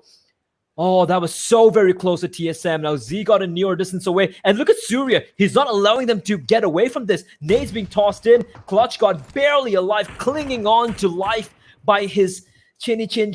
And he's going to come in for the res. Will he get there in time? Surya cooking the nade. That could be brutal indeed. Oh, no. Surya with the Kobe is going to find Clutch God. That is perfection indeed. And a teammate has been taken out. And that's going to leave TSM with just 3 players alive for now. I think we might as well call them 2 players, because I do not see any way that Z-God and Neo can actually get to their teammates, because they are on a different battle, on a different front. The Celts have been wiped out from this game right now. And on our screens, we have got IND Slayer and the boys from TSM Entity kind of picking up a fight against one another. Neo gets that knock on Snacks, and he has to get back in cover because, again, enemies are all around. Now, this is something that these boys are used to. Smoke screen on one side, and have a look at this. They are not getting any sort of redemption right now. The dude is lighting them up from afar, sitting in his cozy little cabin. Lebowski with his couch in his cabin, and he's having a fun time taking pot shots. And going to be Max Cash is going to get a kill. As Mavi's going to blow up Badrev. I do believe that was the vehicle exploding which got Badrev, which is unfortunate. Now Z-God is bleeding out, is lying all by himself. Look at the circle on your right-hand side, ladies and gents. That's rough. Look at the number of teams outside of the safe zone. That is very brutal indeed. Neo now trying to do his best. The one. Can he stay alive? Flames all around him. He's going to pop himself a painkiller. Flames at his feet. Gun in his hands. He's not going to go out without a fight here. And he's going to get pushed. And Neo's going to fall. And that is going to be it for Entity. They go on the 13th place with 4 kills. Unfortunate end for them from what looked like a dominant position initially. But IND is going to be their doom. Absolutely. And just have a look at the way Soul right now is on the edge of the zone. But they are going to be... Oh, it doesn't look good for them because they have Godlike coming up on one side and the boys from Orange Rock on the other. Of course, Fnatic is on your screens right now. Smokey, we know he can do some good things with the grenade. He lobs one. That is actually going to be devastating. I do believe they are going to get hit a bit, but he's got to be careful because Aman is providing cover at the other end. Oh, more time against all ends. He gets that revive. That grenade just missing its mark, but fire all around. Oh, this is too close to call right now, Blay. This is too close to call. This is too close to call. I mean, you just stole the words out of my mouth. I don't know how the hell Mortal got that res on the Viper. Now he's going to be healing himself up, and that's a second chance. How many lives does he have? I don't know. He's not a cat. He's a Viper, but he's still alive and very much kicking. Now the problem is they are trapped between a rock and a hard place and a lot of bullets as well. Smokey, inside of the smoke, he has a few more smoke. Just laying down the smoke, and Smokey's living up to his name. He enjoys that carcinogenic atmosphere. As just building up a wall of smokes, Godlike like teaming up together. They are a team right now on the top, ladies and gentlemen. They have a pretty substantial lead as well in overall standings, and they want to extend that as Elementrix going to be eliminated on the 11th position. No kills going their way. Soul Mortal. You know, they're actually using their grenades pretty well right now, because that's the second grenade block in Godlike's direction. But they've got to be careful, because right now what I see is their backs are exposed to the boys from Powerhouse, who are, there you go, they are smoking up. See, this is what I want from Soul. They are making sure that their minds are in this game right now. They have the gunplay. It's just that, you know, I mean, sometimes they get caught out in the open. Aman trying his best to just put I think right now what's happening is they are keeping Godlike at bay, because if you remember, Godlike was kind of pushing up on them, and just as I say that, the boys from behind PH managed to get 2 knocks on boys from Soul right now. I think Aman and Mortal are down, Blake. Yeah, they are, but thankfully for them, there's so many smokes around that they have the cover to at least get the res on. Meantime, INT having a couple of players getting knocked out. I did manage to notice on my kill feed, Regaltos should be careful. Look at the hunt coming in. They're pincering him, and Regaltos trying to stay alive. The smoke being the savior for the time being. How is he alive? How is he escaped? He actually gets knocked. There's another one nearby, and Regaltos somehow surviving, and he's finally going to get dropped though, and that's going to be Team Extreme getting knocked out. My lord, that was scary indeed. Mortal's going to hit the deck as well. How are Team Soul still in the game? Who's alive? Regaltos is alive, and so is Aman. Regaltos is done. Aman is the last guy standing, and he gets taken out right now. Oh my word. I mean, I've got to give some credit to Iconic over there with the good spray, managing to get 2 people knocked from Team Soul. Again, this is pandemonium. Play, I cannot tell where the smoke starts and the snow ends. Everything is white. I don't know what's going on. Everyone's just dying right now, but Godlike, they're still in the running. They're still in the running, XP. That's what's important. That's what everyone's keeping an eye on. Fnatic have been quiet, but if you notice, all 4 of them are still alive. They're waiting for their opportune moment to strike. As IND snacks, he's going to be feeling hungry. He finds one, and now he knows where Godlike are. Now that's information conveyed over to the remaining members of his team. And IND, Snacks, and Slayer slowly creeping ahead. It's a game of Snake here. The circle's going to shrink further and further. And who is there in the center?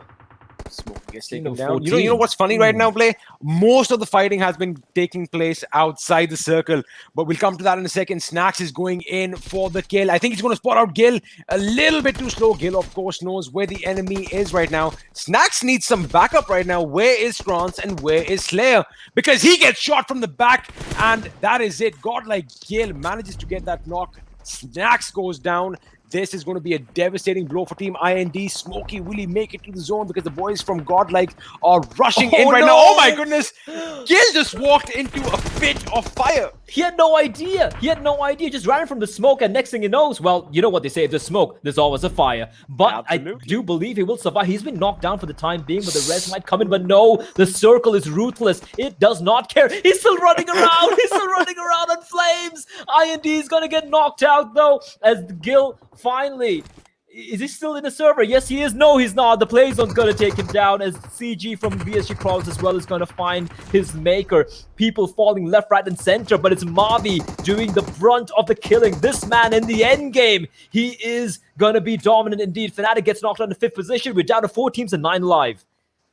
I was expecting a little bit of a headshot over there from Diljit. I'm pretty sure we're going to see some sniping action. Right now, we are down to the last 4 teams. It is going to be Orange Rock, Fnatic, Marcus Gaming, and Godlike, who are currently out in the distance. I do not see them coming in right now. Hastar, that's his last first aid. He is going to have to sprint like he's never ran before. I do not see him making it. So we are down now to the final 2. Forget third. We are down to the final 2 teams.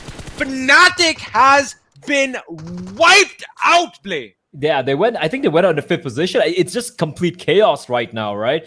But Marcos Gaming, if there's ever a time for them to come alive, now is the time. They have 3, but guess who's there? Guess who's looking for the 3rd chicken dinner? Orange Rock of the day. They have been indomitable, absolute gods, just gods at the moment. I mean, this is insane. You know, these guys How are do they do it? literally, they're like a snowball right now, and they're rolling downhill, catching more snow and becoming bigger and bigger and bigger, moving forward on that momentum. I kind of told you that, you know, these boys are going to be steamrolling the opposition right now. 7 kills to their names, a 3v4 situation. They seem to be in a comfortable spot right now because the boys from Marcus Gaming kind of still have to enter the zone. And look at the way they are all spread out. And what is Max Kosh doing over there? He got spotted out early. You can't be proning up to the boys from Orange Rock like this. Vido's going in. He's going to get it.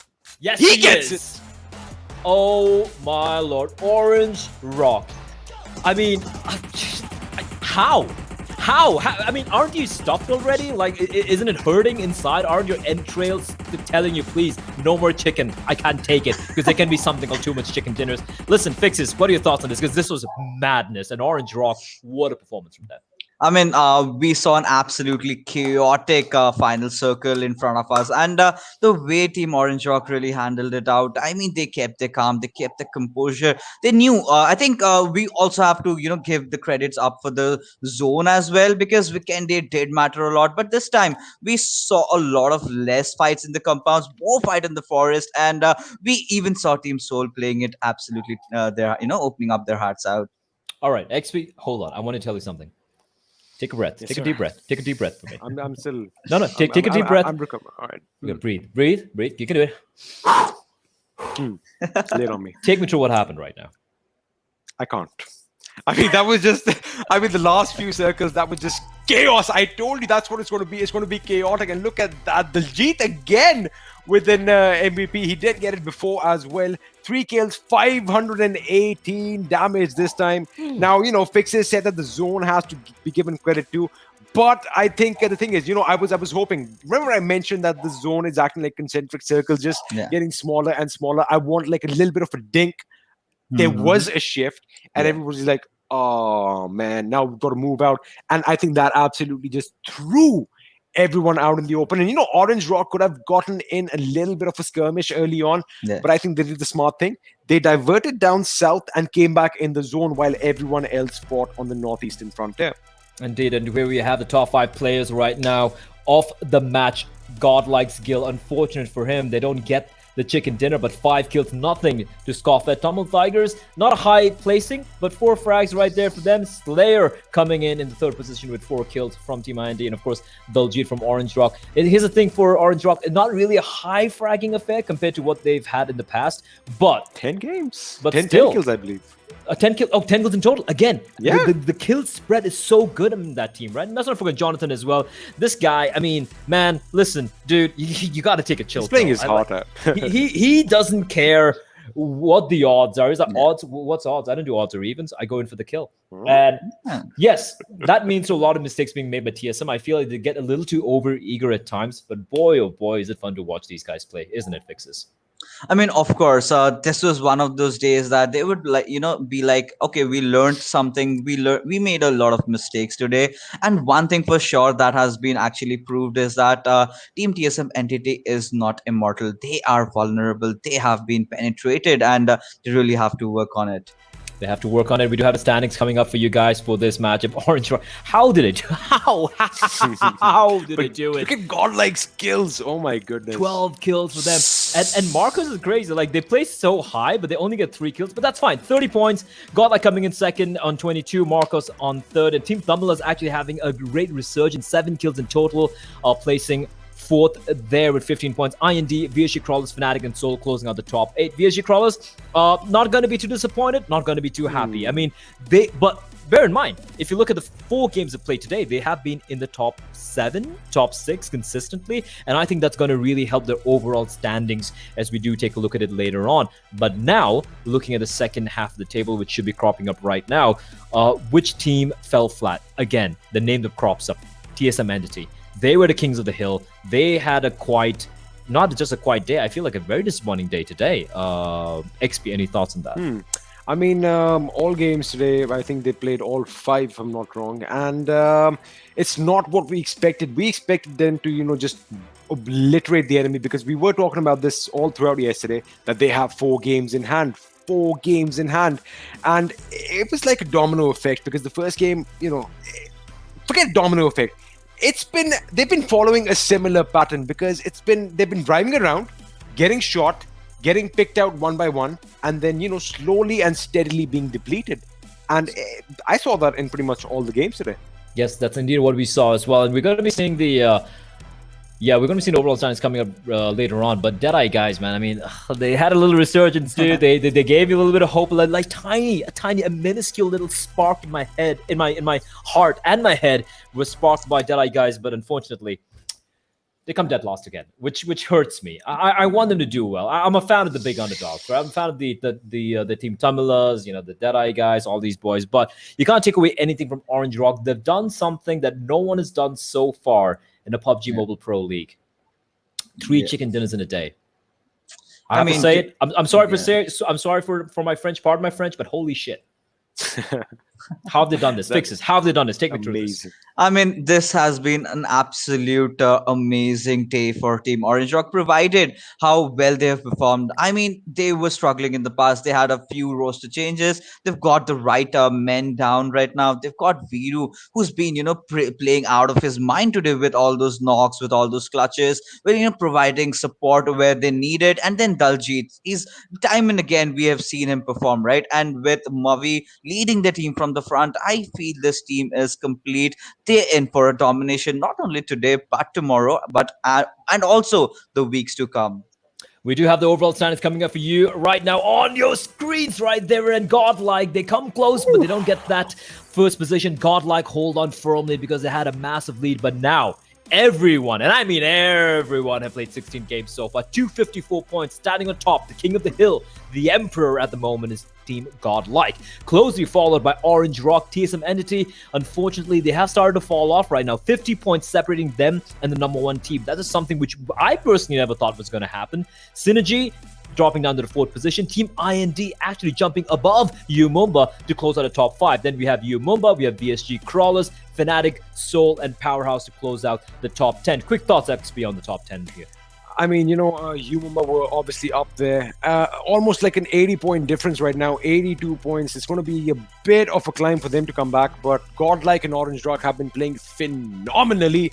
And Godlike is 1 kill away from making it to a ton, 100 kills, which is probably one of the fastest 100 that I've seen in a long time. But, kind of like not a disappointing performance on Fnatic's part, but they need to definitely work on their game and fixes. What about your boys from Marcus Gaming? Because I know you've been kind of, pushing them on throughout this day. Let's talk about Marcus Gaming as well as the rest of them, right? I mean, fixes. Like, your thoughts on this? Like, if you look at the bottom 10, what jumps out to you suddenly, all of a sudden? Like, which team jumps out to you and tells me that you want to talk about them? I mean, Marcus Gaming and has to be Megastars, to be honest, because Megastars and Marcus Gaming, these two teams are, as similar as their name sounds. The gameplay is quite similar as well. I mean, we have always seen them time and again in the scrims. If you talk about, they've won a lot of weeks, they've won a lot of days, and now suddenly seeing them, crumbling down to the pressure. I think what is exactly going wrong in the houses of both these teams? I really need to see them, amping it up, bubbling their, mistakes wherever they've committed. They just need to work their shit out, and when they come in tomorrow, we hope to see a better gameplay from their side. Hopefully we do. And right now we do have the kill leaders overall in the PUBG Mobile Pro League stage here, and Godlike Smokey, my man, 28 kills, but you can't take nothing away from Neo, the 27 kills, just 1 frag shy of Smokey's kill tally. Third is Mr. Jonathan, my favorite madman, followed by Daljit and Mavi from Orange Rock. I mean, these 5 guys, I'm not going to even single out a single person here. Like, you can't. Even look at the kill difference, right? Number 1 to number 5, difference of 4. So you can't say this one person's better. It's just these 5 guys have just shown that forget tactics for the time being. Leave everything else aside. Tactics, comms, rotations, all that stuff. Forget all of that. When it comes to hitting the trigger button, pulling the trigger and landing shots and wiping out their opponents. These 5 have really stood heads and shoulders ahead of everyone else, XP. Absolutely. And, I'm just kind of envisioning one thing. We talk about dream teams. I'm just thinking what would happen if we put the 5 of them right now. I'm just literally looking at the screen. I'm like, imagine if all of these killers, so to speak, were in one team. They would be wrecking havoc. But of course, coming up after them, we did see Synergy, who was leading the charts up until now. They did have 4 players in the top 5. Yeah, and also they have 23 kills. Again, 5 off the number 1 spot. So, we did see them in one game. I did make that little bit of a hiccup earlier on. But, I'm pretty sure that since it's all even Stevens right now. So we are going to definitely see them, just go out guns blazing. Even godlike Gil making it to the number 8 position. Yeah, Gil, the damage is substantial. 50, 60, 91. Nice. Some people like to say. But there you have it, the kill leaders right there. But as everyone knows, it is a team game. It's not just about... I just want to give a quick shout out to Manti as well. Despite Team Tamila's not being in the top 5, top 6, he has definitely shown that he can hang with some of the big boys in the fragging department. But yeah, as the day does come to a close right now, we have had our overall standings as well. The interesting thing is that it's not Entity as we all expected who were going to be, extending the lead in the first slot because they had 4 games to be played today. That didn't happen, Fixes. Instead, they kind of fell off. Let's be real here. They kind of fell off in the past 4 games they played today. I mean, like what XP told earlier, they were being spotted out during the rotation all the time. One of their members being picked off, then they go all off guard, and we're getting back to the Tarke Aage Cheete wala moment. So as to embrace it, we see that amazing fight by Regiltos and the entire team of Soul, putting their hearts out and going against Team Powerhouse. This was an absolute delight to watch. That is a delight indeed. I mean, XP, listen, I still don't know what the hell happened here. Take me through this. I mean, look, I said this before. I'm trying to make out where the ground is. I have no idea where the snow starts, where the smoke ends. I have no idea. It's all white for me. And, Tarke Aage Cheete, of course, this moment was just chaotic in itself. But I think one of my standout moments was when I think godlike Gil ran into smoke and, oh, lo and behold, this fire on the ground. Now, this isn't Counter-Strike where, you throw a smoke grenade and the Molotov extinguishes. Yeah. I mean, maybe he did a little bit of a cross-platform over here. Well, like you said, if there's a smoke, there's a fire. That's what it is. But speaking of smoke, we have Smokey right there for godlike. Top fragging 28 frags. We have Gil, Yamraj, and King with 22, 22, and 16. We have Cronton. Yeah, sitting kind of low in 11, but that's okay. He is kind of like the support player, so to speak, at least from what I've seen of him. But Smokey is definitely leading the pack. And even Gil, look at the amount of damage he has, Vix. It's 55,691. That's ridiculous. I mean, the amount of cover fire that this guy provides for this team is very, very essential. And he's been always delivering. And that shows what he is actually doing. Because he's whatever he's done so far, you see Yamraj with those flashy plays. We've surprisingly seen Smokey leading out in front, but we have always disregarded this fact that Kill has always been there. That silent assassin that has been taking down enemies from behind, dishing out a lot of damages, and that clearly reflects in his damage done. Any final thoughts from you, XP and Godlike? I mean, they are the kings right now. I don't know about being a silent assassin. This guy is a pretty loud one with 22 kills. He is right up there with the other contenders. But again, godlike, well, I mean, it's all in the name, isn't it?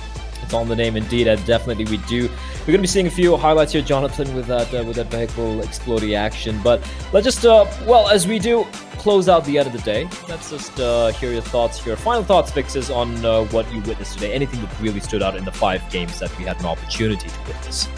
I think today's team pretty much sums up to being a domination that has been clearly shown by Team Godlike and Team Orange Rock. Definitely a few expectations from the likes of Team TSM Entity and Team Fnatic, and also I had a heartbreak as Elementrix still were not able to do much. I'm really waiting as to when they will finally step up. Maybe tomorrow might just be their day, but when now that the things are leveled up, now that everyone's played even amount of games, 16, tomorrow will be starting, we'll be getting back afresh. We'll be seeing how teams are going to, work on their mistakes and to proceed in the play the next remainder games.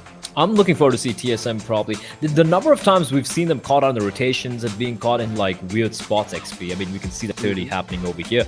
A couple of times, so like, yeah, bad luck. Maybe the timing is off. But when it's happening so consistently, that's when you start to worry about them. They're a team who rely on playing the right way rather than being, mad fraggers. And looking at this is a worrisome thing for TSM Entity.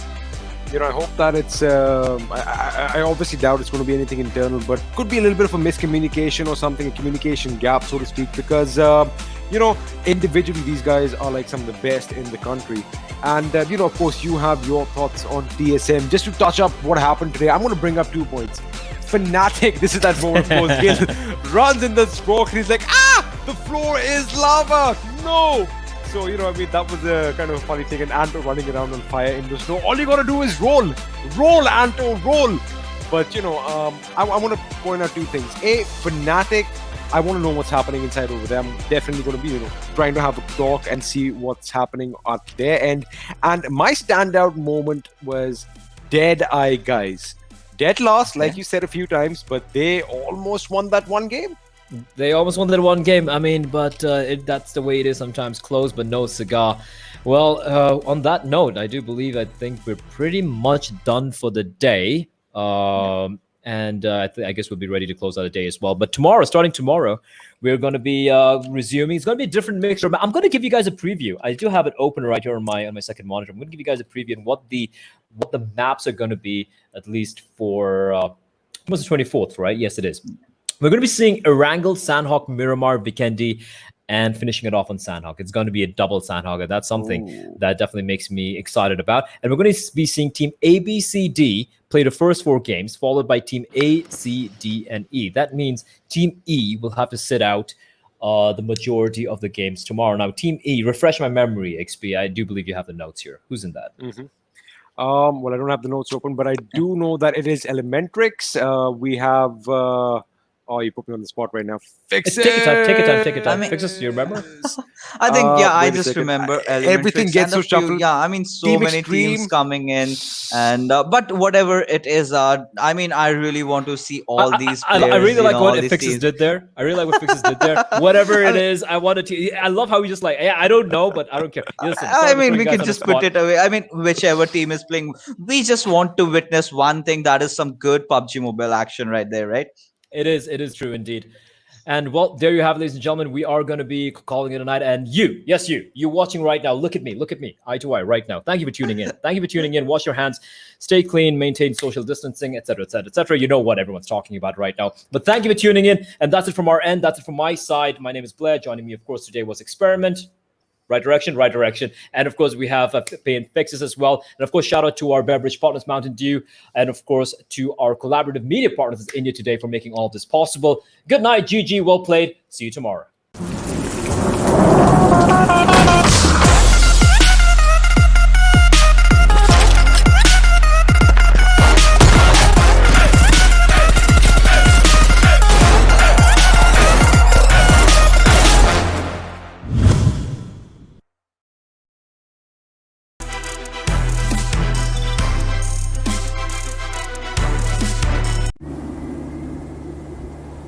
ये तो बहुत खतरनाक stunt है पता नहीं आपको डर कैसे नहीं लगता डर सबको लगता है गला सबका सूखता है पर डर से डरोगे तो कुछ बड़ा कैसे करोगे तो ड्यू उठाओ और डर को पी जाओ